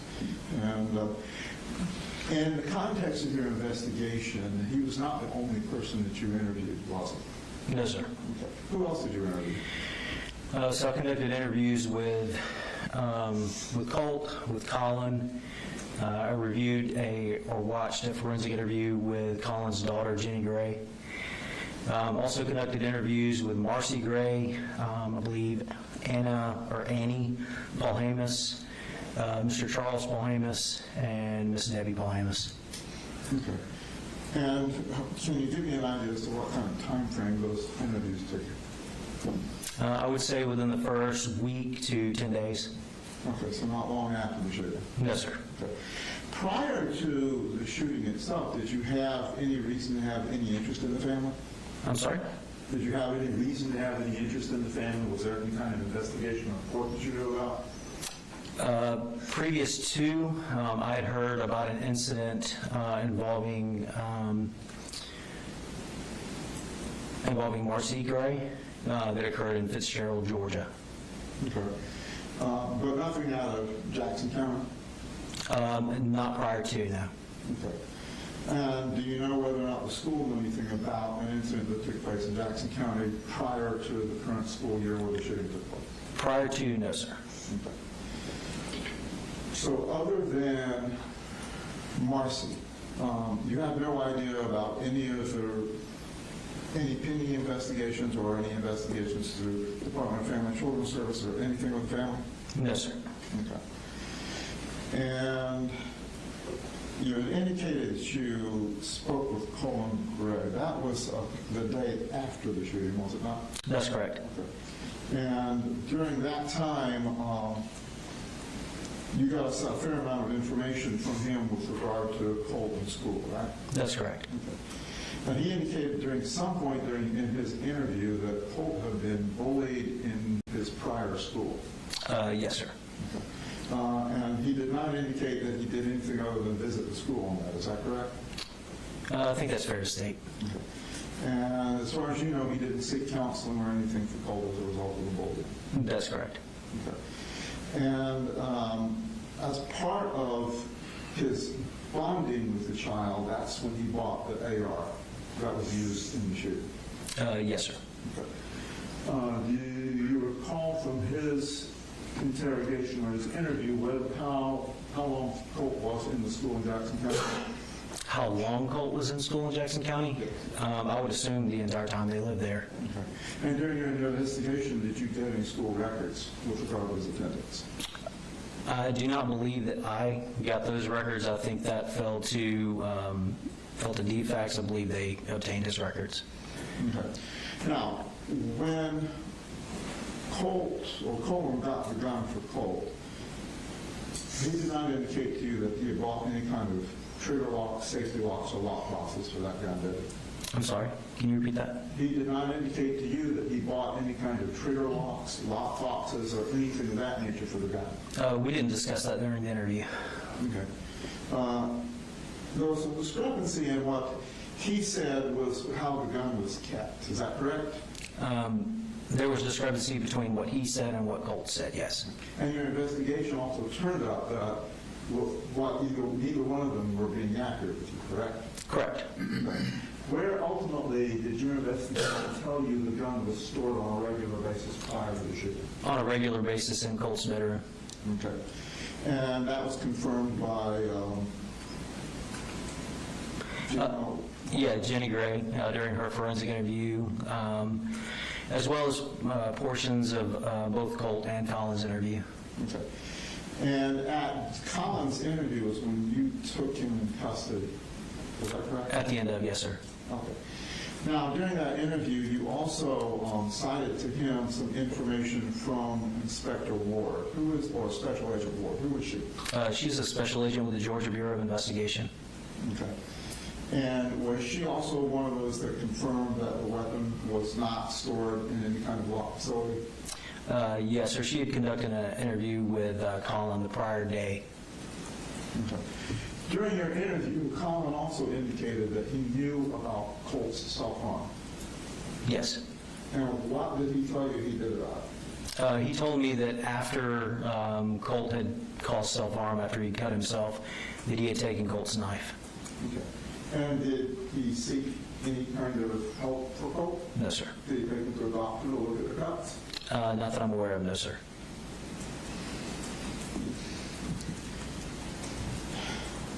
shortly before school started, Marcy had moved back in with them. Is that your understanding? Yes, sir. And that didn't turn out well. No, sir. And were you aware that during that time that she was there, she had at one point threatened to harm Colt? I believe that happened sometime prior. Okay. So what is your understanding of that? My understanding of that, and I think Colin touched on that during his interview, some time ago, and I'd have to refer back to my case file, but some time ago, prior to September 4th, or prior to even Marcy staying there, that she had threatened to cause harm to Colt. And I believe it was around the same time of the Fitzgerald incident, if I'm not mistaken. And during that, Colin relayed that information. That wasn't something that Marcy, that I'm aware of, told Colt personally. That was something that Colin shared with Colt. Okay. And the Fitzgerald incident you're talking about happened with his grandmother, Debbie Polhamus. That's correct, yes, sir. And Debbie Polhamus is Marcy's mother. That is correct. And the incident you're referring to is when she was tied to a chair? Yes. Okay.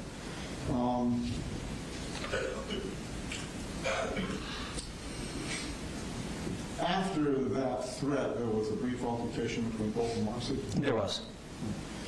And did Marcy have anything to do with the gun that Colt owned at that point?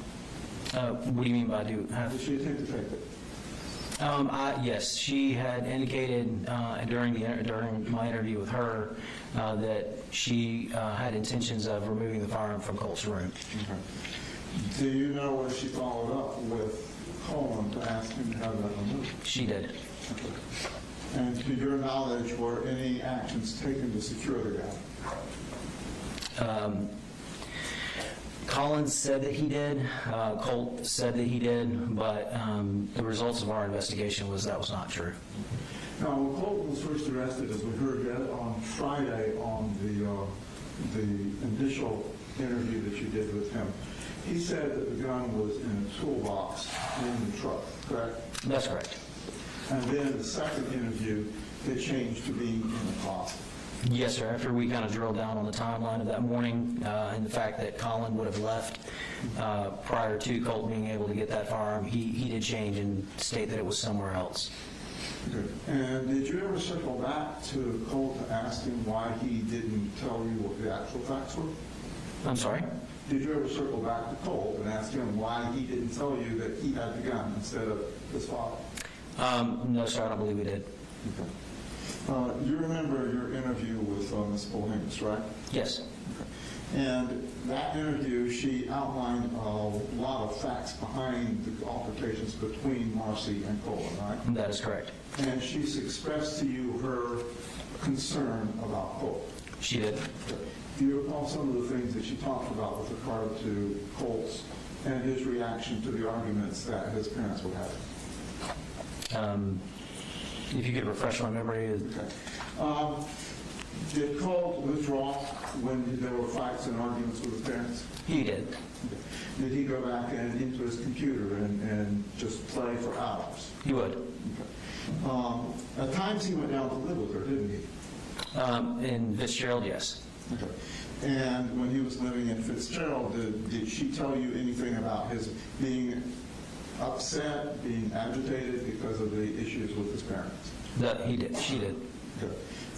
Did she also confirm to you whether or not she asked the parents to get him some treatment? She did. Okay. Did she even take steps to get treatment? Yes. Okay. Do you recall the portion of the interview where she had gone up to Athens to set up for a crisis center appointment for Colt? I believe that was a phone call interview, but she did reach out to a facility in Athens to get help for Colt. And do you recall her telling you that the Saturday before the shooting, they had an appointment that Colin was supposed to take him to? Correct. I believe the lady at the facility in Athens told Ms. Polhamus that Saturdays were a slow day and that that they could just have a walk-in. And she couldn't do it herself because she didn't have legal rights. Correct. So it had to be a parent that went with her. That is correct. Did she also tell you that Colin didn't make that appointment? Yes. To the best of your understanding, Colin did not ever take Colt into any psychologist or therapist, even though he was asking for it. The only thing that I'm aware that Colin did for Colt was speak with the school counselor, and I believe that was the extent of his involvement for getting help with Colt. And to your knowledge, the school counselor that put down the crisis management? I know that they have tools available to get children help. As far as all the tools that are at their disposal, I'm not aware of. But you don't know that Colin ever followed through on anything that he may have gotten from the counselor? No, sir, I don't. And you were not told by Colin what information or tools she recommended him to? No, they mentioned that they were going to have an outside counselor come into the school, I believe is the conversation that they had. Okay. Now, in your interview with Colt, when we first run into him, he's very hysterical, isn't he? Yes, you can hear in the beginning of the interview where Colt sounds upset. I think that kind of comes and goes throughout that interview, and in my opinion, I believe that what you're hearing, and unfortunately you can't see, but what you're hearing is largely a performative interview. I believe there were portions of that interview where Colt did actually cry, and that was specifically, I noted, when he would discuss his father and his father's alleged involvement, and he also discussed his sister Jenny, at which time I did witness him cry and tears come from his eyes, but I believe a majority of that interview to be performative. You can tell when I'm asking him questions, there's portions of the interview where he is kind of breathless. I believe that is the best way to describe that interview. And then I'll ask him a question, and he will calm down very quickly and answer that question. Were you aware he suffered from anxiety issues? He did tell me that. Okay. And at the time of your interview, as we heard, he never denied he was the actual shooter, right? He did not. And he did express some concern for some of the folks that he shot at, didn't he? He did, more so during the second interview. And during the second interview, that's where you saw evidence of his cell phone. Yes.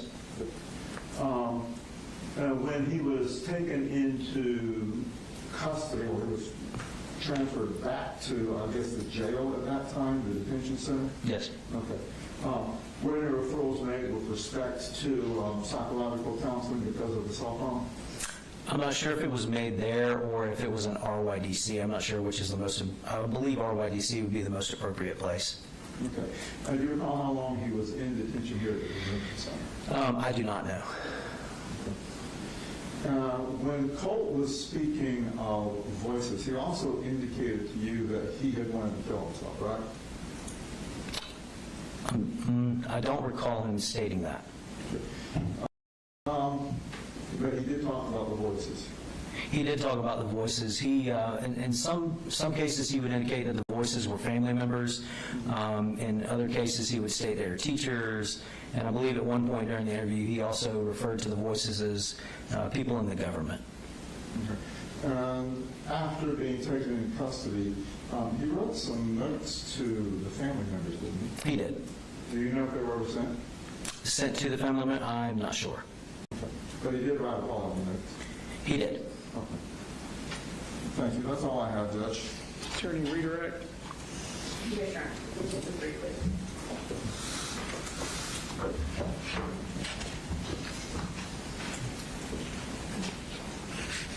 As far as the letters that Mr. Allen was mentioning, were those prompted by law enforcement? The apology letters, did y'all ask him? Yes, we did. And was that sort of an interrogation technique to get him to write the letters? That is correct. And the letters, were they, in your opinion, genuine? I don't believe so, no, ma'am. Nothing further. Anything else, Mr. Allen? With regard to those letters, he never indicated they weren't genuine, did he? So sometimes it's not always about what someone says, it's about what they don't say. And he discussed them at great lengths. He seemed very excited to write the letters. In my personal opinion, and again, that's all this is my personal opinion, it did not seem genuine. But he didn't say that it wasn't genuine? No, sir. There's a lot Colt said that wasn't true, and there's a lot Colt said that was true. But again, in my opinion, if you're asking for my opinion, I don't believe that they were genuine, no, sir. I believe they were for attention. Yes, sir. All right, may he be excused? Nothing further from the state, Your Honor. Nothing else, Judge. All right, thank you, sir. Free to go. Your Honor, and our next witness is Investigator Ashley Gilliland, and will probably take us to the end of the day. Would it be possible to take a break now? We'll start her. It is possible. Thank you. All right, we'll take a 10 to 15 minute break.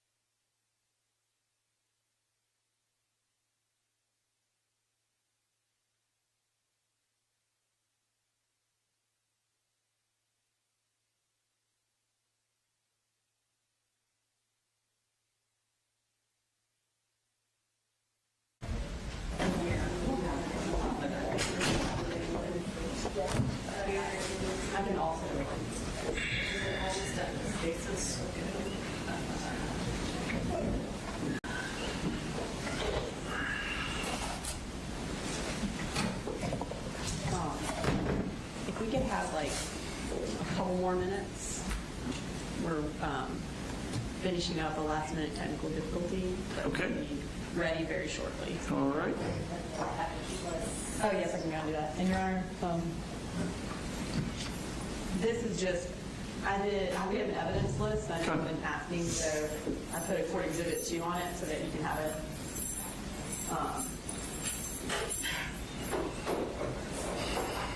And I will.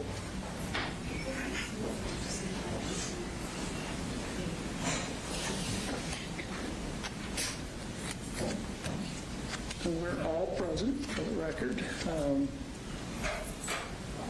While you all are working on that, Mr. Smith, Mr. Allen, you all want to approach?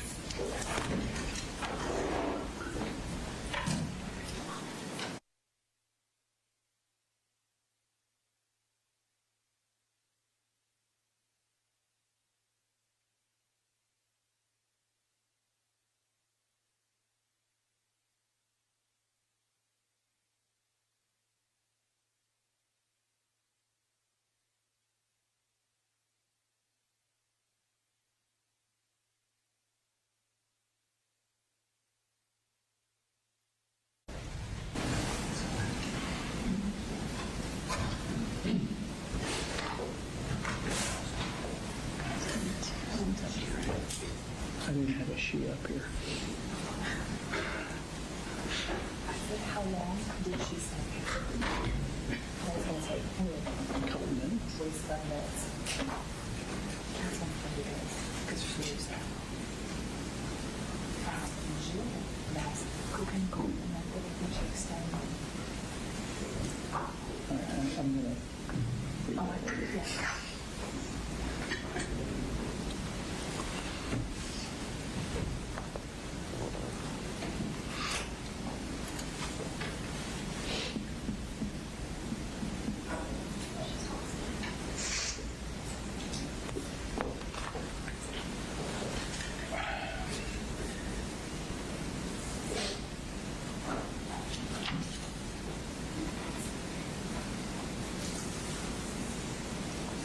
All right, Your Honor, we are ready.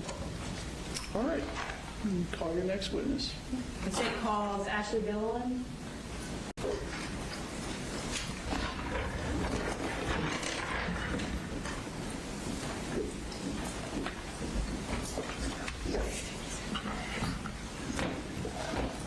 Please raise your right hand.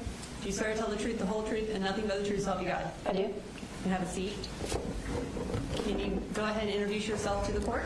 Yes, my name is Ashley Gilland, and I'm an investigator with the Barrow County District Attorney's Office. And how long have you worked with the Barrow County District Attorney's Office? Almost 7 years. And what are your job responsibilities with the Barrow County DA's office? My responsibilities are to prepare cases for court hearings and or trial.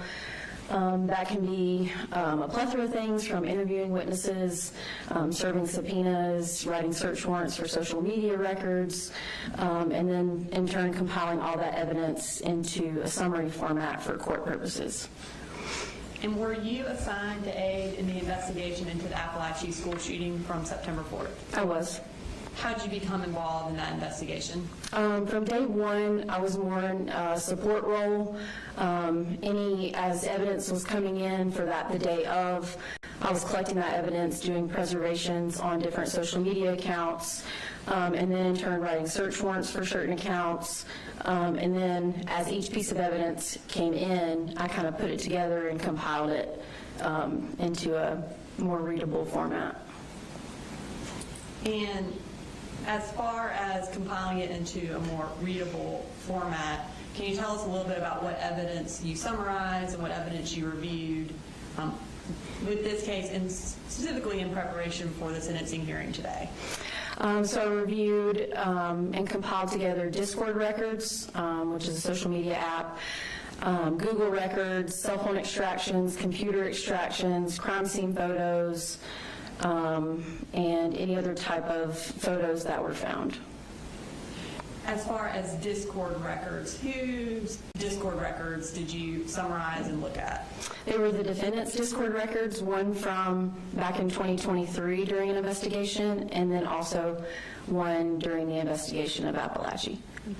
And those Discord records that you reviewed, are they on a jump drive that we'll be providing to the court with all the evidence? They are. And Your Honor, those Discord records are numbered State Exhibit 266, and we would like at this point to introduce them into evidence under the business record exception. All right. Mr. Allen? No objection, Judge. All right, they're admitted. In addition to Discord records, I think you mentioned Google records? Yes, ma'am. Okay. Whose Google records did you review? The defendant's. Okay. And Your Honor, we also have the Google records on the jump drive, and those are listed as State Exhibit 237. We would also like to introduce those into evidence under the business record exception. Mr. Allen? No objection, Judge. They're admitted. In addition to those records, since the defendant's arrest, have you been able to get calls that he has made while he's been in custody? I did, and I did subpoena jail calls from while he was in different YDCs. And have you also reviewed those calls as part of preparing for today? I have, yes. And Your Honor, this time I would like to introduce into evidence State Exhibit 267 through 335 and 345. They are clips from certain jail calls between the defendant and his mother, Marcy Gray, that we would introduce under the business record exception. Mr. Allen? No objection, Judge. All right, they're admitted. Okay. And then the last, these, did you also obtain the defendant's medical records or psychiatric records from the youth detention centers as well? I did. And Your Honor, this time we would like to introduce into evidence State Exhibit 336A and B, which are the medical records for Colt Gray from the various youth detention centers, and we would have them placed under seal as well. Mr. Allen? No objection, Judge. All right, they're admitted and they'll be filed under seal. Thank you, Your Honor. Specifically in preparing for today, was a PowerPoint created as part of your presentation? It was, yes. And does it summarize the digital evidence related to the defendant in this case? It does. Okay. Can you just briefly tell us what the purpose of the summary PowerPoint is? Yes, so because there was a lot of digital evidence within this case, being from computer extraction records, cell phone extractions, all of the Google and Discord records, it was easier to formulate this PowerPoint for today's purposes in more of a categorical format, so it's based in categories instead of like a timeline. And has that PowerPoint been marked as State Exhibit 341?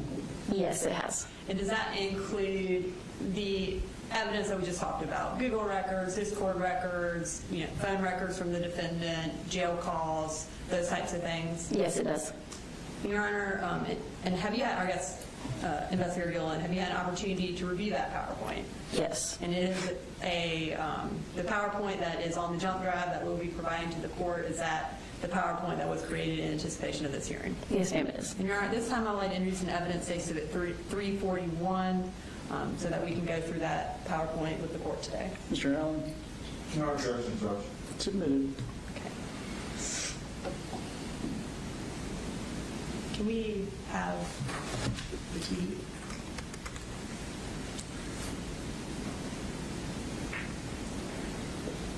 Okay. So we're going to start with page 1 of the PowerPoint. Can you kind of tell us what this shows us? So like I said before, this was kind of put into categories. So if you'll see the folders that are in the middle of the screen, one's titled Idolizing Mass Shooters, the second one is Planning a Mass Shooting, and the third one is Motive Seeking Fame. So these are the type of kind of the overview of categories that we're going to talk about. So sort of a roadmap for your presentation. Yes, ma'am. Okay. So we're going to start with idolizing mass shooters. As far as idolizing mass shooters, was the defendant part of any online community that in itself idolized mass shooters? He was. And what was that?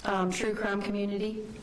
And how do you know he was a member of that based on your review of the evidence in this case? prior to the shooting, there were a lot of Discord messages, Tumblr accounts, Google records that talked about TCC, the true crime community, as well as after the shooting, it was still referenced in a lot of the jail calls. Did the defendant spend a lot of time researching mass shooters? He did. I'm going to pull up our next slide. Is this a list of the majority of the mass shooters that you researched? Yes, this is just kind of an overview of all of the mass shooter research that was found on different pieces of digital evidence in relation to the defendant, and this list is 22 listed, but there were more than that. These are the ones that he spent the most time on? Yes. And how are they identified on this page? They're identified by physical location and incident location, and not via the shooter's name. How did he research these people? A lot of the research mainly was found in the Google records, and then also there was within the true crime community, there were photos shared, different clips shared, different pieces of evidence shared amongst members that was in relation to different mass shooters. Did he save any of this information that he researched anywhere, like on his phone or his computer or within his Discord? Yes, there were many different pieces of evidence saved on his phone, his Discord, and his computer extraction, with that being anything from photos, videos, incident reports, crime scene videos, lots of different pieces of evidence. And when he's researching these people, is he also Googling things related to them? Yes, he is. Can you give us an example of some of the Google terms that he used to search for these mass shooters? Yes, there were several different Google accounts, and within those, there's a search history, and so within the search history, there's a lot of different terms. So this is kind of just a short couple things that he Googled.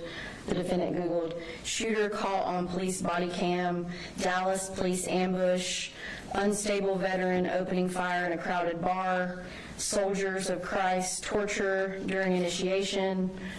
Let me see the other ones. Extended dash cam video of man plowing through parade, Uvalde school shooting video, how to get kicked out of a gun range, cell phone footage of the first shots fired at Route 91 Harvest Festival, 911 Sandy Hook calls, plea for help, Parkland shooter, I love to see the families suffer, and Maine gunman's body. Okay, so you mentioned that he saved some of this research on his phone or his computer. Did that include saving pictures?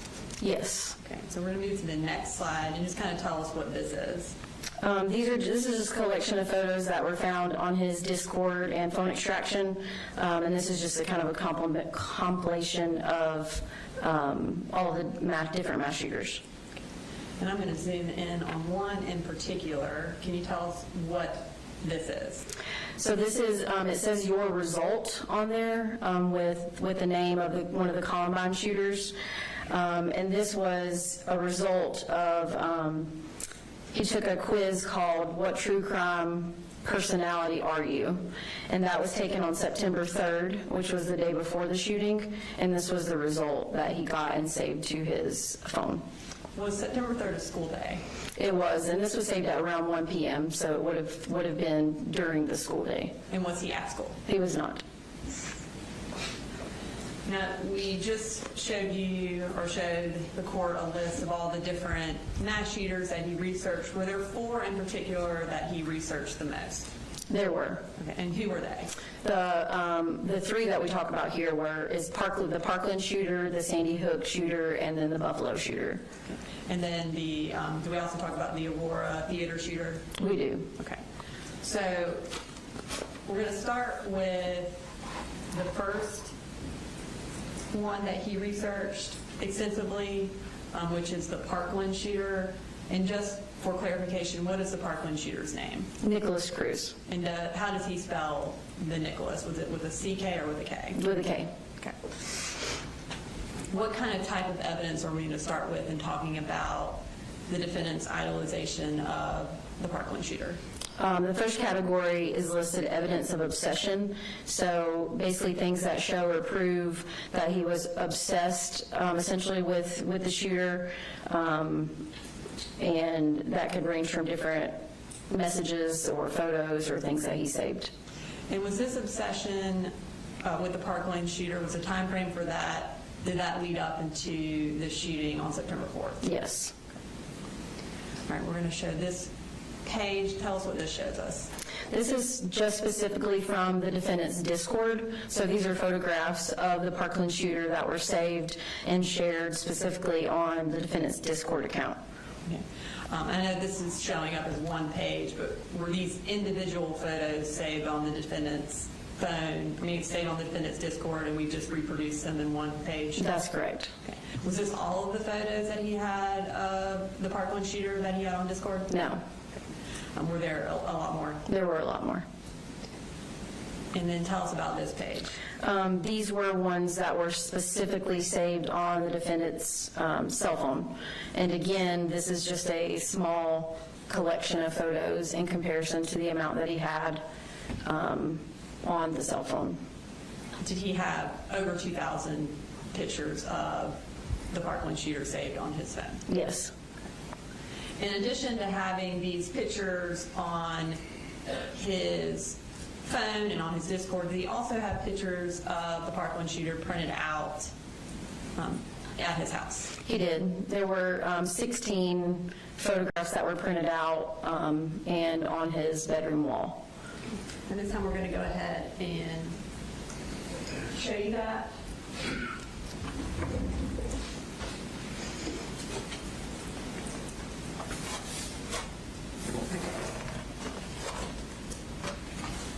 And so can you just, this is going to be listed as State's Exhibit 343.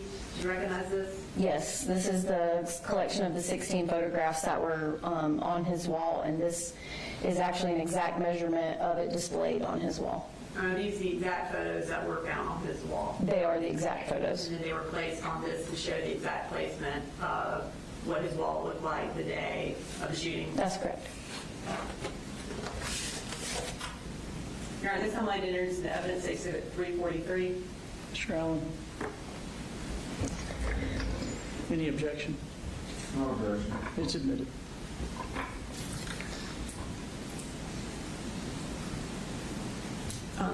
Did he also take pictures of himself in front of the shrine? He did. And what did he do with those pictures? He shared them on his Discord account. Okay. When was the first photograph of the shrine taken? It was the first photograph of the shrine with the defendant was taken August 9th of 2024, which was approximately 25 days before the shooting. And based on your review of the digital evidence, did that shrine appear to remain on the wall from August 9th all the way up until September 4th? It did. So you mentioned that he took pictures and shared them on Discord. Is this one of the times he shared a photo on Discord? Yes, this was shared on August 28th of 2024. And then you see to the left is an actual photo, the photo that he shared from his bedroom. Okay, and this is, he shared it with Mandy. As far as what he told Mandy, can you tell us that about this photo? Yes, so his Discord name was Occasional Burner, so he's the one in the blue at the bottom. He says, "My mom's in rehab, so it's just my dad, and he knows not to question what I do."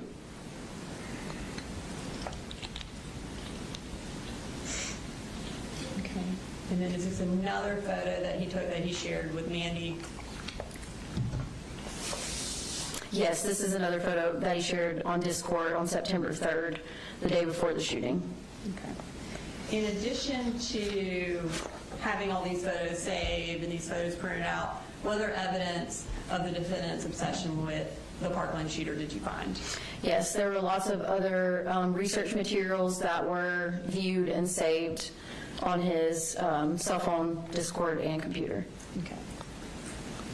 And so does this page show the different types of research that he did on his cell phone or on his Discord? Yes, it does. Okay, can you just kind of read through what exactly he had either saved on his computer or that he researched?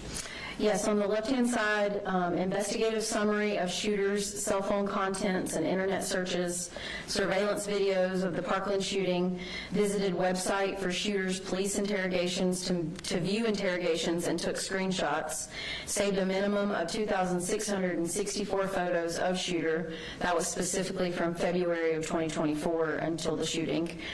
Watched each day of the shooter's sentencing trial that happened in October of 2023. Watched YouTube video titled Parkland Shooter, Faked Psychiatric Symptoms After Shooting, Expert Says. And then on the right-hand side are what's in quotes is what he Googled, specifically Google searches. Nicholas Cruz faking psychiatric symptoms, Cruz's premeditated aggression and violence, autopsy photos for Parkland victims, Parkland shooter, I love to see the family suffer, Nicholas Cruz's love letters from jail, Nicholas Cruz's planned a mass murder, viewed article titled Psychiatrist Probes Parkland Shooter's Mind, watched documentary Behind the Madness about Parkland shooter and shooter's writings while in custody and during trial. Okay, so as far as the investigative summary of the shooter's cell phone contents, the surveillance videos, are those the actual surveillance videos from the Parkland shooting that show the shooting, and is that the actual investigative summary that law enforcement did regarding the Parkland shooter's cell phone contents? Yes, it is. You also have on there that he watched each day of the shooter's sentencing trial in October of 2023. How long did he watch it? Did he watch it from October 2023 until a later date? The evidence from the Google record showed every single day in October and then all the way up until February of 2024 at the very least. And as far as the records that from his computer, what is kind of the first date of the records that we have from his computer? I believe October of 2023. Okay. So he's watching the trial essentially every day in October and then continues to watch it up until February of 2024? Yes, that's correct. What grade was the defendant in at this time? He would have been in 8th grade. And was he in school at all that year? He was not. Okay. And at that time, where was he living? He was living with his father in Barrow County, and his father had sole custody of him at that time. Now, in addition to all of this research, does he also talk about the Parkland shooter extensively on Discord? Yes. And what time frame do we have Discord records from? These are from August 28th until the day before the shooting, September 3rd. So this 2024 time frame is when his username is Occasional Burner. Who is he talking with about the Parkland shooter? A user identified as Mandy.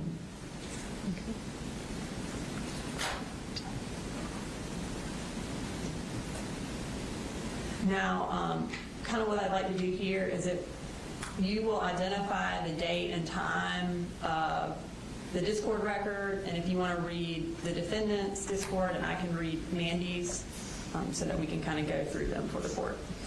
Sure. So on the left-hand side, you see the date with a timestamp. This timestamp also is in what's called UTC time, which is Universal Time Coordinated. It's a standard time used kind of to regulate clocks around the world.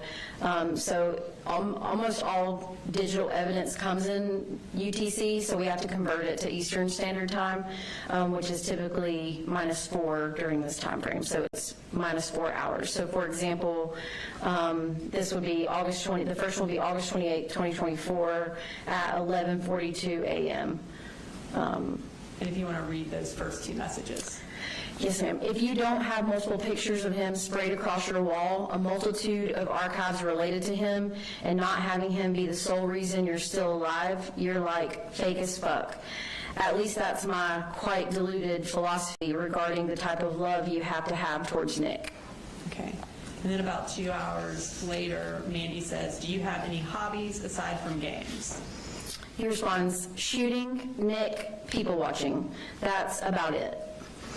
And it looks like about 5 hours after that, he makes another comment. It seems like any inspiration / motivation I have always ties back to Nick. And again, was August 28th a school day?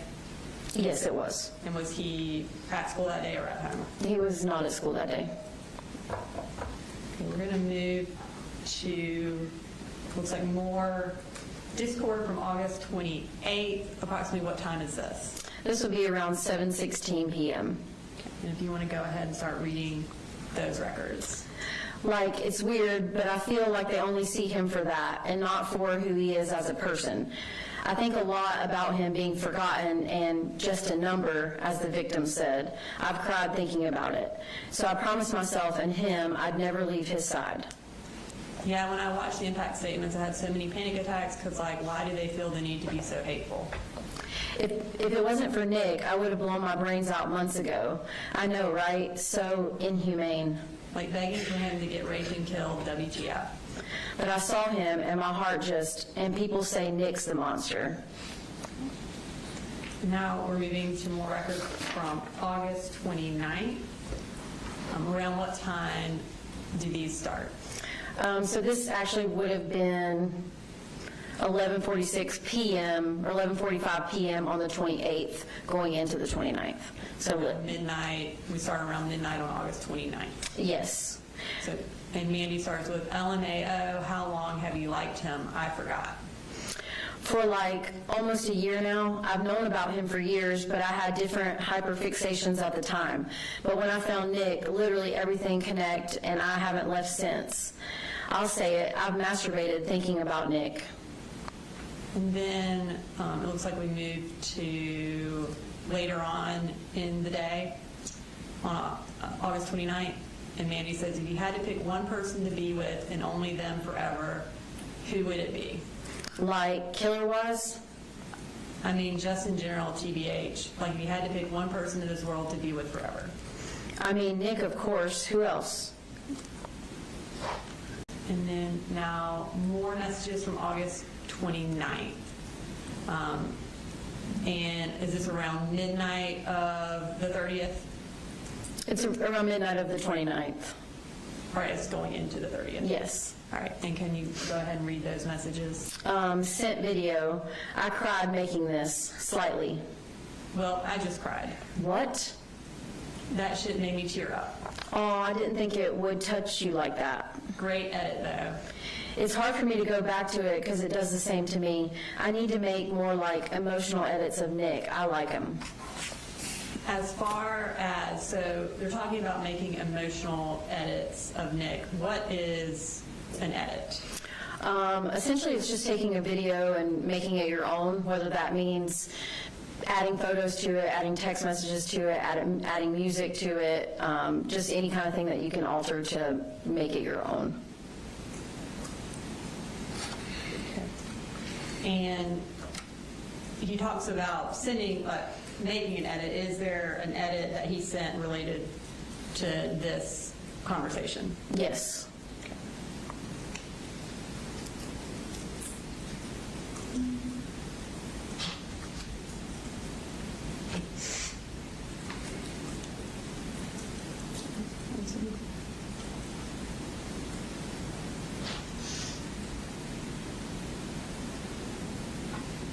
Okay. And at this time, we're going to play that video edit that it made.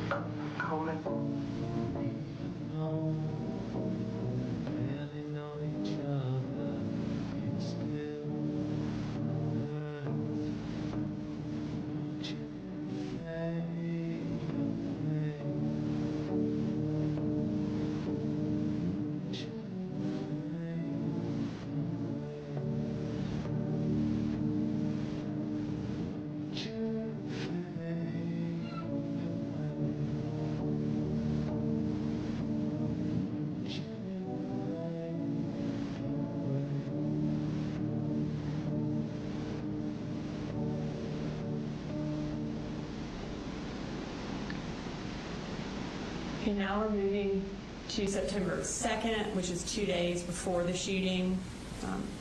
Can you take us through these messages? Yeah, so this started at 1:41 p.m. No one gets Nick. He shot up a school. Yeah, bitch, and did it finally, if that's a word. Real. 17 out of 17 ratio is wild in GL. Nah, for real. I think about that so much. And also with how autistic he was, how formal he looked doing it. I feel like your brain just goes autopilot. Nick gives me so much motivation to keep going. In addition to these Discord records, did he also have some stuff on his phone that showed this obsession with Cruz? Yes, he did. So tell us about this. So this is what's considered notes from a phone extraction. So these are notes that were created by the defendant on his phone. And when did he create this? This was created April 2nd of 2024. And when was it modified? It was modified on August 2nd of 2024. And what does he say? He says, Nick, I don't know how much longer I'll be around for or if I'll even go through with it, but please know I love you. You won't see this. In fact, I know you won't see this, but when we meet, run into my arms, hold me tight, don't let go. Love, Colt. Did he also attempt, or did the defendant also attempt to write to Cruz while Cruz was in custody? Yes, he did. Did he, before actually sending him an email, did he send a draft of that email to anyone on Discord? Yes, this was sent to Mandy, and like you said, it was a draft of what he was going to send. And when did he send that to her? On August 28th of 2024. And can you tell us what was in the letter that he ultimately did send to Cruz? He said, all right, I'm happy with this. I'm really nervous, I know, odd introduction, right? Anyway, I'm a Colt, and I'm 18. I know you've gone through a lot mentally, so I'll keep it short. I don't want to overwhelm you. But just know I'm here, like genuinely. I really do care about you, Nick. I'm trying my best not to make it awkward. Sorry if I come off as such. I'll make sure to add a return stamp for every email I send you. I'll also see if I can't find a way to put some money on in your account. Sincerely, Colt.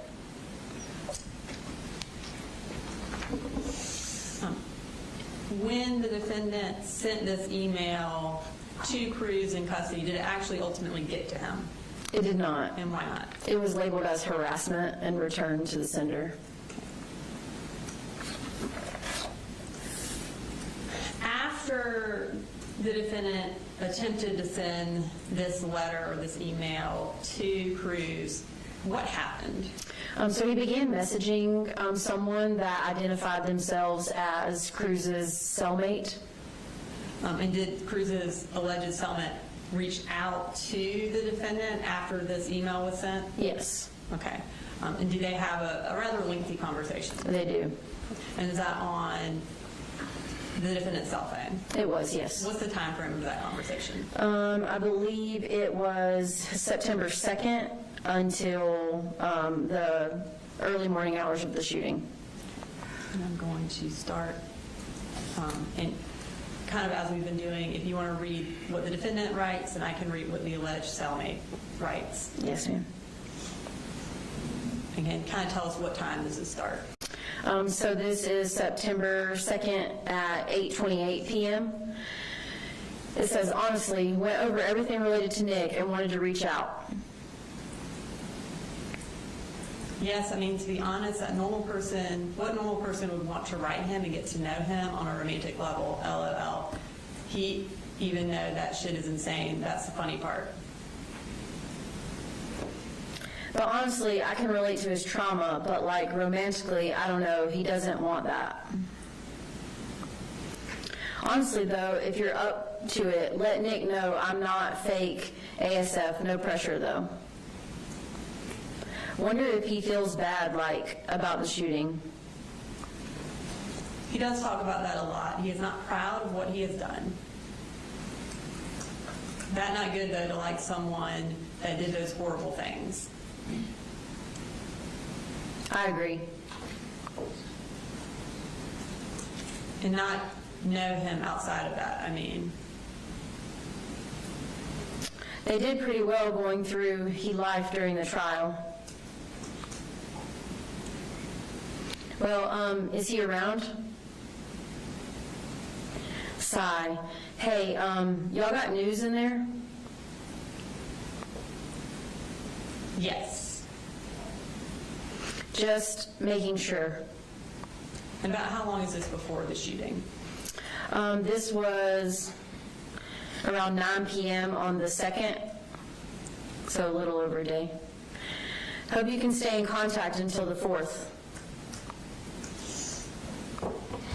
Got something I want to show you, and Nikki, honestly. Yeah, got to prepare for prison myself. Hey, can you and Nick be up around 8 to 9 a.m.? And what time are we at now? This is midnight, around midnight on the 4th, on the day of the shooting. I've got my surprise ready. Is it still midnight the day of the shooting? Yes, ma'am.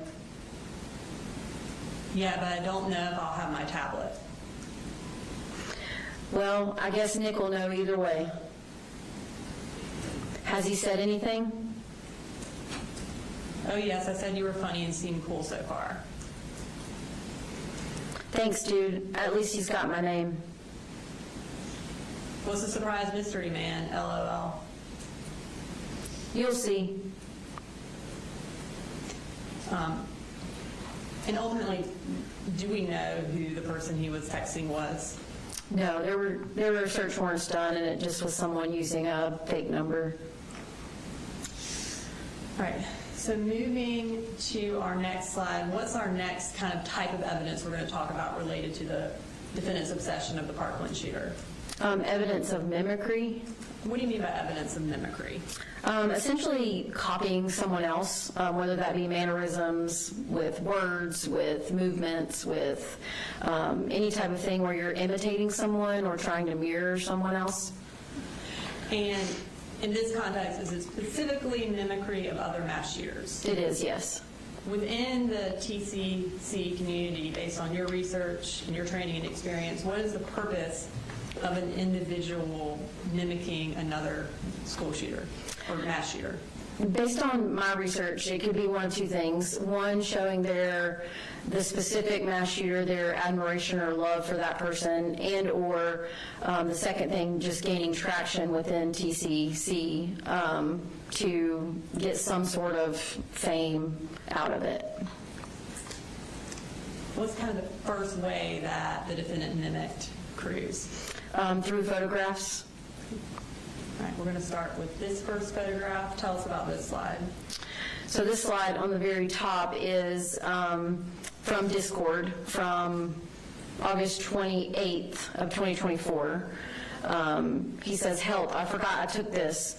I tried to fucking replicate Nick's face thingy in the mirror. So on the bottom left-hand side is the Parkland shooter's photograph that was saved on the defendant's phone and computer and Discord. And the photograph on the right is a photo that the defendant created back in July of 2024. And these were shared with Mandy on Discord. And as far as the picture on the left and the picture on the right, were those both shared with Mandy at the same time when he's talking about, I tried to replicate Nick's face thingy? Yes. And then is this another photo that he mimicked of Cruz?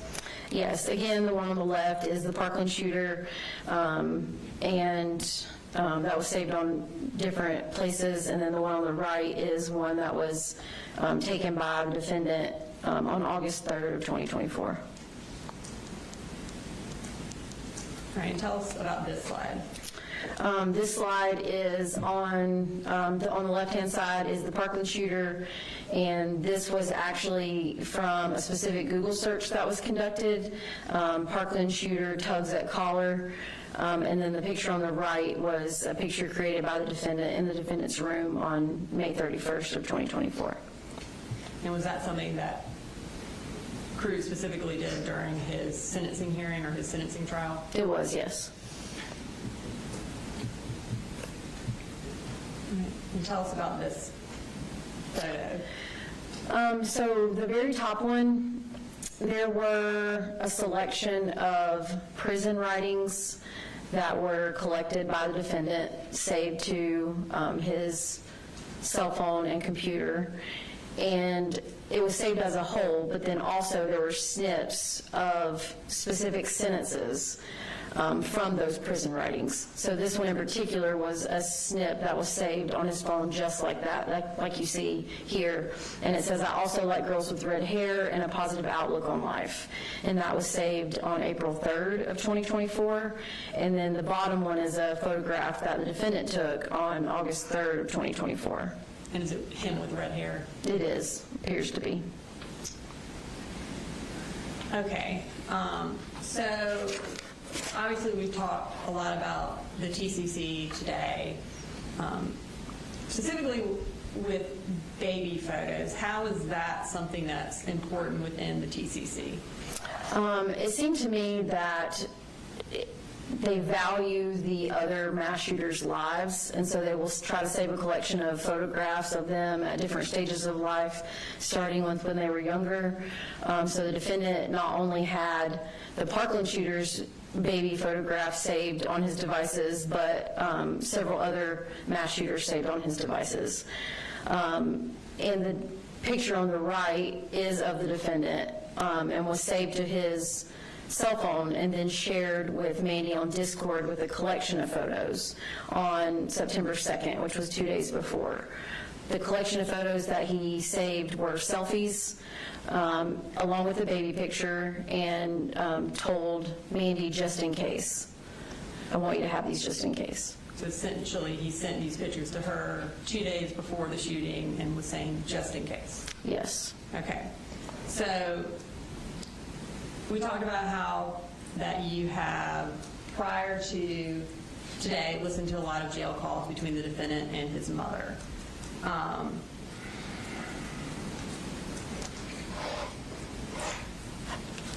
Kind of, is Marcy Gray who he talked to most in the months after the shooting? Yes. About how long did they talk?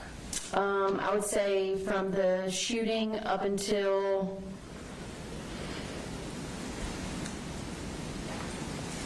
February of 2025.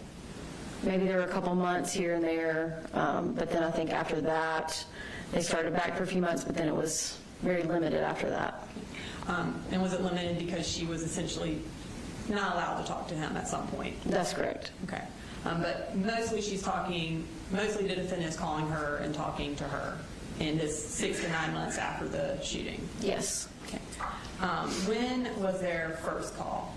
So their first call was October 1st of 2024, and we received all of these calls from YDC, and in the first call, it's kind of a lengthy call, but it talks about asking her to look up his name on Tumblr, Tumlook, and along with TCC, and they kind of talk about all the different mass shooters he's being compared to, and essentially every call after that is referencing that in some way, shape, or form. And so this, we have October 1st here, and this is State's Exhibits 267 and 268. So he's talking to her, and you said that kind of the first conversation is him getting her to look up stuff about him online. Is that correct? That's correct. Okay, so let's go ahead and play that clip. Huh? Do you have any data? Yes, we got it back today. You want to look anything up, please? Yeah, and then go to the news station. Okay. And don't say, these are recorded, so. Oh, yeah. Okay, let's see. Just block out the name or something. Let's see. We'll say latest news. Let's see. Oh my God. Here's the latest news facts.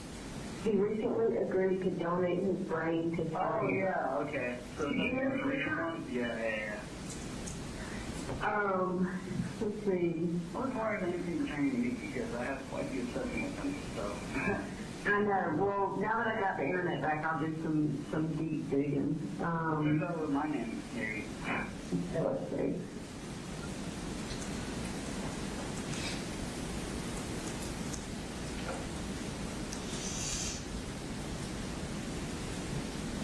You go to tumblr.com.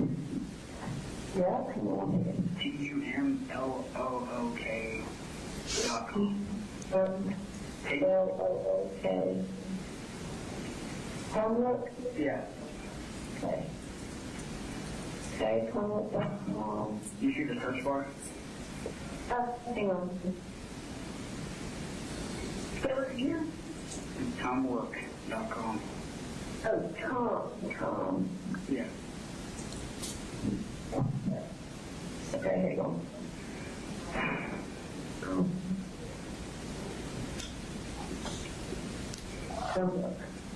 Okay. Search. Okay. My name and then TCC at the end. Your name? Yeah, and then PCC. it's only TCC. Oh, God. PCC? Yeah, TCC. PCC. Yeah. Okay. Let's see. Okay. Read off post. Okay, so the blogs at the top say Party F. Rocca. Oh my gosh, okay, read the post. I know her. Sorry. Kip Tinkle with my blood. I know what I'm doing. It might seem insane to some people, but blood art is a thing. I don't do that. Oh, yeah, there you are. Well, it's the the hashtag. Oh, okay, here's the next one. Breaking news. Here's the latest on the investigation. And it's got a screenshot of an article. And then it says, Dad got arrested probably because the gun was his and he was aware of what his son's past actions and comments were. Okay, just keep going. You want to block the post. I am.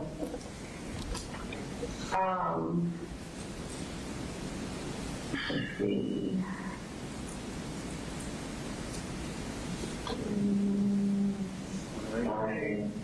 Sorry, I'm reading through them. Could you repost the Colt drawing? Oh, they have a Colt drawing. Oh, this drawing is awesome. Fan art. What is it? Is it me? Oh my God, it looks so awesome. I love this community so much. Oh my God, I'll definitely print this out and bring it to you. Okay, keep going. Okay. Okay, so I want to unpack that a little bit. So essentially, he is directing her where to go, and she's scrolling through articles. Is that accurate? That's accurate. And she's kind of telling him what she sees from what she searches. Is that what they essentially do every time they talk on the phone? Yes. And is it generally related to the defendant and him being a mass shooter? Yes. Okay. Is it related to how popular he is as a mass shooter? Yes. Okay. At the very end of that call, he gets very excited about the fact that there's fan art about him. What exactly is fan art? Within the TCC, they can create different, like the edit we saw earlier in the video, create different edits like that, or create different visual representations of mass shooters in different drawings and different media. And did he have on his phone fan art of other mass shooters as well? Yes, he did. Okay. So this is kind of the setup for how they talk on every call. And previously you mentioned that the defendant sent selfies to Mandy on Discord and said, just in case. Did those selfies ever get released by Mandy? They did. Okay.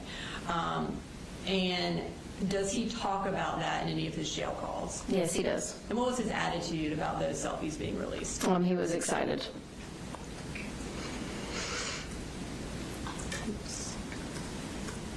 What? Here's some pictures of you. What? These see pictures of you posted online or something. Yes, there are a bunch of things.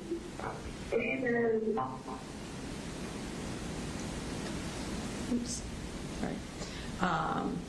So he's excited about these selfies being released. That was from October 9th, so that's about a month and 5 days after the shooting, and that was Exhibit 272. Okay, in addition to this photo mimicry, was there other mimicry that he did related to the cruise? Yes, there were. Okay. And what's our next kind of evidence of mimicry? Journal entries. And are these journal entries of the Parkland shooter and then also the defendant's journal entries? Yes, ma'am. Okay. Let's start with our first journal entry. Tell us what is here on the left. On the left-hand side is a journal entry that was from the Parkland shooter. This was located on the defendant's computer on October 14th of 2023. And then on the right-hand side is a drawing from the defendant that was found in a yellow spiral notebook at his home address.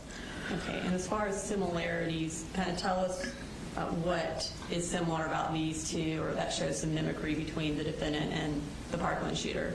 So the first one, you see the red box around the stick drawing, similar face, backwards hat, with essentially a gun in their hand. The second one is, you can see it's there clearly as a whole. There's the word school, there's the word teacher. So this is a school desk that was drawn with a student sitting at the desk. And then moving to our next journal mimicry, tell us about this page. Again, the one on the left is from the Parkland shooter located on the defendant's computer, October 14th of 2023. The one on the right, again, is found in the yellow spiral notebook at his house. And so there's a couple different similarities here. So the first red box is around a tactical vest. So it's drawn in a similar manner, just in general, talking about a vest. The second one is the words SS now, which is a Nazi reference. And then the third one is a round count, so like a ammunition round count. And then here's our next journal entry, our final journal entry for Cruz and the defendant. This particular one on the left-hand side was from the defendant's cell phone extraction. It was saved April 19th of 2024, and it says, pull, pull, pull, pull the trigger. You will win, just don't be stupid and keep your mouth shut. And the one on the right was in that same yellow spiral notebook. At the top, it just says breathe, pull, pull, pull, reload, click. So they both reference pulling and talking about pulling the trigger. And then our next piece of mimicry for the defendant and Cruz is what? Phone notes that were found in the defendant's cell phone. Okay. And kind of starting with the Cruz's phone note, you mentioned earlier that he had an investigative summary of the defendant's cell phone. Is that what this is? It is, yes. Okay. So this was saved on his phone, on the defendant's phone? Yes. And what does this note say, and when was it written? This note was written December 30th of 2017, and it was actually accessed by by the defendant on his cell phone as late as September 4th, the day of the shooting, at 8:10 a.m. And it says, control your breathing and trigger pull. You're the one who sights in the rifle for yourself. Adjust the scope to your shooting ability. Keep that adjustment every time. You have to shoot to yourself only, to oneself. My trigger squeeze is my one's ability. Same thing every time. And the one on the left was accessed on September 4th. That's the latest time it was accessed, but it was still on his computer, extraction, and phone well before that. Okay. And then the note on the right, again, is from the cell phone extraction. It was created April 2nd of 2024, and it's titled Mantra, and it says breathe in, pull, pull, pull, breathe out. If it jams, take the magazine out, cock it back, insert the magazine, repeat. So they both have similarities in breathing and then, again, pulling the trigger. In phone notes, are they something that, for lack of a better term, gain traction within this TCC if they get released? Yes.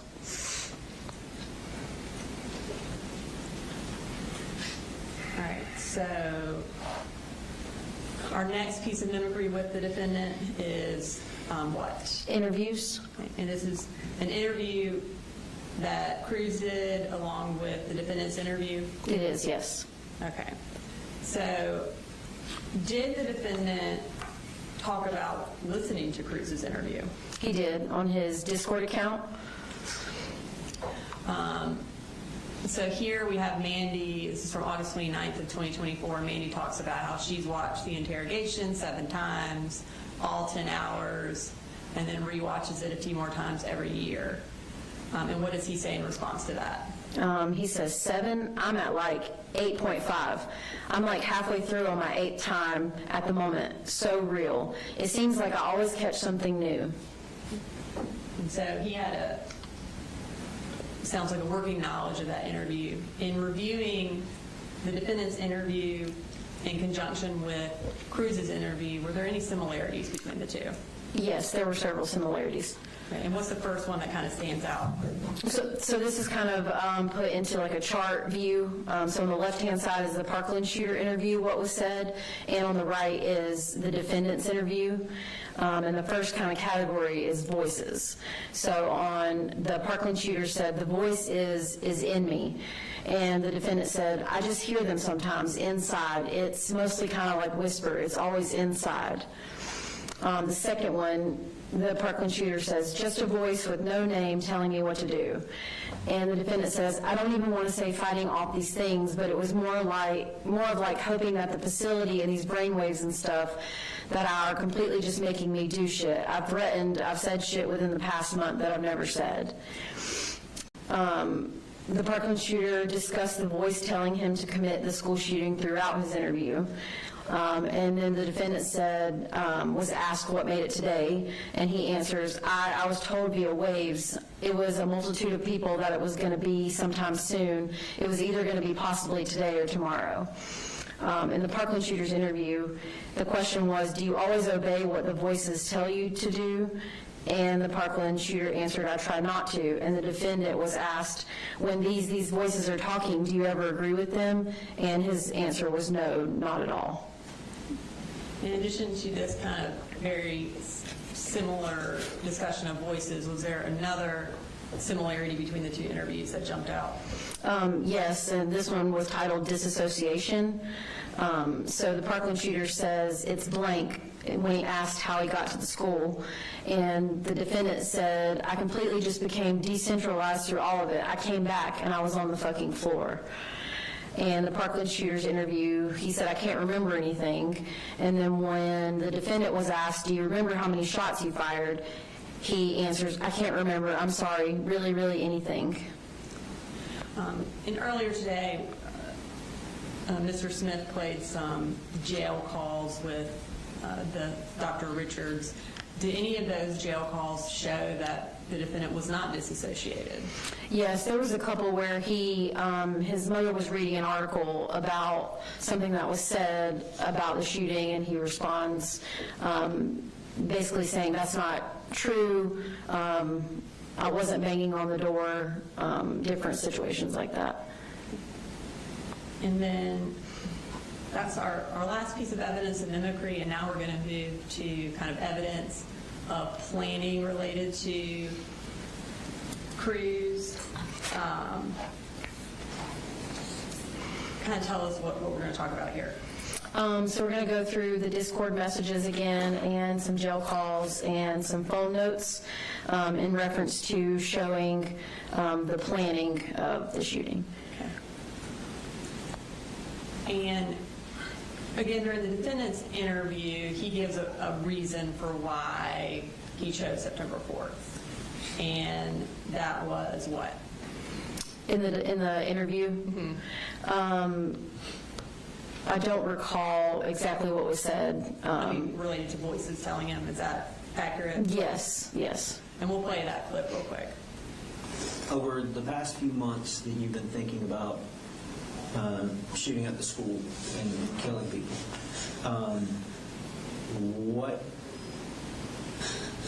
what made it today? Today, I was told via waves, I don't don't know. It was something that I know was, I heard. It was a multitude of people that it was going to be sometime soon. It was. So during your review of the evidence, did it appear there was a different reason why he chose September 4th other than the voices told him? Yes, there was. And what was that reason? A surprise for Nick or for Nick's birthday. Okay. And we've already kind of gone over some of these messages, but we have a few more that we didn't review with Mr. or Dr. Richards. From August 31st, can you tell us, are these kind of talking through why he chose September 4th? Yes. Okay. And we'll start with Mandy. This is around, looks like midnight. Did you ever do anything on Nick's B-Day? IDK, why I asked, but just curious. Made a cake for him. I have plans this next time, though. It's so close, isn't it? Yeah, 26 almost. My baby getting old. What's she going to do? Like for his birthday, I want to make it special for him. I hope we're in contact by then. And when is Cruz's birthday? September 24th. Okay. And what else does he say about this date of September 4th? So these messages are on September 2nd. And Mandy starts with, I'm worried that this is going to push you to do something on September 4th. Meh, not really. Fun fact, September 4th is a Wednesday, the same weekday that was on February 14th. And February 14th was the date of the Parkland shooting. Okay.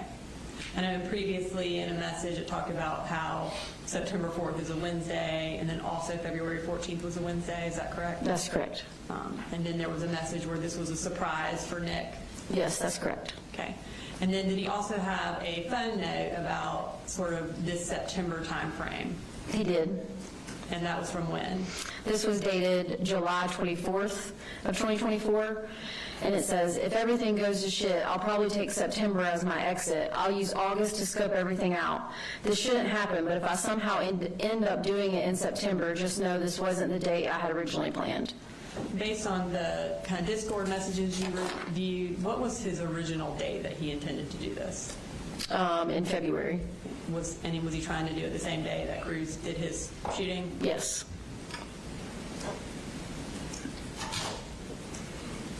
Okay, and so in terms of evidence of planning related to Cruz, kind of tell us about this phone note. This note was titled Prison, and it was July 26th of 2024. It says, God, I hope they move me to the Wakulla facility in Florida whenever I'm 18. Hell, move me there now. And who was at that facility? The Parkland shooter. Okay. Now, okay, tell us why this is in the planning section. What does it show? Because this was back in the end of July of 2024, and it's essentially showing that he's going to be going to prison or doing something that's going to cause him to be in prison. Does it also indicate that he was planning on surviving whatever he did? Yes. Okay, and tell us about this. So in terms of, we just talked about going to prison, there was also this edit that was shared with Mandy on Discord on August 29th of 2024, and it references also prison.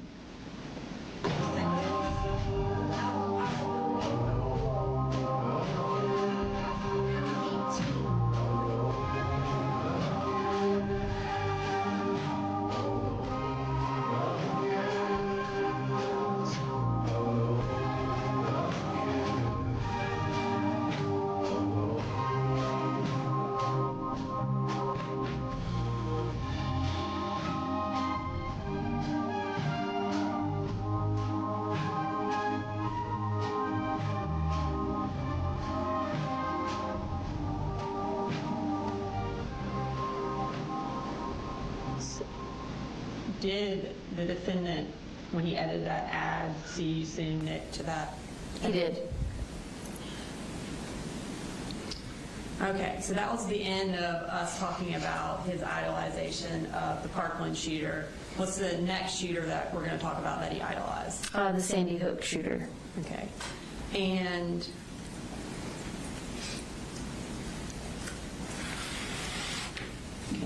So again, we're going to kind of start with that evidence of obsession. What time frame was the defendant obsessed with the Sandy Hook shooter? Going back as far as we have the record, so back from October of 2023 until the day of the shooting. Okay. And did he also have photos of him on his Discord or on his phone? He did. Okay. And are these some of those photos? Yes, just a short collection of them. And then did he also research, and kind of the same way he did the Parkland shooter, items specifically related to the Sandy Hook shooting? Yes. And can you take us through the stuff that he researched? Yes, so the Sandy Hook shooting 911 call, shooter's Discord chat logs, and these are things that he actually had saved, not just Googling it. These are items actually saved. Sandy Hook investigative report, video of search warrant execution of shooter's house, shooter's death certificate, shooter's daily schedule, Sandy Hook after action report, shooter's writings and school records, which was 1,448 pages, report of the Office of the Child Advocate for Sandy Hook, transcript of the shooter's audio recordings, shooter's spreadsheet that details mass shootings since the 1700s, timeline of the shooter's life, which was 34 pages, typed document authored by the shooter, which was 8 pages, and videos from the shooter's YouTube channel. And again, is that the actual 911 call that was made by someone from Sandy Hook? Yes, it was. And then is that the actual investigative report that the law enforcement did after the investigation into Sandy Hook? Yes, it was. And then the search warrant execution of the shooter's house, is that a video of the shooter's residence after the crime was committed?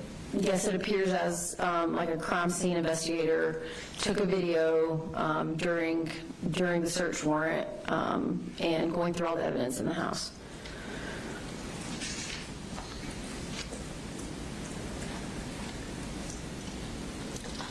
Are there any jail calls where he talks about his obsession with the Sandy Hook shooter with his mother?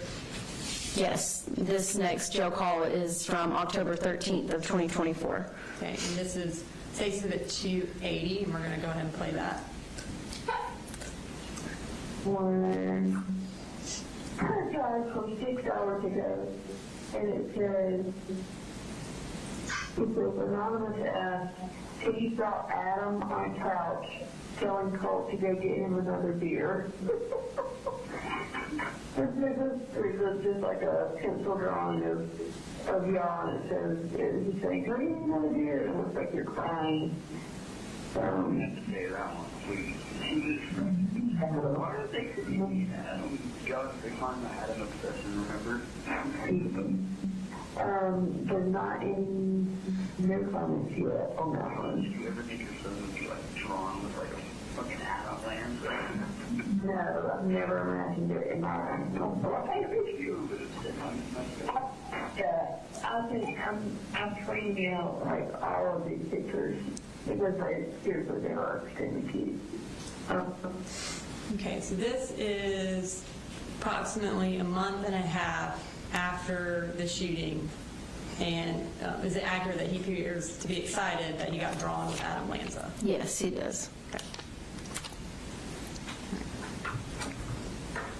So now we're going to move to evidence of mimicry between the defendant and the Sandy Hook shooter.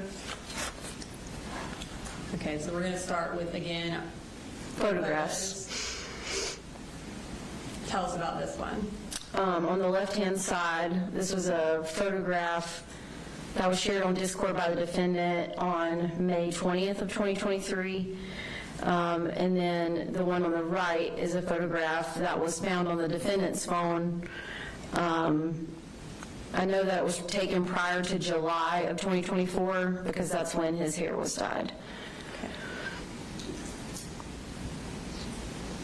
In addition to that, was there kind of a specific mimicry that the defendant did related to Lanza that he did not do with the Parkland shooter? Yes, in reference to the crime scene. Okay. And Mr. Smith talked about this a little bit with Dr. Richards, but kind of tell us what exactly he mimicked.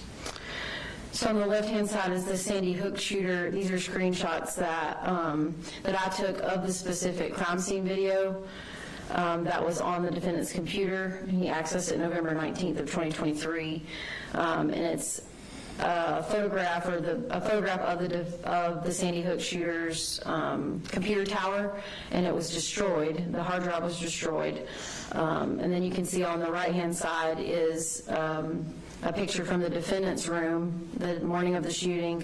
You can see that the hard drive was taken out and the tower was destroyed, and there's also screwdrivers laying out and tools just like in the Sandy Hook shooters. Okay.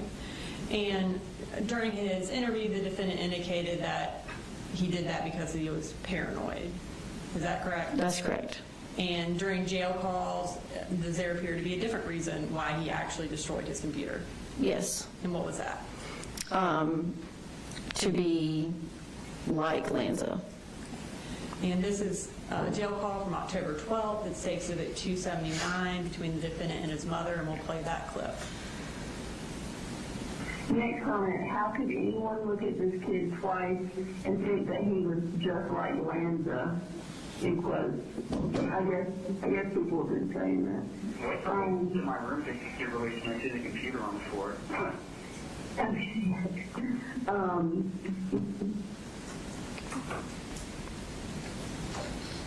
And then what's our next form of mimicry that we're going to look at? Motive. And kind of what time frame are we talking about where he is mimicking Lanza's motive in committing a mass shooting? Going all the way back to 2023. And is that kind of the May 2023 time frame? It is, yes. Where was he in school at that time? He was in Jefferson City Schools. Okay. So we're going to start with some Discord records that show this, and this is from May 19th of 2023. Can you tell us, can you read through these for us? Yeah, so this is his Discord, like you said, from 2023, so there's a different username. He says, I'd print a shirt with Adam on it, easy, and under it say, for Adam, or some shit, because I feel like Adam had a logical reason to kill those kids. It's morbid, but think of the suffering they would endure later in life. So in reality, he did a good deed, right? What if we die and we see Adam in the distance and he says, you have done well? And at this time, when he's talking about committing a mass shooting, is he talking about committing it to an elementary school like Lanza did? Yes. Okay. And are there some fun notes that kind of also talk about that same motive? Yes. These are both from the defendant's phone extraction in the notes section. The one on the left was created April 28th of 2024. And it says, I hate my generation so much, the amount of brain rot I'm subjected to is almost unbearable. It hurts to see a politically inclined 11-year-old with 5 pronouns and 15 neo-pronouns and a Palestine flag in their bio.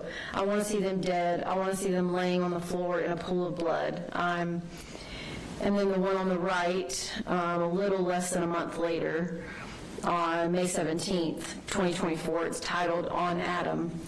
Sigh. Before I start, I want to preface it like this. I used to be a huge Adam fanboy, a fan of both his writings and him as a person. And yeah, I kind of just lost interest. Shocker. But as my hatred grows, I realize how much of it ties into him. I hate the idea of people my age becoming full-fledged. All right. So that finishes our section on the Sandy Hook shooter. Who's the next shooter that he idolized and mimicked? The Buffalo shooter, known as Peyton Gendron. Okay. And we'll talk briefly about some evidence of his obsession with him. Again, does he have lots of photos of him on his phone? Yes, on his Discord and his phone. Okay. And did he also do a lot of research on him? He did. For the Buffalo shooter, there was a Discord transcript for the shooter. It was the shooter's manifesto, pictures, list of writing on the shooter's gun, a shooter criminal complaint, and an earnest manifesto. Okay. And Is there evidence of mimicry that's related to the Buffalo shooter? There is, yes. And again, are there some, at least a photo that he mimicked? Yes. Okay, so we'll start with that. Tell us about this slide. So the one on the left is the Buffalo shooter was saved by the defendant August 18th of 2024. And then the ones on the right are of the defendant, both of them, and they were located on the defendant's cell phone. Okay. What's the next kind of mimicry that the defendant did related to the Buffalo shooter? The writing on the gun. Okay. Tell us about this piece of evidence.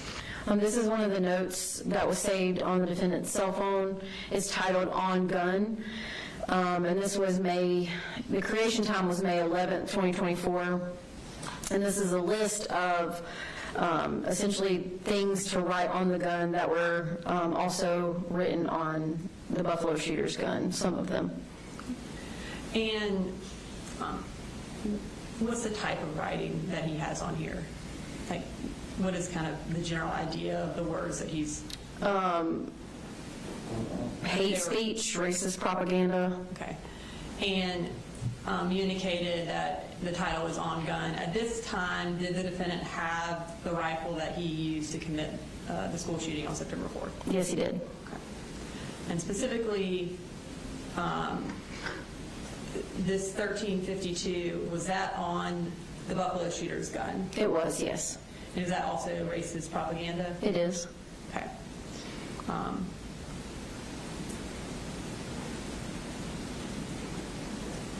As far as on the defendant's gun, well, first we'll start with where it was written on the Buffalo shooter's gun. Is that the 1352 we were just referencing? It is, yes, ma'am. Is that specific phrase 13/52 on the defendant's gun? It is, yes. Okay. And I'm going to go ahead and grab the rifle as it states at 342.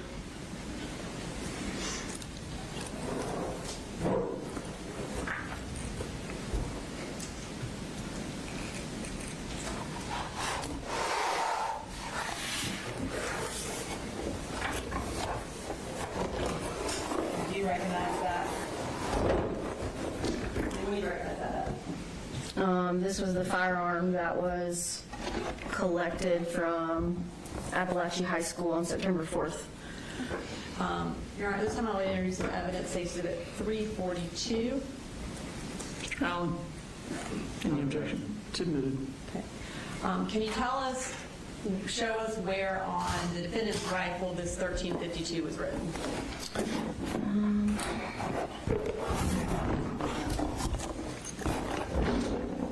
So this is upside down, but it's written right here. And it appears to be kind of black on black, like it was written in black, or it's a black writing on top of a black gun? That's correct. Okay. Does that make it a little bit difficult to see in a photo? It does. Because of that, were you able to, on the PowerPoint, trace it to make it more visible? I did do that to make it easier. It's a little bit more visible in person rather than in a photograph. Okay. And does this trace the 52? It does. 52? Okay. In addition to having the exact same phrase that Gendron had on his gun, does the defendant have other things written on his gun? He does. Okay. And again, is it kind of black on black, so a little difficult to see? That's correct. The first phrase to the left, again, we'll trace it, but can you tell the court what that says? Yes, it's a /CM / and then there's an emoji that he used a lot in his Discord messages, /R9K /, and this would have been located right here. Okay. And based on your research, training, experience, does this appear to be a reference to something in particular? Yes. So in reference to the CM, cute male / with the emoji, and then /R9K, which was a popular 4chan chat room, similar to like the Discord stuff. And is that like a chat room that the TCC was involved with? Yes, like-minded individuals with violent urges to talk about ordinary people. And then also up here on the top right, what was the writing on that part of the gun?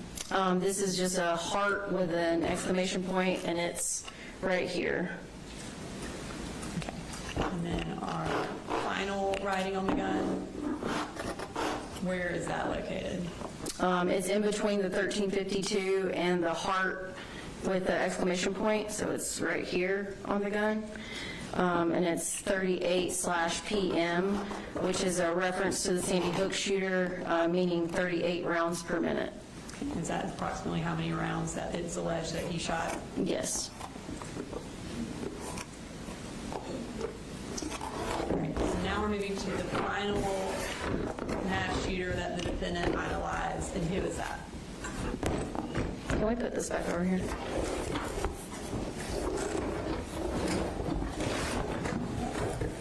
Thank you.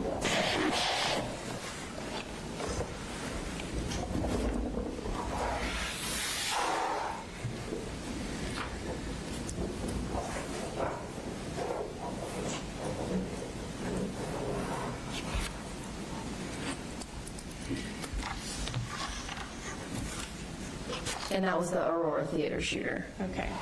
And that was in Colorado? Yes. Okay. So again, we'll first start with some of his evidence of obsession with this individual. Did he have photos saved on his phone in Discord similar to the other mass shooters that he idolized? Yes, he did. Okay. On that bottom right drawing, is that an example of fan art? Yeah, it can be, yes. Okay. And what does this a reference to? This is another phone note from August 9th of 2024, so a little less than a month before the school shooting. And there wasn't a title, and it says, "Hi, James, sorry, this is almost surreal for me, ha. I debated sending a letter because I kind of figured it'd just be denied, but here we are. So how are you? You okay? I'll try to be as pure, but Allenwood has quite a lot of regulations as far as mail goes, so please." So this appeared to be like a draft of an email he was going to send to Holmes? Yes. And did it appear that he ever actually wrote an email to him? No, he did not, but he did do research as to what facility he was at and saved a screenshot of where to send mail to. Did the defendant also do a lot of research on James Holmes? Yes, he did. Okay, tell us about that. There were journal pages from the shooter. There were prison records related to the shooter. Viewed a documentary related to the psychiatric evaluation of the shooter. He Googled James Holmes gear, saved numerous photos of the shooter, and post-shooting had numerous conversations from custody about the Aurora Theater shooter. So post-September 4th, did his obsession kind of shift from Cruz being his main obsession to Holmes being the main obsession? It appeared that way. Okay.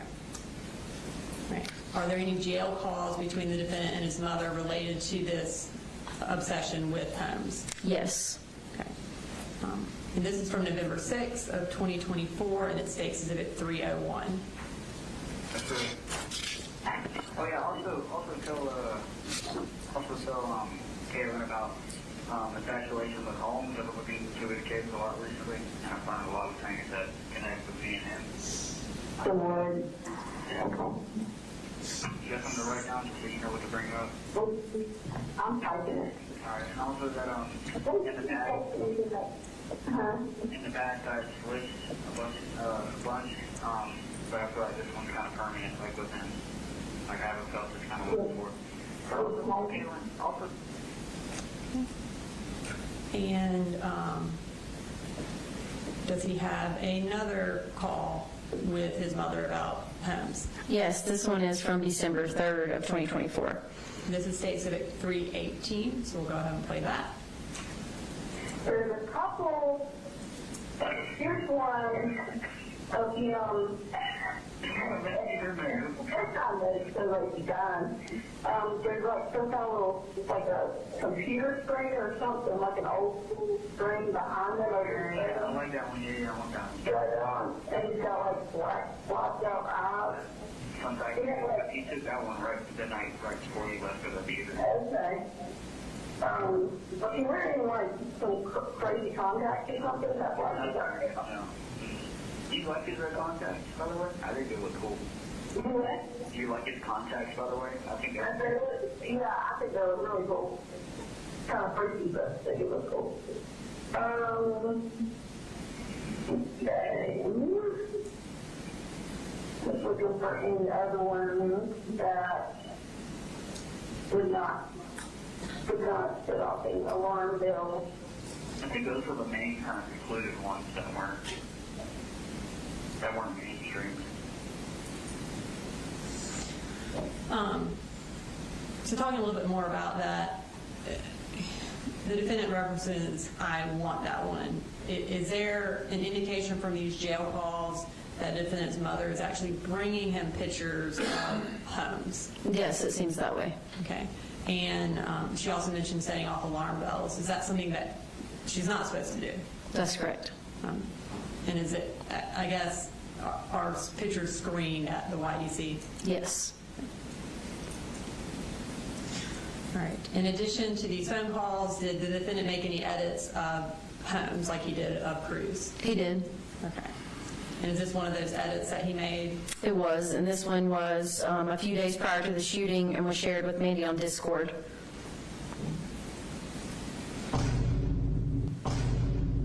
I'll be popping bottles, sparkles and champagne.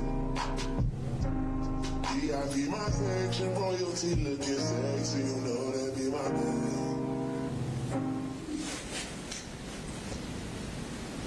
Did the defendant, again, did he mimic homes just like he's done with all these other mass shooters? Yes. Okay.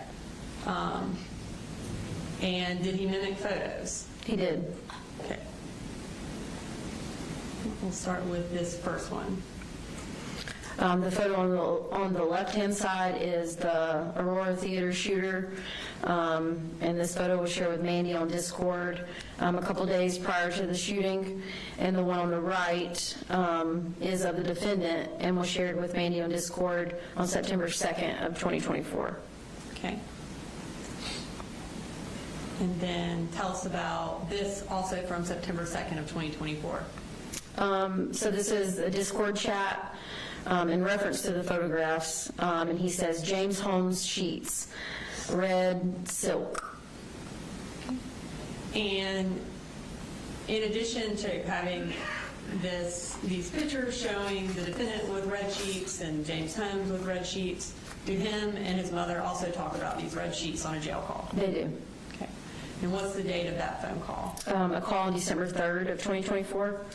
So now we're at 3 months after the shooting, and he is still talking about James Holmes. Is that correct? That's correct. Okay. And this is from State Exhibit 317. Here's one of him with his armchair, and it looks like he's laying in a bed. I mean, he's got earbuds. Yeah, I want that one, yeah, that one. With his tongue sticking out. That contract, that image was actually what inspired me to get my run sheet. What? Yeah. If you guys Oh my God. I can get his apartment crime scene photos, you can go out and too. So that's why. Oh my God.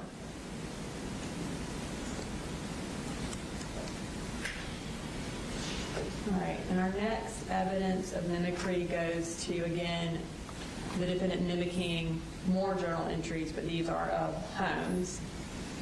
That's correct. Let's start with what he says on August 30th related to Holmes's journal. So he says he wrote why 247 times exactly, think, in his journal.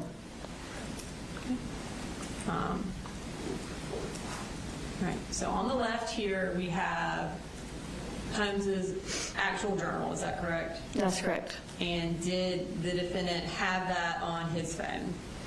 on his Discord? He did have it on his phone and shared it with Mandy on Discord on August 30th. And did he share that in relation to when he was talking about how he wrote "why" 247 times? Yes, he attached that photograph. So on the right, what do we have?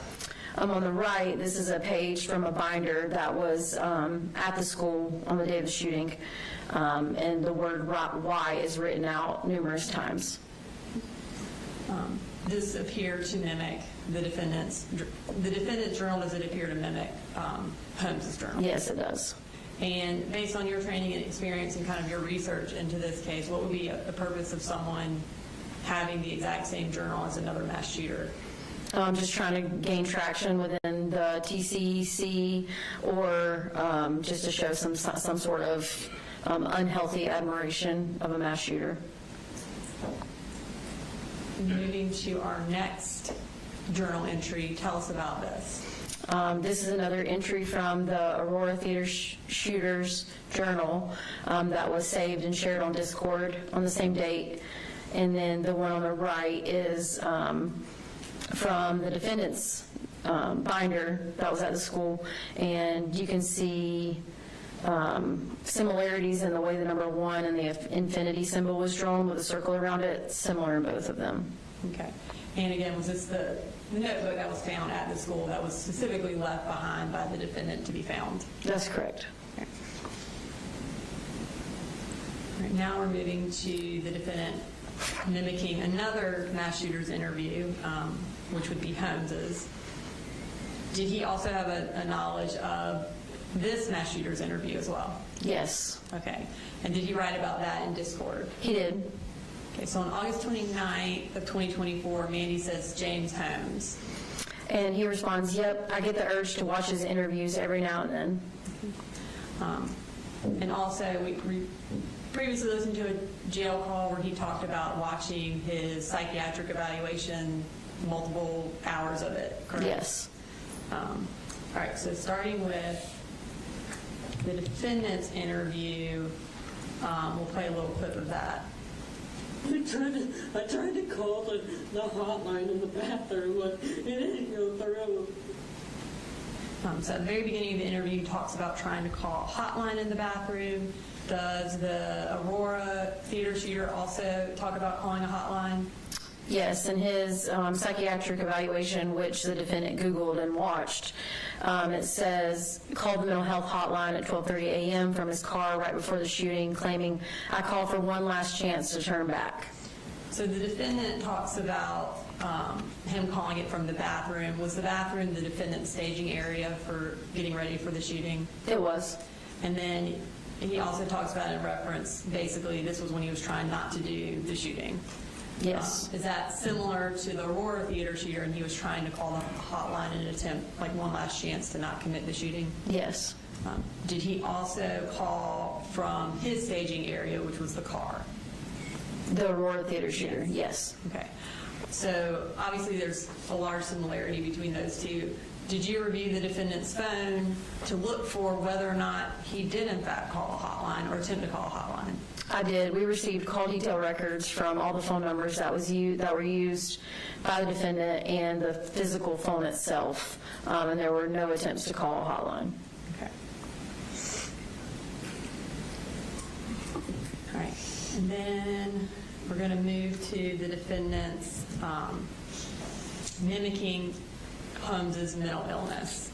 So we're going to start with another journal entry from the Aurora Theater shooter. And kind of what is he doing in this journal entry? At the top it's listed self-diagnosis of broken mind. So he's writing out things I would assume he thinks he has, and schizophrenia is listed as one of them. And did the defendant share this particular journal entry with Mandy as well on Discord? He did on August 30th of 2024. Okay.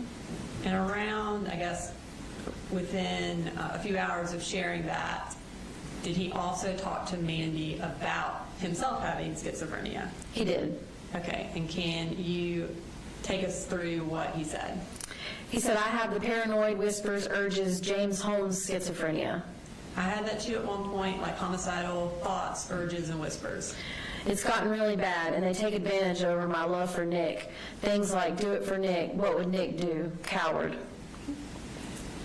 Did the defendant also have sort of like a list of what he believed he had? Yes, this was a photograph that was saved to his cell phone, and the picture in the middle is of the defendant. Is he diagnosing himself with similar schizotypal or schizoid, sort of the schizophrenia-related terms? Yes. Okay. Now moving to September 3rd, the day before the shooting, does he again talk about this sort of delusions or schizophrenia? He does. Take us through what he said. He said, I'm nervous about my teachers. They're after me, dude, and it's not schizophrenia. I feel like I was simply placed there at the school by, I don't know, some facility. YK, how that sounds. It's true, Mandy. Are you sure? I'm not making this up. And in his interview with Jason Smith at Apalachee High School, does he bring up this idea of a facility and also how it's not schizophrenia? He does mention both of those things. Okay, we're going to play a quick clip of that. Did you destroy your computer today? I thought they were inside my computer and they were working with somebody. Some facility that was after me. Somebody was after you? Yeah, and it's not schizophrenia either.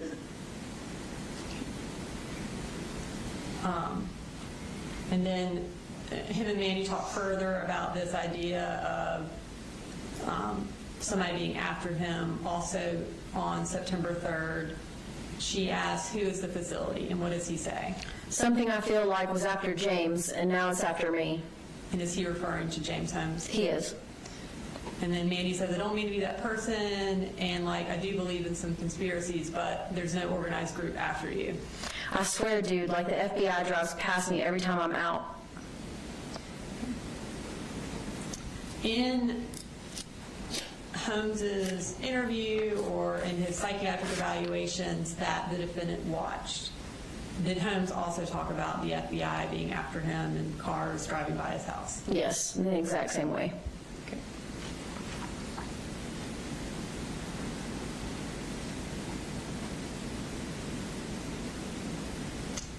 All right, and here's our final kind of Discord clip about this. This is also from September 3rd. Take us through this one. He says, I don't know what they or the facility wants from me. I think I'm going to try calling the hotline tomorrow. Hotline? Which hotline? What facility? I don't know. Crisis hotline. And again, does a reference back to Holmes calling a hotline? Yes, it does.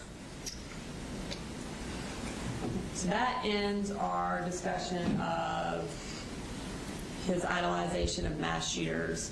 What's kind of the next evidence we're going to talk about? Planning a mass shooting. Okay.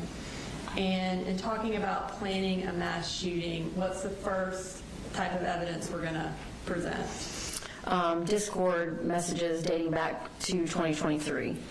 Okay. And I think Dr. Richards talked about this, and then the defendant talked about it in his interview, but was the defendant investigated by the Jackson County Sheriff's Office in May of 2023 related to making school shooter threats on Discord? He was. At the conclusion of that investigation, what happened? Colt denied being on Discord or using that, saying someone hacked his account, and ultimately there was nothing further from that. In investigating the Apalachee school shooting, did the investigation entail getting the actual records from May of 2023? Yes. And was the defendant the actual person who did, in fact, make school shooter threats in May of 2023? Yes. Okay. And do we have those particular threats that he made produced here on this PowerPoint? We do. So we're going to start with from May 20th of 2023. Where is he making these threats? On Discord in a server, so it's similar to what a group chat would be like. So several people can be part of the chat at the same time. And was it someone from that chat who ultimately reported him to the FBI? Yes. Okay. And take us through what he said. So this was May 20th of 2023. I have a Bushmaster coming in today, the shotgun, me and Smiggles. I need ideas for where to shoot. A targeting and elementary. I'm saving them from a life of suffering, as Adam put it. And that's referring back to the Sandy Hook shooter. Okay. And we're moving still on May 20th. And the thing with elementary schools is that it's easy, and I have a reason. Little kids, I'm saving them. Easy kills if you can aim right. And here are some more threats. Also from May 20th.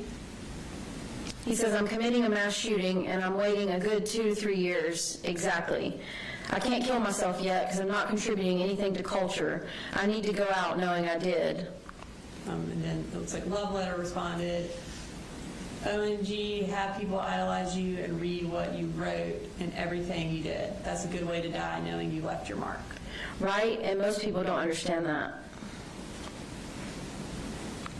And then this kind of final one. He says, women simp over mass shooters.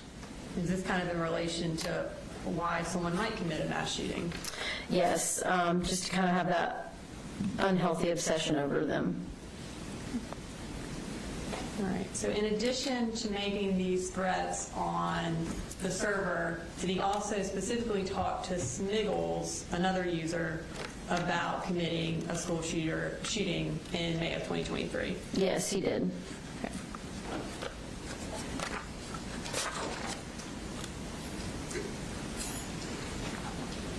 All right, so let's talk through some of those threats that or planning that he did with Smiggles.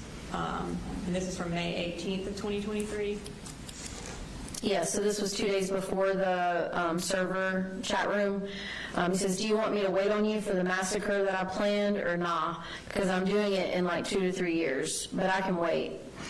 What would our target be though? Yeah, should we go school related or like a mall or some shit, right?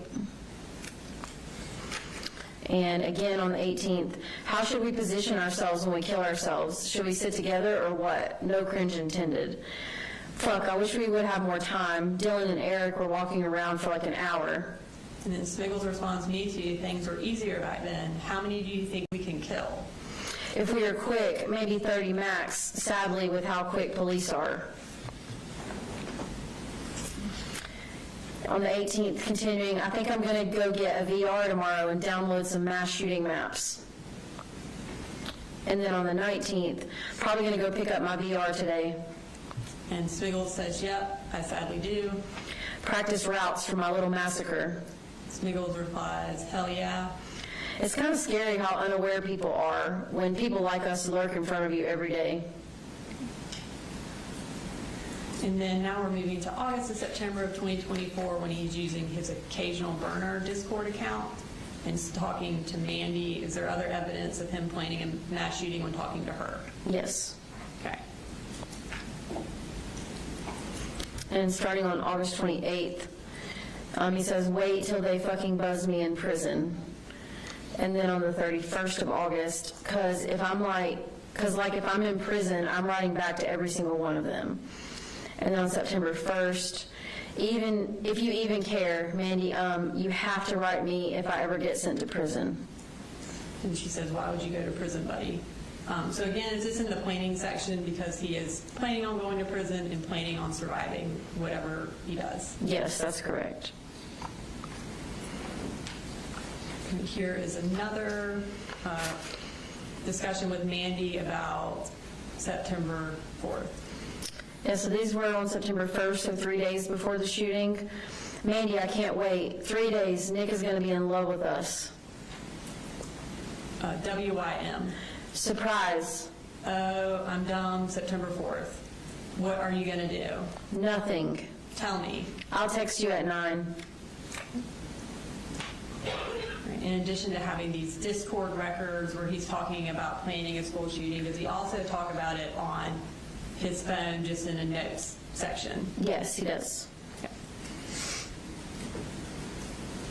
So starting with these two notes, kind of what are these in reference to? These are both in reference to ammunition. So on the left-hand side, this was titled Math ? From April 2nd of 2024. It says 50 count box of 223s is $30. 50 times 3 equals 150 rounds. 30 times 3 equals $90. Ugh, so expensive. So 3 50-round boxes is $90. And on the right-hand side, the creation date was August 3rd of 2024, titled Ugh. It says, I swear to fucking God, I'm seriously about to do it. Once I get 150 rounds, I'm doing it. I don't care anymore. Fuck waiting until February. This is it. I'm fucking doing it within a month from now. Okay, and then, so that was modified on August 7th. Does he text his father about that 150 round number? Yes, 3 days later from that modification date on the note, he texts his dad, could you stop by Academy and pick up a 150 round pack of 5.56? If they don't have any 5.56, 223 will do. Okay. And then now we're moving to more phone notes, kind of planning what he's going to do. Can you take us through these? The one on the left is April 27th of 2024, and it says, I hate my generation. I fucking hate it. I really do. Please kill me. I hate everyone and everything. I can't function knowing these people exist. Why is no one dead? Dear God, why is no one dead? Until that day in that classroom, everyone's dead. And this is approximately 4 months before he actually commits the shooting. Yes, and that one was titled Poem. On the right-hand side, this one's titled Anger 1. This was created on May 16th of 2024. It says, why am I choosing to do it now? Because it's my only chance to strike on a generation I oh so dearly hate the most. I fucking hate it. Why wasn't I born in the early 1900s? I spent hours on Fallout fantasizing about being in that era, that generation. Everyone was so formal compared to. And we've got some more phone notes from May 17th and May 18th. Yes, so May 17th, titled Anger 2. God, I hate it. I fucking hate it. Why are people my age so fucking different? Like, I genuinely wonder why I'm choosing to do it so early, and that's just it. Why let them grow into society only to make it worse? And the title, Pleading 1, on the 18th of May of 2024. Everything is crashing. What it is, I don't know. Why was I? What? I can't stop it. There's no stopping it. It's pointless. I should just kill myself and let it end there. But no, I'm being pushed into this. Why? And when it finally happens. Okay. Now we're moving to July 24th of 2024, a little over a month before the shooting. This one's titled Longer. Guys, I don't think I can do this for much longer. I've had multiple panic attacks within the span of like 2 days. I genuinely don't have the strength to make it to February. My homicidal tendencies are growing rapidly. It's over. I lost. And then here is another note from July 31st of 2024. It states high school it is. All right, and what is the significance of July 31st? In reviewing all the evidence in compilation that was collected during the school shooting investigation, it was determined that he was trying to go back into 8th grade for that beginning of that school year, and the phone call was made to the school at the end of July, and he had to be enrolled in the high school. So July 31st, when he wrote high school it is, that's the day that he found out he would be in high school. That's correct. All right, and then we're going to move to these last notes in relation to Colin Gray. Can you tell us what he writes here? On July 4th of 2024, it's titled Dad, and it says, I swear to fucking God, my dad might end up as one of the victims. These final few months have been hell and will be hell, living with this whiny, narcissistic, self-centered, childish fucking retard. 54 years old, by the way. If he doesn't end up dead, I ask that the system fuck his ass up. Thanks. Okay. And then does he later change his kind of tune about what he wants to see happen to his dad? Yes, on the 26th of August of 2024, it's titled For Text, and it says, "It was not, and I mean it was not, the negligence of my father. It is well documented that I was the one who set out to kill. I threatened my dad on multiple occasions whenever he would take my guns. He was scared. He knew I wouldn't be able to control myself, and I would only put him and my siblings at risk. He was cornered. Well, he should have just called 911. And risk having a hostage situation, a familicide, a shootout with the police. So do not charge him, as you know, just as much as everyone else. It would be unconstitutional. The Crumbly parents had a petite little angel who they could have easily taken to a mental hospital. No threats or acts of domestic shit there. My dad tried, but was only met with more threats and risks from me. That is all I have to say." Sunday, August 25th, 2024. So this is 9 days before he commits the shooting, and it appears he's attempting to cover for his, or planning to cover for his dad. Is that correct? That's correct. And does he continue that narrative when he talks to police after he commits the shooting? Yes, he does. Okay. We're going to play kind of a clip from his interview where he does attempt to cover for his dad. Can you tell us about the pictures that are going to show up on the screen as we're playing that interview? So going through the defendant's cell phone extraction, there are numerous photos of himself with 2 different types of guns in his possession in his room, along with boxes of ammunition, magazines, and it was from a period of time in these particular photos dating back to the beginning of August until the day of the shooting. There were several others found before he even dyed his hair, dating back to May, in which he had photographs of himself with weapons in his room. So all of these photos would be, or most of these photos would be from approximately August to September, where essentially the defendant says the guns were hidden from him. Is that correct? That's correct. All right, so we're going to play that clip and shows those photos that were found on the defendant's phone. So you said you looked for a while for the gun today? Yes, sir, because he hid it. He hid it. That's what I'm trying to say. It wasn't his fault because Where did he normally keep it? in his room. Do you know where in his room? I think it was his closet, but when I found it, I think it was in his toolbox. I can't remember. He definitely just tried as hard as I know he did. Okay, but you told your dad. When did you tell your dad to move it? You said was it months ago or days ago? It was like a month ago. I definitely been fighting this off for so long. Oh my God, this is so dramatic. I know for all of you, I'm so sorry. And you said you think it was in his toolbox? I think it was, yes. It was somewhere really well hidden.